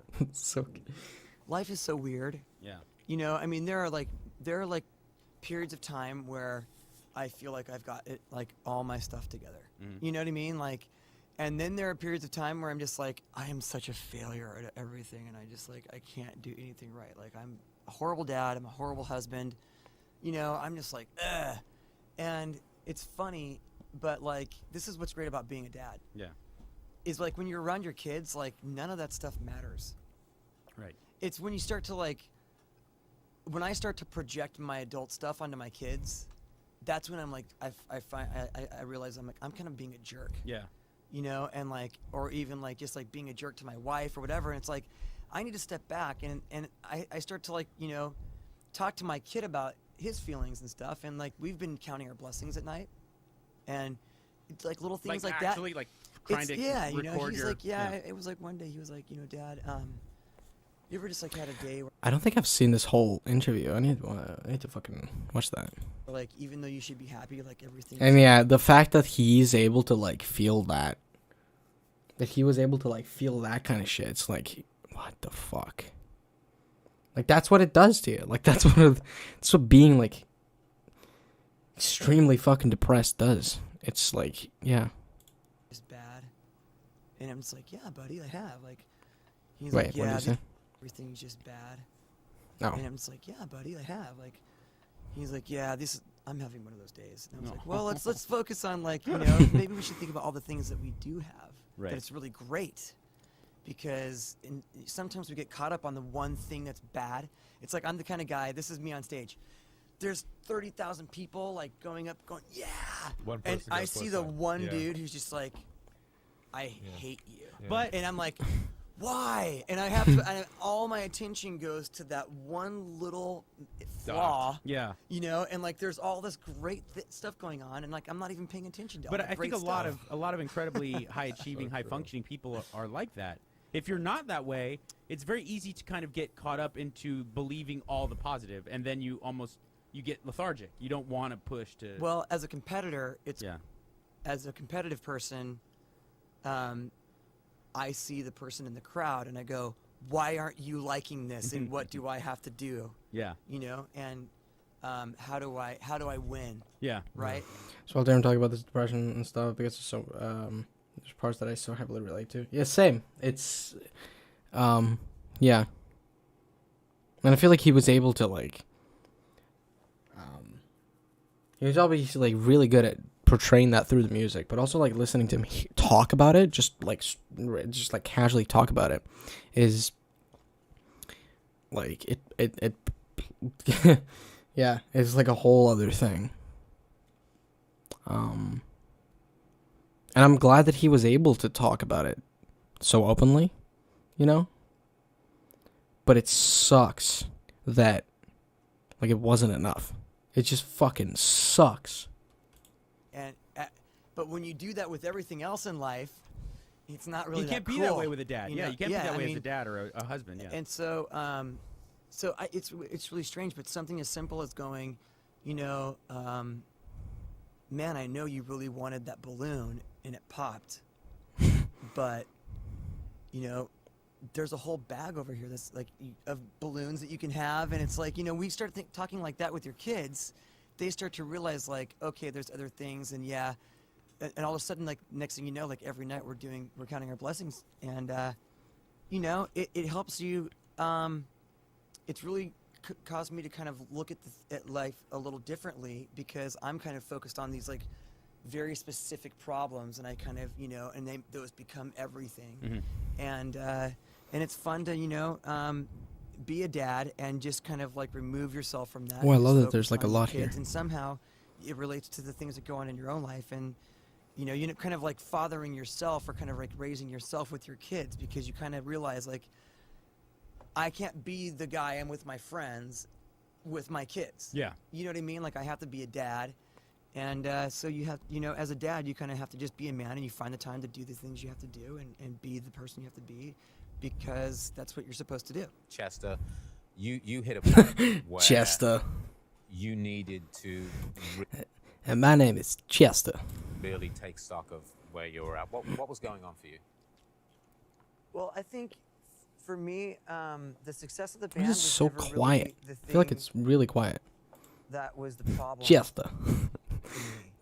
Chester Bennington. I mean, a lot of my stuff I was carrying around for a long time, and then it was also like the relationship, you know, honestly, between my ex-wife and I at the time, really played a huge role in kind of how I viewed the world, and kind of how I secluded myself in a lot of ways from people, because you just when your home life is so weird, Pet Chester. you kind of don't want people to see a lot of it. So you kind of, you know, you just let people see a little bit of it. But when you do that, you kind of find yourself really not knowing who you are. And I knew that it got to a point where the person that I knew who I was in my mind and in my soul, I wasn't being that person outwardly in the world. And so that kind of fucks with you a little bit. I think for me, you know, it was more of a personal, spiritual journey, as opposed to like how am I reacting to the success of what I love to do. And that's when everything else caught up at the same time. So the stuff that I was carrying from my childhood, with that, coupled with probably the fact that I was successful and I could kind of... One thing that also, about like when Mike made that song, Looking for an Answer, it's like very much him thinking like if there's anything he could have done. But I think it's so like, if you watch any interviews or any interactions between Mike and Chester, it's like very obvious that Mike was like probably the greatest friend ever that Chester could have had. It's like so supportive, so like, yeah, and so excited about everything. So yeah, but I guess like regardless of what you do, like I guess you're always gonna have that thought. Like it's always gonna be there, I guess. You know, true. Everyone deserves a mic. I think That's that was a absolutely perfect true. combination for a lot of things where I needed to, you know, reevaluate how I wanted to live my life. So the band I think of Mike a lot like Rao Reynolds from Enter Shikari. I feel like those two people are very, very similar. They have very similar energy. They're just like both extremely excited and just cool people. Yeah. And so was Chester, you know, but yeah, in that way, you know, it's like a different... came and helped me out, and we, you know, I got rid of a lot of things and replaced a lot of things with some... I think that was a really important time. With some good people around me, and good, positive experiences that weren't just the band. A lot of people find as they get older that they have trauma from their past, and that things that are happening today can trigger that trauma. You talk about your divorce. Once that was triggered for you, I mean, a lot of bands go through addiction and problems like that. And once you realize that that's what you were in, and your friends are coming to you saying, hey, you're our friend, you're not just the singer in the band, how can we participate and help you? I'm guessing that music had a lot to do with that. Well, I think for me, music was always the one thing that I enjoyed the most of it. Oh, same. I think they were supposed to do that. I think so. Yeah. I can't remember though. It's been a while. Yeah, but I'm pretty sure like they were doing something. About life, and it was the one thing that was consistently, especially in this group, consistently paying off. So you put the time into communication, you put time into the work, and then you get the fruit of that, and everyone was kind of moving in sync. So when you have something that's moving in sync, and then you remove yourself from that, and then go into the rest of your day, and it's not in sync, it becomes really frustrating. And so, in many ways, gears were clicking on really high levels, but for me, things just weren't really moving in every other aspect of my life, moving in the same direction. And so, it was that transitional period when we were making Minutes to Midnight.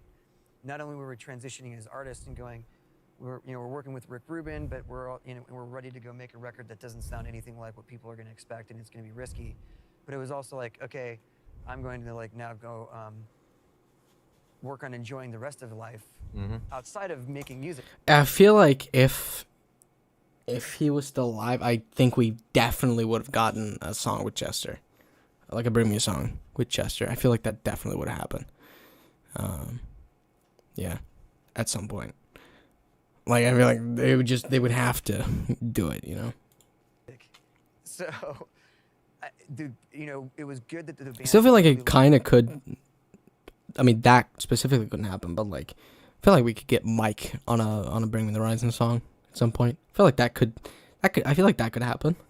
Time to kind of experiment and play for me personally, because it gave me a chance to come in and be productive and be able to go away and be productive, and then come in and be productive and go away, and all of a sudden it was started coming around, and it was like, oh crap, I don't think the guys ever even really knew who I was as a person up to that point, because I was just like a mess.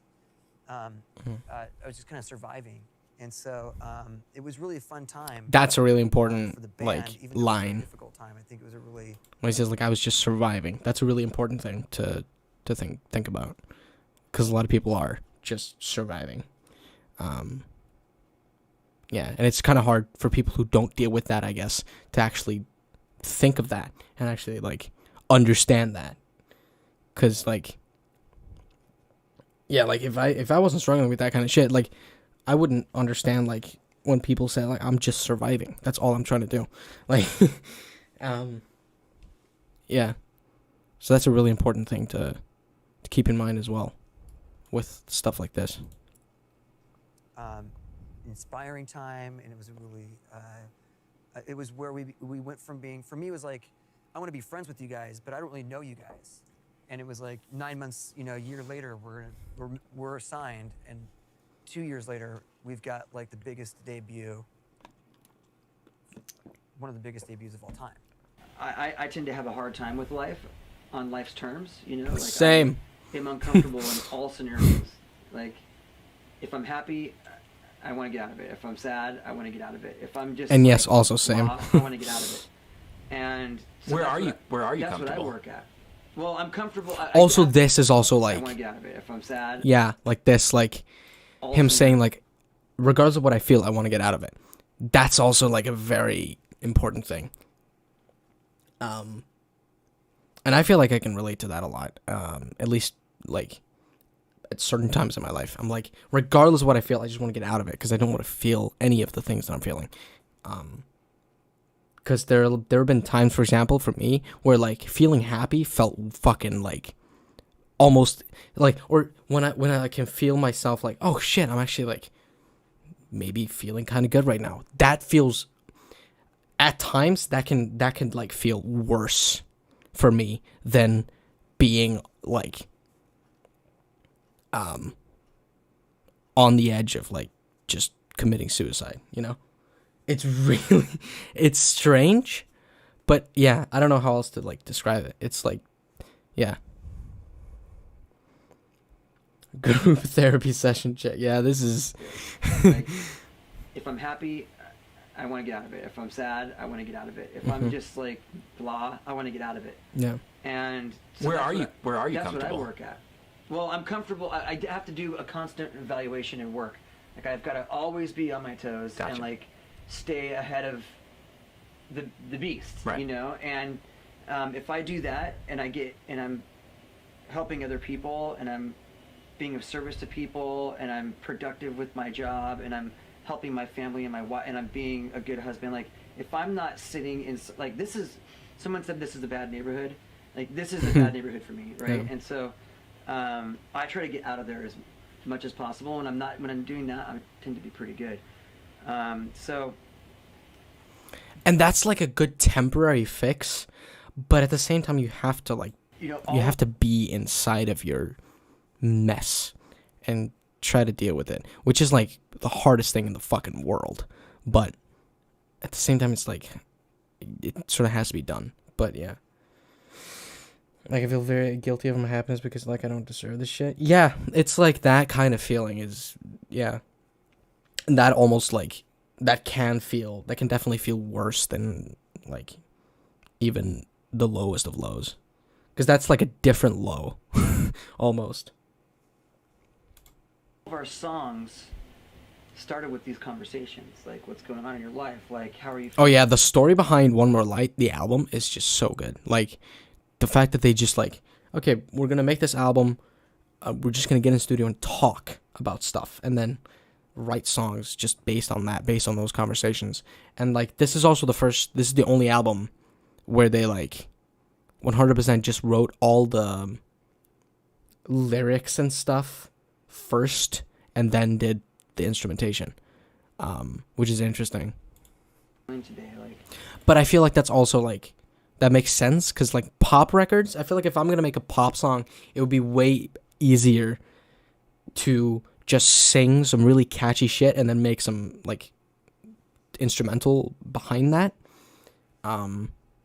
instead of like coming up with a full instrumental and then trying to sing something catchy over that, because then it's like, then I feel like I have to match the instrument, then I feel like I have to match the instruments, and that will just like not work, at least for me. you know, tell me about what's happening at home or what's happening with your family. Or I don't like whatever. this editing. What the And fuck is this? That's kind of been the inspiration. This is for strange. This record is kind of like, you know, all the stuff that The editing is so we've been awkward through here. the last couple of years. I mean, imagine. Thank God. Some people can probably not imagine this and actually relate to it, but imagine being like really active, doing what you love. We were like on tour, we were having a great time, the band was performing really well, and then not being able to even do anything by yourself. Like you can't shower, you can't lay in bed, you can't get up and get a snack. Like you can't fucking do anything for months. You have to have somebody with you 24 hours a day to help you do the most money. I used to relate a lot to the bear. I used to relate to the bad neighborhood thinking. Today I see more about. I see it more as like I'm on a road trip with depression, but making sure I'm carrying the wheel. That's also that's probably an even better like analogy for it. Yeah.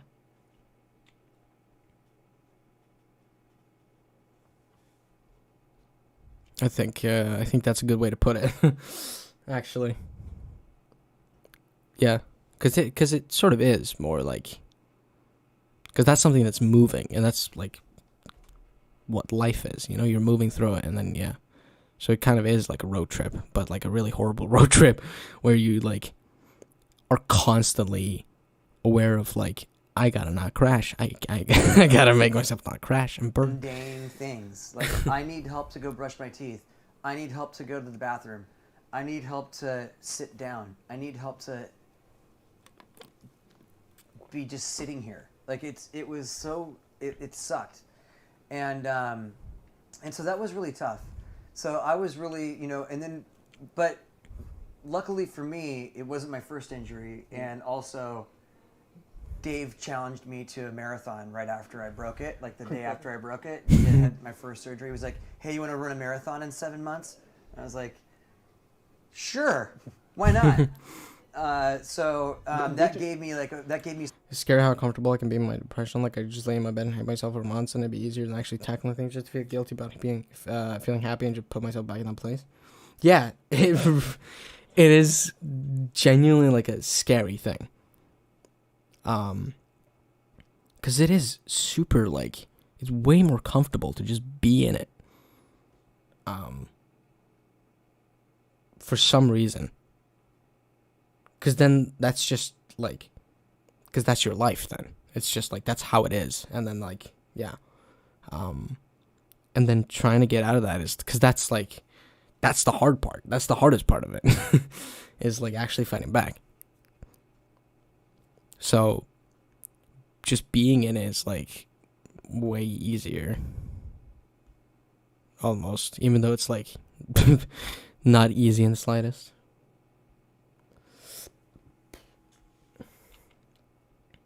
Sorry from a bad English. No, it's also like, when I try to read it, it's hard because I'm like my Mac, because I'm reading it on my Mac, and the screen's like kind of not facing directly towards me, so it's like kind of hard to read sometimes. Some fuel to like get up. I got like Twitch chat on the left side and then YouTube chat on the right side, and so like it's further away from me and more tilted, so it's hard to. Can be hard to read sometimes. And do things. So I broke it in January. On August, the beginning of beginning of April, I went on tour with STP and started doing shows on it. This one we've seen. It was hard. We can go here. When the kids come up and want to hug you, gotta stop and give the kids a hug. So, anyways, yeah. The fact that Hybrid Theory. One, that we got signed, we even made the record, that we even got it out, like, we had to fight for that thing, man. Like, it was like, it got ugly at some points, and it was just like, this is what this is gonna be like? Fuck this, man. It was like, at one point, I think we were all just kind of like, I hope they fucking drop us. But then we can just continue to be ourselves and not have these idiots fucking telling us to kick a shoe off and have. That was one of the gimmicks that they suggest. Like just every show, like you could kick shoes off, and that could be your thing. That's like your thing. That's such a fucking stupid thing. Chemistry set with beakers, and it was like, he could be the. I'm just like, I'm sitting there looking at these people, going, when are you going to shut the fuck up and leave? Like, are you seriously? Like, what do you do? Where did you come from? And why do you think you can come into our band and tell us what we're making? We make the record. I don't fucking care how many albums you watched somebody else make. This is Chester's inner 16-year-old popping out. This is the thing. When we made Hybrid Theory, it was like, we don't care. We are making the music, and we don't care about what you've observed somebody else do in your career. You didn't make anything. Why are you telling us how to make something? Like, seriously, like, It's so fucking true. Yeah, it is like because we know, or like, yeah, that's what we know. That's because that's kind of just what life is at that point. So yeah, and that is a good way to put it. Yeah. To put this out there as a society, I think there's a lot of things we do that are kind of ridiculous, and I think that like telling people who they are allowed to be married to and who they can't be like in love with or whatever, like if 5 people want to be married to each other. Does it really matter? Like, do you really care? Does it really affect your life? I don't understand the same-sex marriage or even freedom to marry. I don't understand that. How it affects you. Damn, I didn't expect him to actually go that far. Holy shit. That's cool, though. Like, I thought he was just talking about, like, same-sex marriage or something. But, damn, yeah, that's cool. Because it's true. Like, do you really care? Like, no.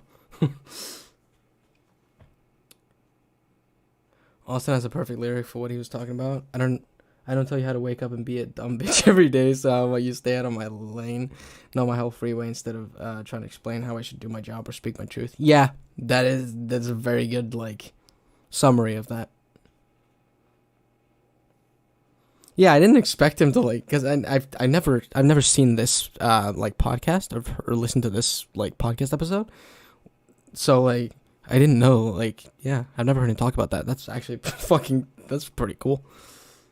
I haven't heard a lot of band members even ever talk about that. So that's, yeah. It spreads to all things, though. I mean, it spreads to so many different things. It's like, I see people and they're like, why do you put those things in your ears? And it's like, well, because I feel like it. Yeah. And you don't have to. And Yeah. that's what's so cool about it. Like, Yeah. you know, same with like marriage. It's like your life. It's like, who cares? Yeah. Like, like seriously, like, who Like as long as it doesn't fucking affect like if a marriage like that, like if as long as it doesn't affect anyone else, it's like, yeah, fuck it. I don't care. Like, sure. Yeah. Cool. Like obviously there can be problems with it, but like there can be problems with any fucking marriage. So like it's not like unique to that. So yeah. Like I think there are very, very few and very specific people that could be in a marriage like that or a relationship like that even. But like, let those people be in those relationships. I don't know. It's like it should be that. It should be that simple. The lyric, "I don't tell you how to wake up and be a dumb bitch every day," it fucking kills me so much. It is a very good lyric. It's a very good lyric. cares? A lot of people who have concerns about how other people live their lives. Stop worrying about my soul or whatever it is you're worried about. That's not Yeah. yours. That's mine. Like, just leave it alone. Most of those people are not married. I think if this is That's a good like little add on there. Most of those people are not married. That's fucking true. That is we true. started ri- Most of the people like that are like heavily fucking critical towards like those types of relationship or anything like that for no reason is like they're not married and they're not in relationships on their own. They're just not. Yeah, just let people vibe, man. Fuck. writing in 2015 when I personally was just like fuck the world, it would have been I would have been in there like singing songs about fuck the world. Like, you know, like I remember I still have lyrics in my phone. Like one of the songs is called I Hate the World right now. I've definitely written shit like that. And that's literally like the punchline of my that was the whole chorus. That's funny. You know what I mean? didn't know that. And like I love you know, the lyrics are like I want to punch a hole through the ceiling. You know what I mean? Like At least not in a healthy relationship. Yeah, true. Yeah, that's true. It's like, yeah. Yeah. I feel like I just went train wrecks there. I feel like I had, fuck. I feel like when I read that, True, this was just like this is my brain. True, and yeah, that's pretty true. That's true, and yeah, that's true. That's true. That's true. That's pretty true. That's pretty true. I mean, that's true. Yeah, that's true. That's true. That's fucking true. That's how it is, dude. That's so good. God. I fucking love that clip so much. It sounds so exciting. that was where I was at. And then, you know, I got through that part, and then I got through another part, and then it was talking about where I was at after all of those emotions and kind of like dealing with that. So it really is a good representation of where we are now as opposed to anything else. Yeah. And then final question, because my time's up. But so, is there a silver lining about 2015 for you now? No, I fucking hate that. Fair enough. Fuck 2015. That's what I feel about like 2016, 2018, and 2019 and 2020. Right in its butthole. And then It's butthole, yeah. I've written shit like that too, but I could actually pull it off and make it not cringy. Yeah, I mean, it takes like a very specific thing. It's like, it's a hard thing to do though. Like making shit like that and not be just like, sound like a whiny dickhead, but yeah. And then 2016, there's a silver lining, but still fuck 2016. Hell yeah. Somebody said something like a couple weeks ago that really resonated with me. Perspective is everything. Yeah. And it's the difference between going through an ordeal or going through an adventure. Right. Mm-hmm. You know what I mean? And you can have two people experiencing the exact same thing, you know, going out on jet skis in the ocean. Yeah, you gotta make it heavy. And, Absolutely. All of a sudden it goes from a sunny day. Like it can't be like this like chill song like fuck the world. Like you can't you can't do it like that. It needs to be like really fucking like angry. to a crazy stormy day, and they come in, and one person says it was the worst day of my life, and I never want to experience that again. And another guy's like, that was the best. Like, I can't wait to do that again. Yeah. I'll never have a Also, this whole look was so good. Like, that was the best. Like, I can't wait to do that again. Yeah. I'll never have a jet ski trip that was as exciting as that. Yeah. You know. I've been ever since I had my. Just remember, Bavlar literally have a song called "Fuck the World." Oh. Oh, it's slow but somehow not cringy. Huh, I gotta listen to that. That's interesting. My accident with my back. Yeah. I really, I was sitting on the floor with my legs crossed and leaned forward, and it was like my pelvis just, exploded. Well, Dr. Drew's exploded many women's pelvises. And it's horrible to have your pelvis explode. Yeah, it's bad. I mean, and unfortunate. And I was like, okay. Grunge vibes. Ooh. I think I really need to start paying attention to what I'm doing. Not only just like taking care of myself, like mentally, but I was like, I kind of feel bad all the time. Yeah. In your industry, that's not a good way to be. And doing the shows and I don't think in any industry that's a good way to be. It was like, man, I kind of feel bad all the time. And now I actually feel great all the time. Yeah. And like I have like all this energy, and like, when I don't feel good, it's because I'm sore because I worked out really hard, and it's like I love that. Yeah. And so that's kind of where I'm at right now. It's fun. All the tracks on the record are actually related to either very specific people or situations that surround the people that are closest to us. And I know for me, like personally, Heavy was really more of a reflection on myself when I was writing it. Because I was like, Yeah, because the fucking "I don't like my mind right now" lyric, I think, is like specifically just like straight up what he said or something. Can't remember. There's an interview where he talks about Heavy, and he also mentions the whole neighborhood thing, like bad neighborhood thing. And then he talks about like, how his mind is a shitty place, and then, yeah. So I think he just like wrote that because of that. It's about it's about how people are fucking up the world, and mainly about global warming. That's interesting. I haven't yeah. That could be a fun song to listen to.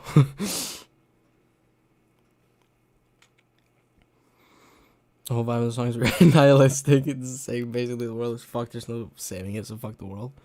That's cool. I like nihilism. I feel like this sometimes. I love songs that are like that. They're just like, fuck everything. This is this is shit. Kind of. They're fun. At the time when we were writing Heavy, I was like, I did not like my mind at that point. I was kind of stuck in a little something funky, and so but I mean, the whole record literally was written, from conversations we were having with each other about our lives and the people that are in our lives, and so I'm not going to name names, like Mike or Joe, but some of the songs may have been about Mike or Joe. On that I'll go here. It kind of last record. I know. Look at, I'm spritzing. Well, the last record, I wish we could have toured more for it. I feel like it kind of got. I was kind of let down that personally because I broke my leg like right when we put the record out, and like that kind of just threw off the entire year of 2015. And after that, so. Oh, yeah, that was the hunting party. Like, yay, we put this awesome record out. Like, it was super fun to make it. Like, let's go tour. Never mind. Let me just go have surgeries instead. Right. So it was kind of like a bummer for me. At the same time, I feel like we did do as much as we possibly could, given the circumstances, and we had a lot of fun doing it. So, I think. It was really, for me, it was just really like, I'm excited to get back in and start doing, and just go make another record and get back out on tour and all that good stuff. And breathe until you're dead, crucify the kid, nature has a gun, who will save the sun? Don't pretend to give a shit. Keep yourself away from it. Trash the hole you left for us. Leave the young so clean. Leave the young to clean it up. Fuck the world, fuck the world. That sounds cool. That's really fucking cool. Well, being injured and your mobility is then limited, did you write a lot? Did you think about music a lot? About new material? No. Okay. I was fucking pissed. Yeah, he was in really bad shape. Like it was more than just like a broken leg. Like it was like, it kind of broke. Broken life. It was just a little bit of broken spirit. Yeah, it was kind of sad. And I think that actually like did work its way into One More Light. Like a lot of the residual, just stress. Speaking of One More Light, we could use one less light. Voilà. It's that one. On va avoir une lumière en moins. That thing's justement, gonna c'est bien. explode. It's like burning the building down. My On microphone va cramer, feels je like crois. it's been in the oven. This is the hottest microphone I've Ouais, ever. c'est vrai que les micros sont très chauds. You killed yourself. You killed all of us. Fuck the world. And a big rift on that.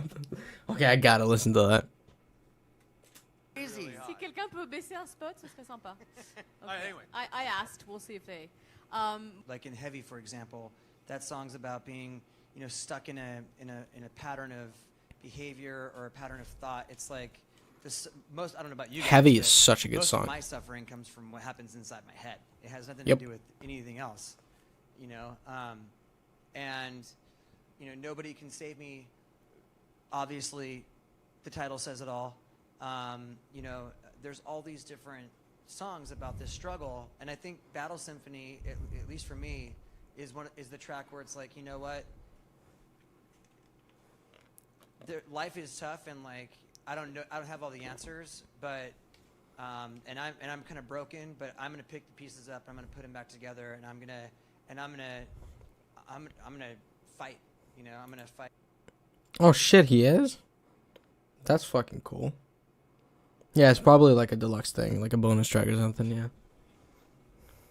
That's fucking cool. Definitely gonna have to react to that. For when it comes out. My sanity, for my relationships, for my lust for life, for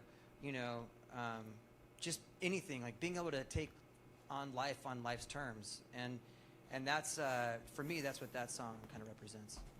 Et du coup, c'est là que vous avez créé le nouvel album? Ah, merci. Merci, Chef Lumière, c'est cool. Thank you. Dude, you're such a diva. You earned it. That's right. You know who you Ouais, are. il a You're mérité Chester qu'on baisse Bennington. les spots. People turn lights off You for could cook an egg on my head right now. This time around, we actually started the process with like having a conversation about our day, like what's going on with your life. Yeah, because you guys had a rough year, right? That's what I've heard. And that's It seems like every year of my life is a rough year. Yeah. That's how I look at it at the end of the day. Yeah. Like, some years I have a better perspective than others. And so, yeah, like 2015 was a really horrible year for me. 2016, not the best, but it was getting better.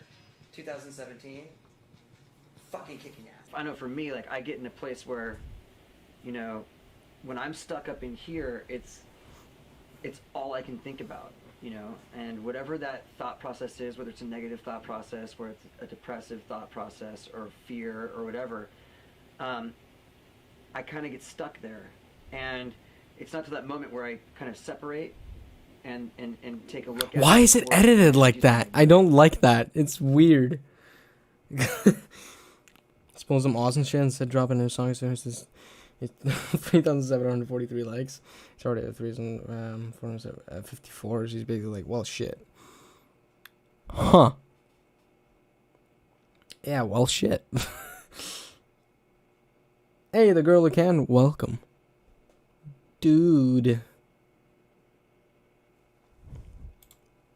We were going to come out and play heavy first, but in light of our dear friend Chris Cornell passing away, we decided to play our song "One More Light." Totally 27 minutes ago, Like, Jesus. just yesterday, like we played a show, a televised show, and we were going to play. We were booked to play the show, so that we could promote our single "Heavy" and play that song. And then we heard the news about Chris Cornell, and had a little powwow in the dressing room before we went on, and we said, you know, the thing that's good for the band to do is to play heavy, but the right thing to do is play One More Light, because it's about the loss of a they friend. did. And it's one of the most important songs on the record, and it may never be a single, but it's just an important song, and it's the right song to play, so that's what we ended up doing. Well, when we were doing a sound check, Chester couldn't even make it through the song. He was getting halfway through and getting choked up. Yeah. And even when we did play the whole song, and it was like, you can hear also at the end of that performance that he was choking up a lot, or like not a lot, but he was like struggling. On TV or filmed for TV, he kind of just stopped like towards the end, like he missed the last couple lines of it. Yeah. Just couldn't finish the song. Yeah.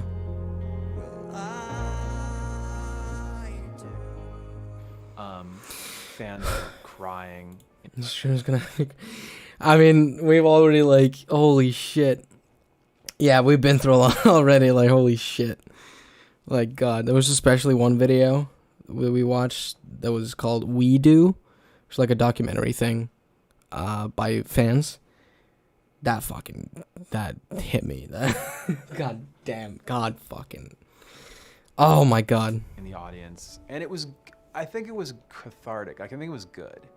Because as like the message of the song, I think the reason is the message of the song is when you're dealing with something so deep as you know, losing a friend, or in this case, even just somebody you admire, somebody you look up to, when we're talking about some of these fans in the audience.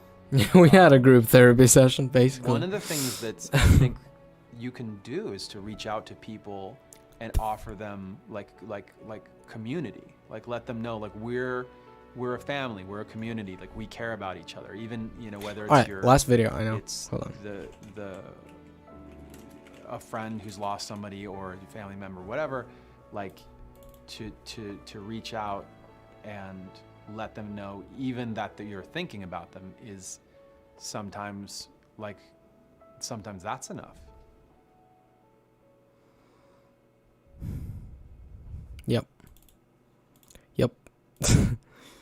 Please welcome to the show, Chester Bennington. All right.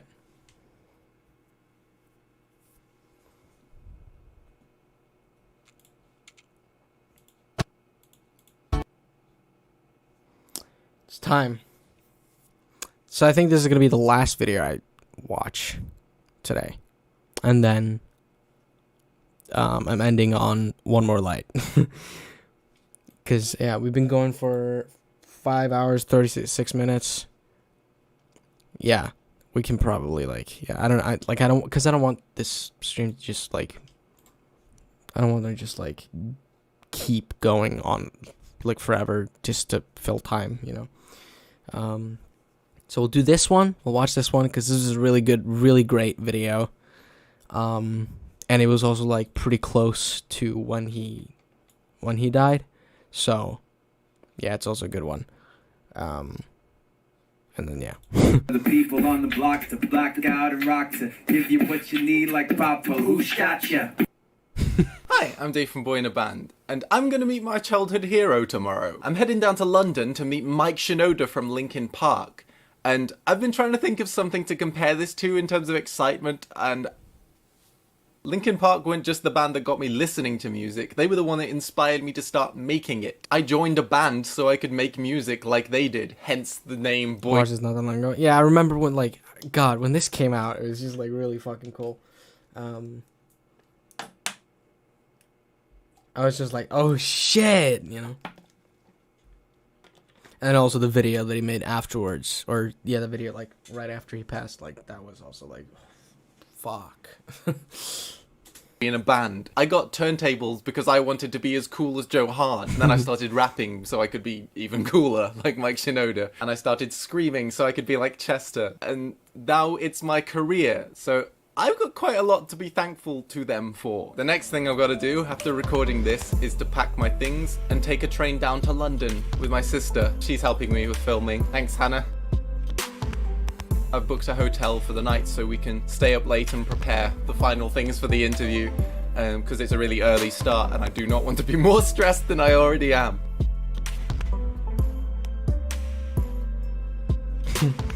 Then after we've made the plan for what to do, it's off to sleep and then getting up, heading down to the YouTube space in London. And Like, this meeting- video just shows so, like,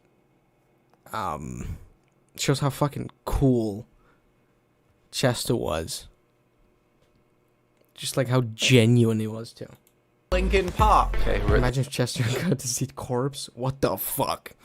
Oh my god. Mike on a Corpse song would be like, really fucking cool. That could be like, and if Mike produced it as well, that would be just perfect. YouTube space, and apparently they just arrived, and I don't know. It's a weird thought. This is weird. This is weird. I'm not prepared. You meeting Chester as well? Yeah, this is weird. This is weird. Stop filming.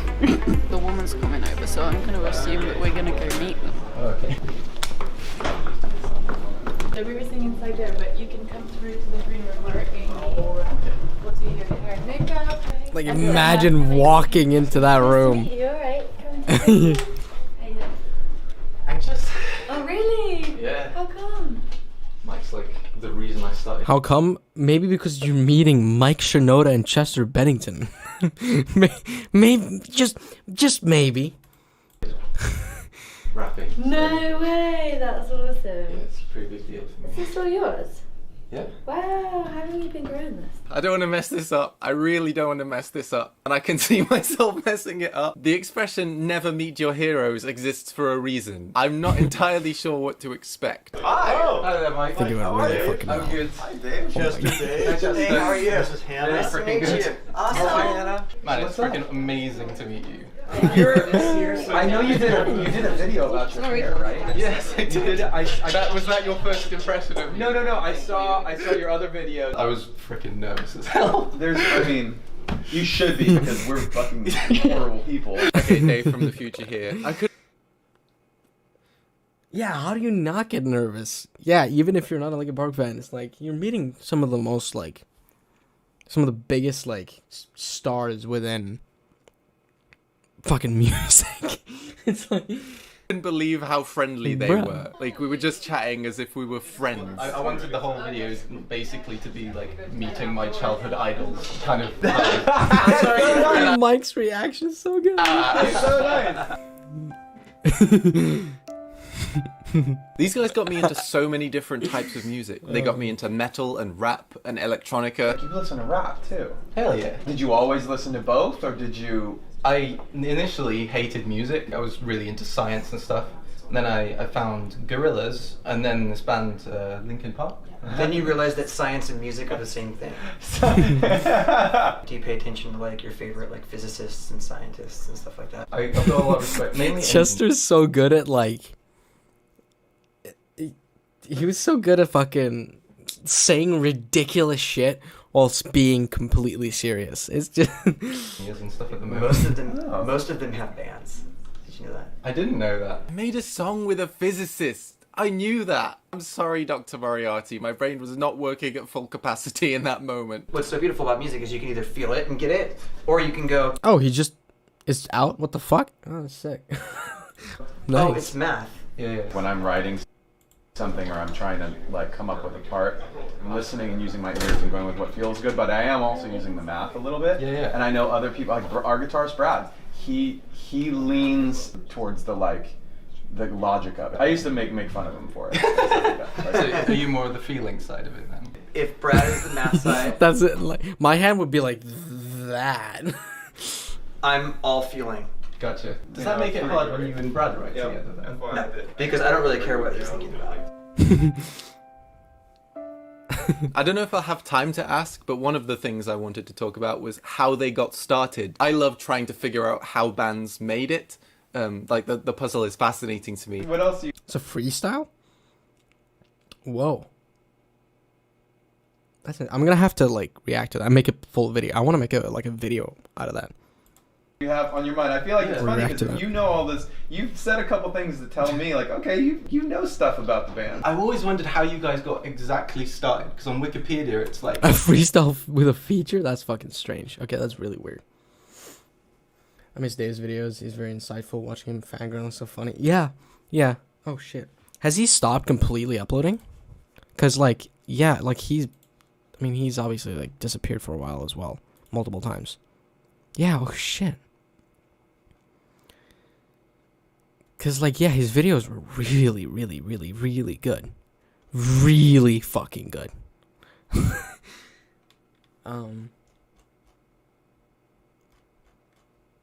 So yeah, I miss his videos too. Puzzle is fascinating to me. What else do you have on your mind? I feel like it's funny because if you know all this, you've said a couple things to tell me, like, okay, you know stuff about the band. I've always wondered how you guys got exactly started, because on Wikipedia it's like, yeah, Brad interned at Warner or something, and then met someone, and then you got signed, and then all of a sudden you're ridiculously successful. There's 6 guys in the band, so we had and we were all at different schools, so we had lots of friends from different to pull from. Ah, gotcha. So when we would do a show, we'd tell everybody, hey, we're having a party on Saturday night. Gotcha. If you want to come to the party, come to our show beforehand. You can only get into the party with a ticket from the show. That's freaking clever. I want to fucking do that. That's a fucking great way to get people into your band. I'm just thinking now, and sick how similar to how he did Not a Diss Track. If you remember that? Oh yeah, that's cool. I'm definitely watching that. I'm probably not gonna do it in this stream, but I'll definitely like react to it. That's for sure. So it's like Brad asked his boss Jeff. He's like, "Hey, you should come down. My band's playing across the street after work tonight. Like, come watch us play." The place is fucking packed. And he comes in. He's like, "Oh shit! Like, this is a scene. This is like, this band has a massive following." Little did he know, the people they were just our friends. So you tricked your way into getting We didn't signed? know. I literally didn't even know that's what his deal was. Like, he made us an offer of For a publishing deal like that the next day. That's amazing. And later, I think at some point he was mad because later. Another thing I'm not so sure whether I'm going to ask him or not. I've got an idea for a skit that's kind of making fun of him. I had something I wanted to propose, if that's cool. Okay. I was one of those kids that when you went to Minutes to Midnight and onwards that was initially kind of frustrated. Like I was the kind of person, that said things like oh, they should stick to their old sound. Go back to the old thing. But I think it's ridiculous to think that now, obviously. Like, especially since I've done my own thing and started to realize how horrible it is to be stuck to one feeling of music. Yeah. So I wanted to do a video kind of talking about that, and then at the end I'd do a skit where I'm kind of wandering through the wilderness, like racked with guilt, until I bump into Mike Shinoda from Linkin Park, and I apologize profusely. And then I didn't know if it was funnier if you were like, I don't accept the apology, or if you're just like, wait, they say that? They call us sellouts? And then you just like cry. I don't know. I'm just trying to think about it. Okay, let's really think about the punchline at the end. It's like you apologizing, and then it closes up a mic, and he's just got like tears running down his eyes. That's it. It's like, hør på det her, da! Hæ? Hør da!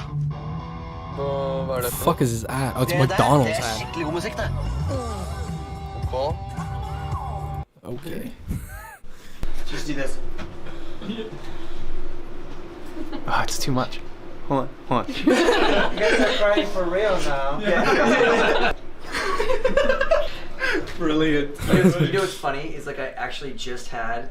I like that they did it too. Everything that you just said. Yeah. Someone asked me, like, some people like they get mad at you guys when you do something that's so different in their minds. It's kind of like I like water and I like vodka. They look the same.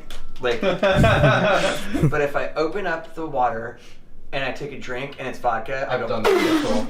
And I spit it out. Now I've done that to the Deftones before. I was in frat party at the Pancake I Festival. replaced all their water with vodka. You could respond to it like A, which would start puking, or you could respond to it like Chi, which was. That is fucking awesome. I completely forgot this whole story. Oh my fucking god. I also kind of really want to do that. If I ever like tour with people, I'm definitely gonna pull some shit like that. Just replacing all the water with fucking vodka. That would be fucking hilarious. Best analogy. And imagine if someone did that like right before you went on stage, and like all the water bottles were actually just filled with vodka. So like someone is singing and then like, oh, I need some water. Get the water bottle and they just fucking puke because it's fucking vodka. Ever. Chester was hilarious in general. Like, Mike would be telling some story and going into quite a lot of depth, and then Chester would interject with some, like, dad joke or whatever. After we chatted in the green room, it was time for the actual interview. However, it was going to be a little different to how I expected. I was expecting this to be a private interview, like one-on-one in a room. Like you see most interviews with celebrities and stuff like that. I didn't know I was going to be in front of an audience of Linkin Park's most hardcore fans whilst interviewing them. You make me super nervous, dude, because, like, you're a fucking big deal. You know what I mean? And I know that his interviews are going to be smart and challenging, and I'm not that smart, and I don't want to be challenged. I promise. Like, I'd planned some in-jokes. Oh, like a little friendly in-joke that only Mike would get. That'll be a nice way to start off light and friendly, you know? Your management kind of asked me to tailor this about rap, so I wanted to start off by asking, what's your favourite Homestar Runner episode, Mike? Homestar Runner episode. Of course. I mean, whenever I talk about rap-related things in my life, the first thing... I mean, did any of you even know what Homestar Runner? Do you guys know Homestar Runner? No one in the crowd knew about Homestar Runner. You probably don't know about Homestar Runner. At least they liked it. Homestar Runner is the jam. This is like an internet cartoon that Mike posted on his blog a long time ago, and I found it through Mike. You were like... It's Strong Bad, right? I was proper stalker type fan back in the day. You would have to be if you saw the Homestar Runner stuff that I posted, for sure. So, do you want to answer the question? What was your favorite? It was probably the death metal Strong Bad email.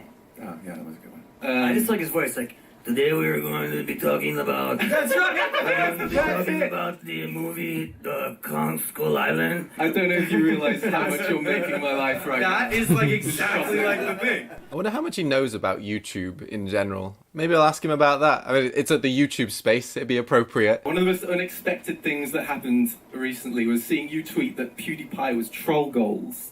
Troll goals. So you're a fan of PewDiePie? I'm a fan of trolling. Okay. Trolling, and that was Olympic level. Do you guys watch much YouTube? Was this around the time where he said he was going to delete his channel? Was this like around that time? I can't remember when that was. I think it was around this time. Wasn't it like the end of 2016 that he did that or something like that? I can't remember. A little bit. Who do you watch? Yeah, it's like a new thing, right? Like the YouTube. The YouTubes, yeah, I just heard about this YouTube. I watched a little bit. I mean, some of the, the more like, really well-known stuff like PewDiePie and Niga Higa and Rhett and Link. And like Linkin Park. Oh, my wife is an author, and she got me into John Green.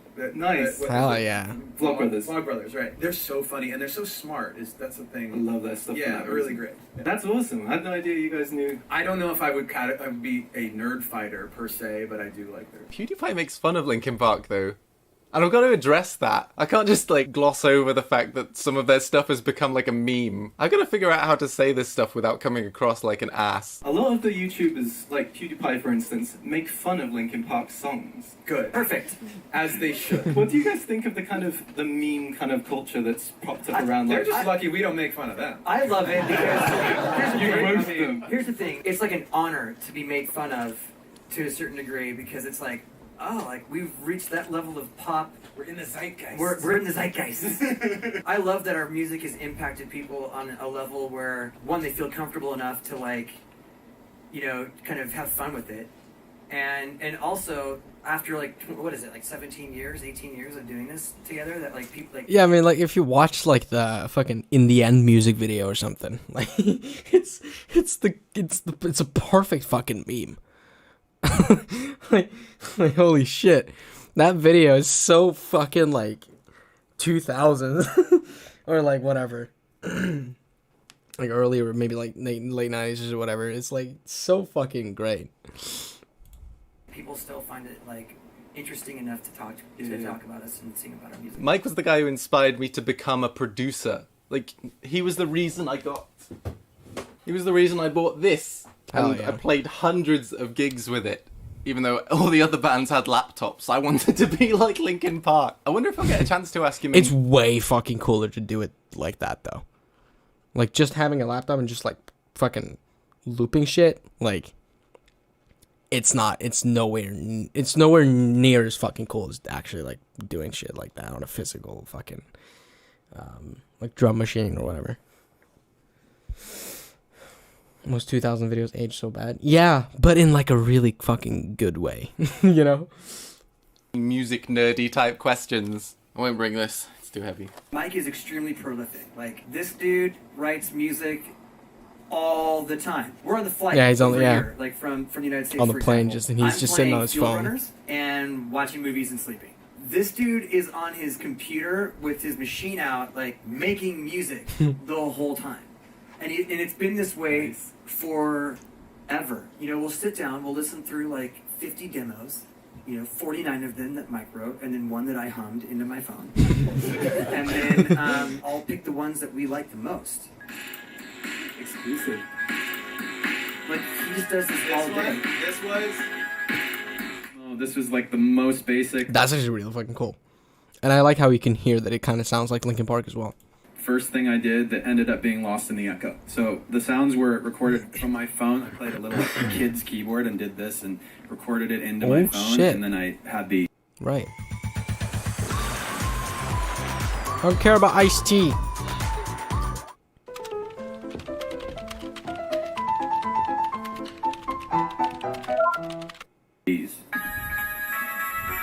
That's so cool. You hear like your parents say, like, all right, walk uphill both ways to get to the grocery store in the snow and da-da-da. It's like, that's true. The music version of that is true. Like my first sampler didn't have a sequencer on it. I had to sit there. You know what I did? In order to make a snare repeat, because you couldn't place it on a sequencer and press play and it would just keep playing itself. It only operated by numbers, like milliseconds. So I'd be like, basically sample a snare and then leave silence and then clip it and loop it. It would loop back on itself. And if it was 1,200 That's a really cool way of doing it, yeah.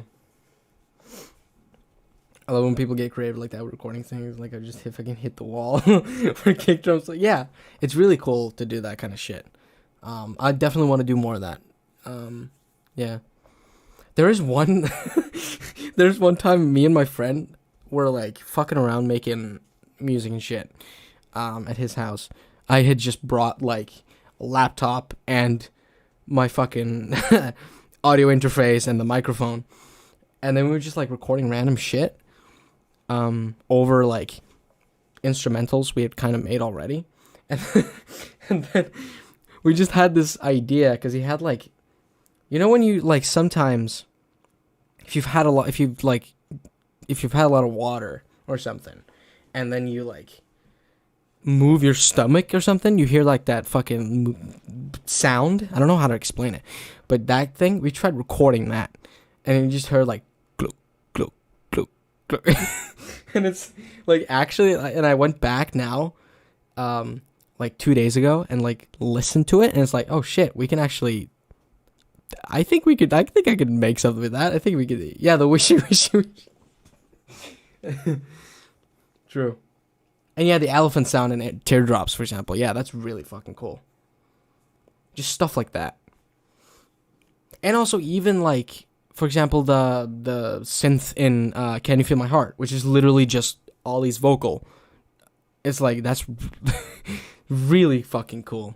Seconds, and I knew I wanted I love stuff like the that. hi-hat to be like twice as often, then that would be 6. That's such a faff. And what's crazy, I had a calculator next to my sampler. and it only I should probably ask for some advice, because you. oh my god, they're huge. They're freaking ridiculously massive. I didn't realize the scale of how big they were until I prepared for this interview. Did you know that you are the 36th biggest Facebook page in the world? That's who are we ahead of? I was going to follow up that with making you the 3rd biggest rapper in the world. Could you guess the other 2? Jay-Z. No.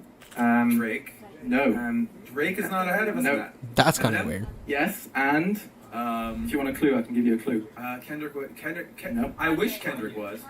No, it's not Candy Kanye. Woohoo! Haha! What is Will that? Smith. It's supposed to be Will Smith. I'm not very good. That's funny because Really? I probably sit squarely in stylistically. I sit squarely in between Eminem and Will Smith. I don't have that. I'm not as technical as M, and I'm not as funny as Will. And also, you were the biggest band in the world, ahead of the Beatles. Why do Everybody knows that. You know what I mean? Why I do mean, you come on. think you guys are so phenomenally much bigger than the other bands as well? Because Green Day was like half the Because they're better. size, and they were like the next one You down. mean, oh, that's on Facebook. Yeah, on because Facebook, their fan please. base is so smart. I don't know if like you could ever figure out exactly. Or like some of the drums and fuzzy because it's just straight up pots and pan sounds.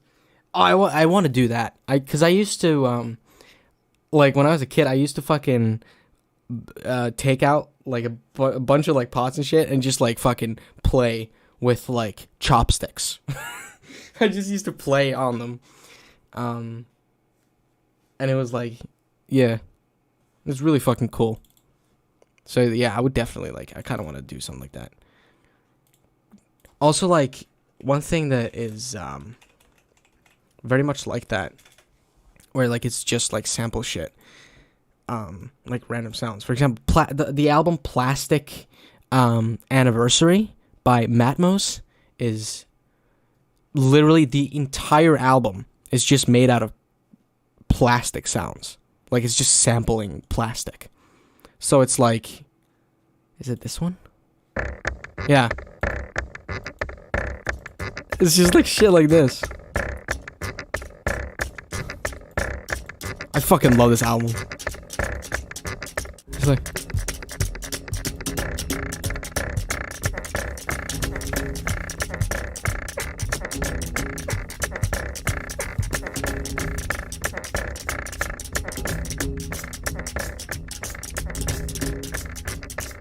Like, that's so fucking cool.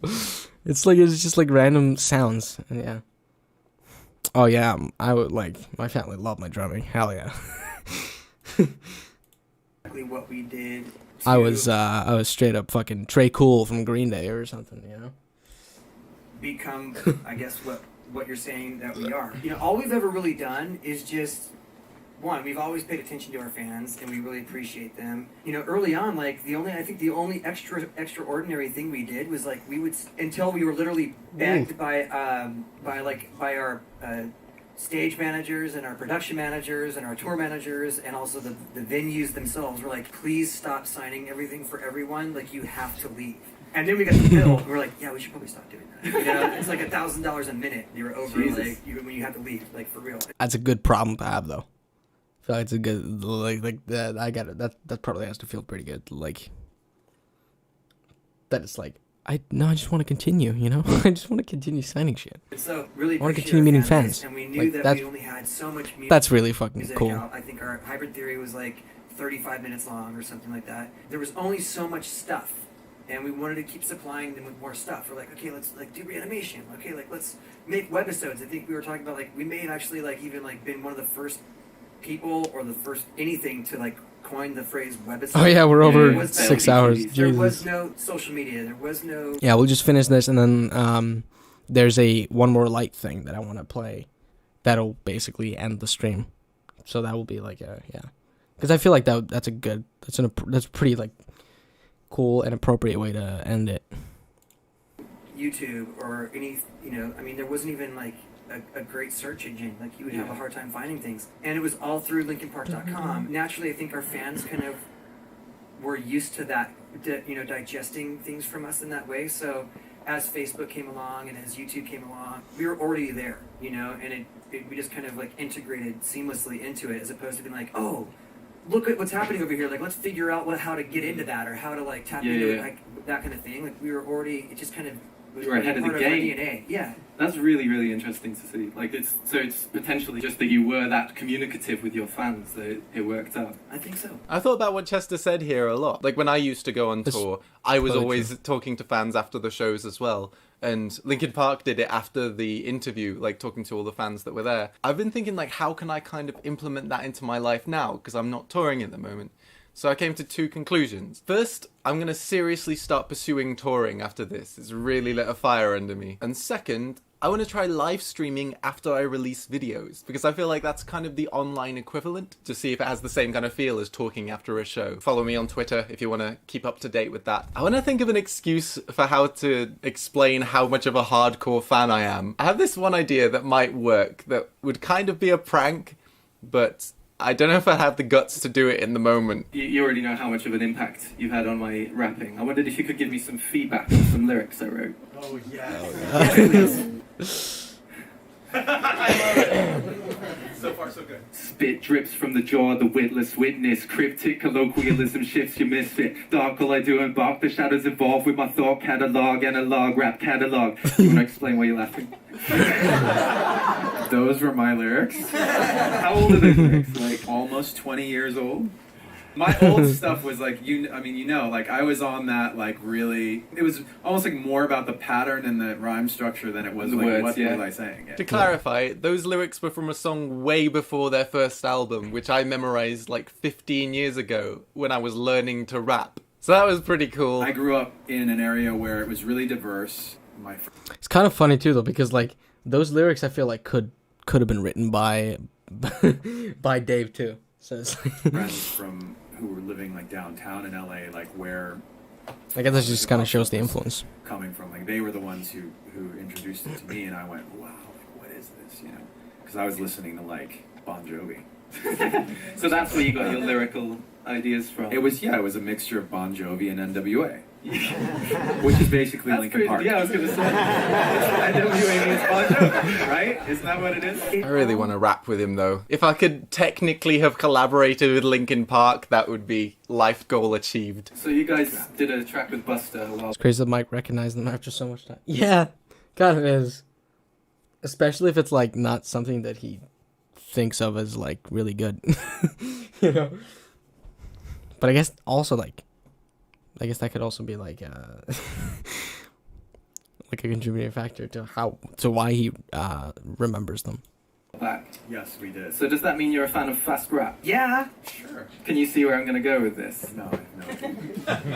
Can you fast rap for us tonight? Can I tonight? Right now. Right now? If you don't want to, we can cut this out. No one will know. Like what are the what? I mean, I feel like you have something in mind. I have nothing in mind. Nothing in mind. What was the one? Did you hear the Fort Minor stuff? I had like a B-side that was pretty fast. It was like, I'm man dangerous, bitch. Y'all can't really hang with us in this. Everybody so afraid of us, shit. Hang it up and quit. The things you heard before. Yeah, it's like I forget the first couple lines of it. I forget my own lyrics all the time. Yeah. I love how like Dave was like he knew the lyrics better than fucking Mike. It's like, yeah. But I feel like that also happens like when you write a lot of stuff. Like Linkin Park, like Mike has written so much shit that like like I feel like it'd be hard to remember every single song.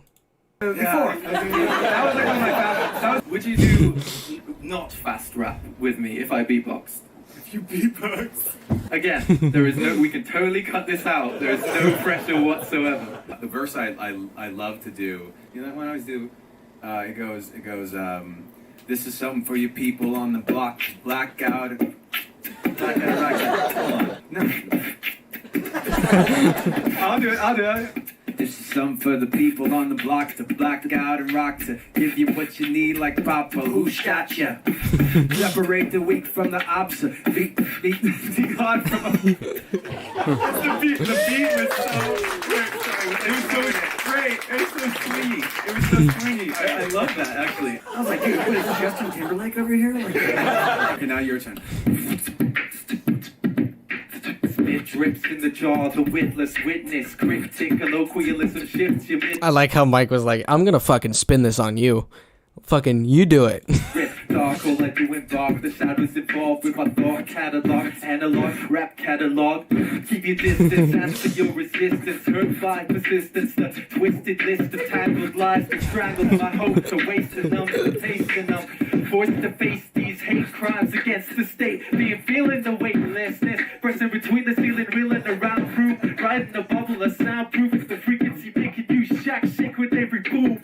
Voluntary muscle contraction, ignoring a dream. Look at Chester's face as well. Oh my god. Chester's so like fucking like, yeah. Head rush with red smoke and set stuff. Yeah, just do it the ad lib. The whole thing about that was he was much more prepared to do that. So, in conclusion, I rapped with Linkin Park. I have no more goals in life. This was freaking Yeah. brilliant. One of the best days of my life. I messed up a few times. One of the True, big he questions really I wanted said to ask was fucking- how to stop being a perfectionist, because I feel like Mike has a similar kind of perfectionism as me. I wanted to get his advice on that. If you're watching, Mike, I'd love to know. I also feel kind of bad that I didn't really talk much about their new album, and that was like the whole point of me being there. Yeah, but I feel like they would. They're probably sick of like getting the same. They were probably sick of getting the same fucking questions all over again, like over and over again. So it's probably fun to just like fuck around. Go check it out now. There we go. But yeah, in the moment I was just lost in conversation. I guess that's probably like the better way to go. Like I had a genuine, friendly conversation with the people that inspired me to make music. Yeah. That's probably the best thing I could have expected, really. So thanks, Mike and Chester. When Mike had to leave to go on to another interview, he shook my hand, and this might sound really cheesy, but he was like, he congratulated me on all my success, and it really hit me. It felt like a proper full circle. Like, overall, this was just one of the best days of my life. I don't know how to end this, so here's some extra out-of-context footage. Oh, Hey, yeah. shut the fuck up out there! But I click on Safari like a fucking idiot. I like iced tea. He's not like a 10. You know, he's like an 8, and Brad is like a 4.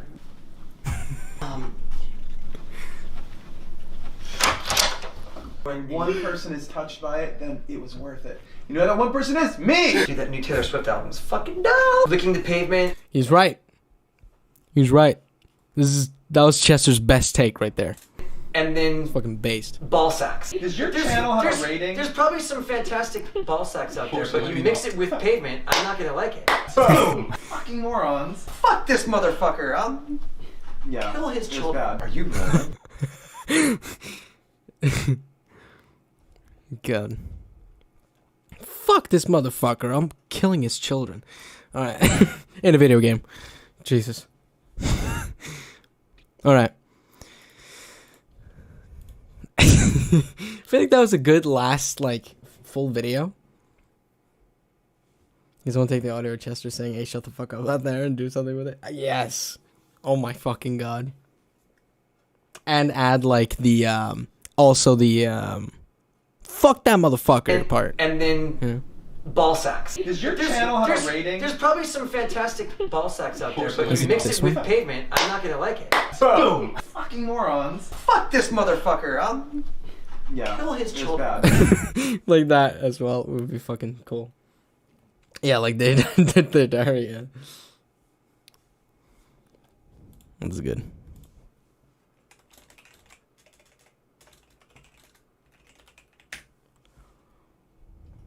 Where's the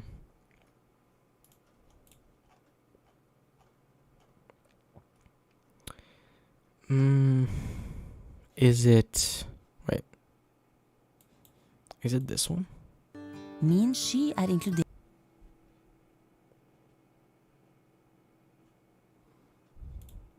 Yeah, we started sobbing and then we ended it with some good ass laughs. That's a good this is a good way to end it. But we're gonna end it by going back to sobbing. No, but yeah, I wanted to end with this one because it's like, yeah, it's like it's fans singing One More Light, and it's fucking beautiful. So always sobbing. It's a rap. All right, let's yeah. But thank you guys for hanging out today. This has been fun. And yeah, I feel like we got to like. I feel like we really got to like. I feel like I got something out of this, you know? It was like a good way to celebrate his whole legacy and everything. So yeah. I would I'd love to like do this again as well. Like maybe maybe doing it next year. I don't know though, but you know, it could be a cool thing because it could be like a cool way to get people together and celebrate a fucking legend. So, yeah. But yeah. Good way to end the stream. Yeah. Fine with me. It was a good stream overall, so thank you. Yeah, and I'm glad, like, people seem to enjoy it. And I'm glad, like, yeah, I'm really happy with how this went. I didn't really go in planning anything. I was just like, okay, I'm going to watch some videos and blah, blah, blah. That's it. And that sort of like, yeah, it was perfect. That was City Field, and I think I know that place. Oh, shit, yeah. I think this is the one. Yeah. Thank you for all your memories, your music, your lines, your lyrics, for everything you do. I feel like this is just gonna make me happy now.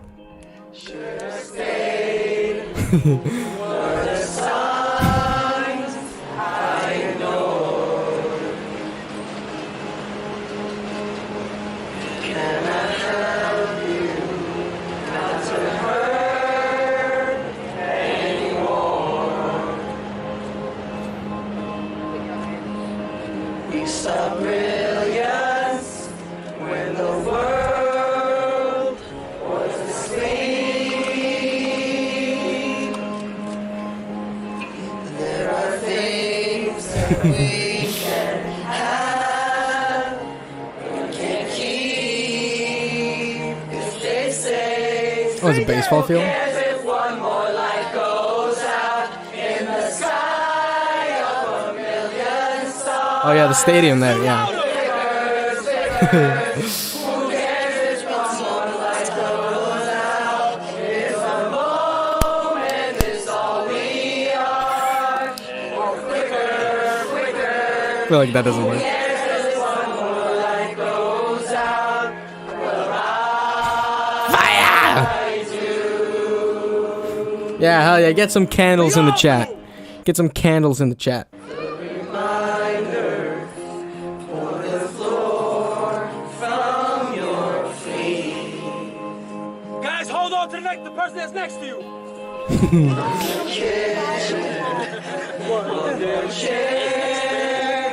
Hold your lights in the sky. Oh, and you're angry, and you should be. It's not fair. Just because you can't see it doesn't mean it isn't there. Who cares if one more light goes I relate so much to that dude in the middle there. out in the sky of a million stars? It flickers, flickers. Who cares if someone's time runs out? If a moment is all we are, or quicker, quicker. God. Who cares if one more light goes out? Well, I do.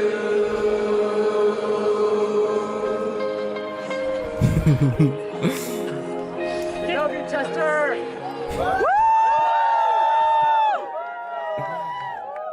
This is beautiful, guys. It is. Sing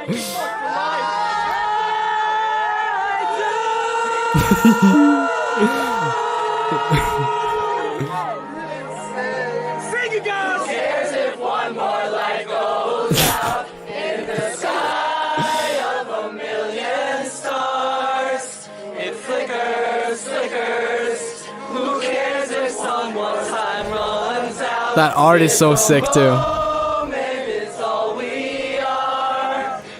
Quicker, quicker. Who cares if one more light goes out? I do.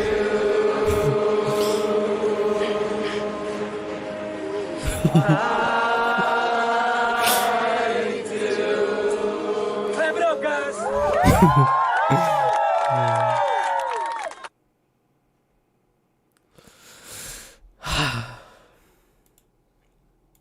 Yeah, like that, it should be like sad, but it's like, it just like, I feel like after this stream, it just makes me like, it just makes me happy at this point. Like that, just like the community aspect of that, just like instead of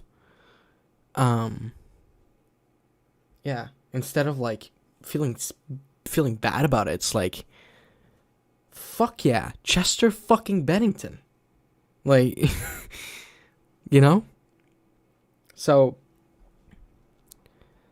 yeah, it is very wholesome.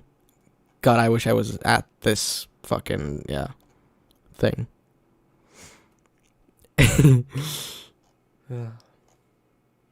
All right. Nickelback lullaby tribute to Chester Bennington? What the fuck? Okay, that's really weird.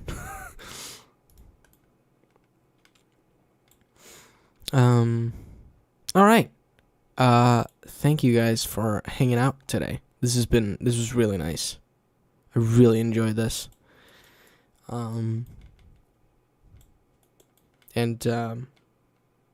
Yeah, I feel like I hope we can continue. Oh, Imagine Dragons, well, yeah, they also did a little tribute thing, yeah. I need to watch that as well. I guess it's kind of too late now, but I can watch that as well another time. But yeah, I feel like we can. Yeah, I feel like it's nice that we can just like focus on one thing and just like not just do like a bunch of random reactions and it's all like just fun and memes. You know, I feel like it's nice that we can get together and do something like this, where it's just a celebration of someone's life and appreciating that person. So yeah, it's nice. So yeah, thank you guys all for hanging out.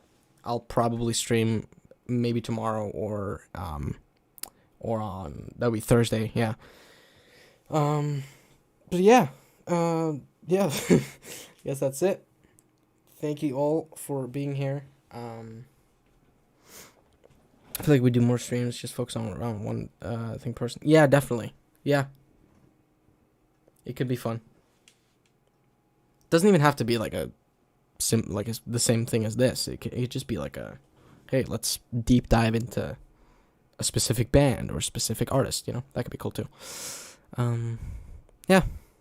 Yeah, I'll see you maybe tomorrow or on Thursday or something like that. Definitely like Bring Me the Horizon MCR, that could be really cool. Like I'm already doing the Bring Me the Horizon like marathon thing. So like, yeah. MCR would be really cool to do. Yeah, I really want to do that actually as well. That'd be cool. All right. Yeah. I guess see ya. Stay safe and fucking fuck. I don't know. All right. See you all whenever I see you. So maybe tomorrow, whatever. All right. See you now, yeah, true. Yeah, Bring Me the Horizon. That stream is gonna be fun. I think that's gonna happen sometime soon. Because I just want to do it. And then the Norwegian thing as well, where I do just a bunch of Norwegian things. So yeah. But yeah, yeah. Stay safe, everybody. See y'all later. Yes, I pressed the right fucking button now.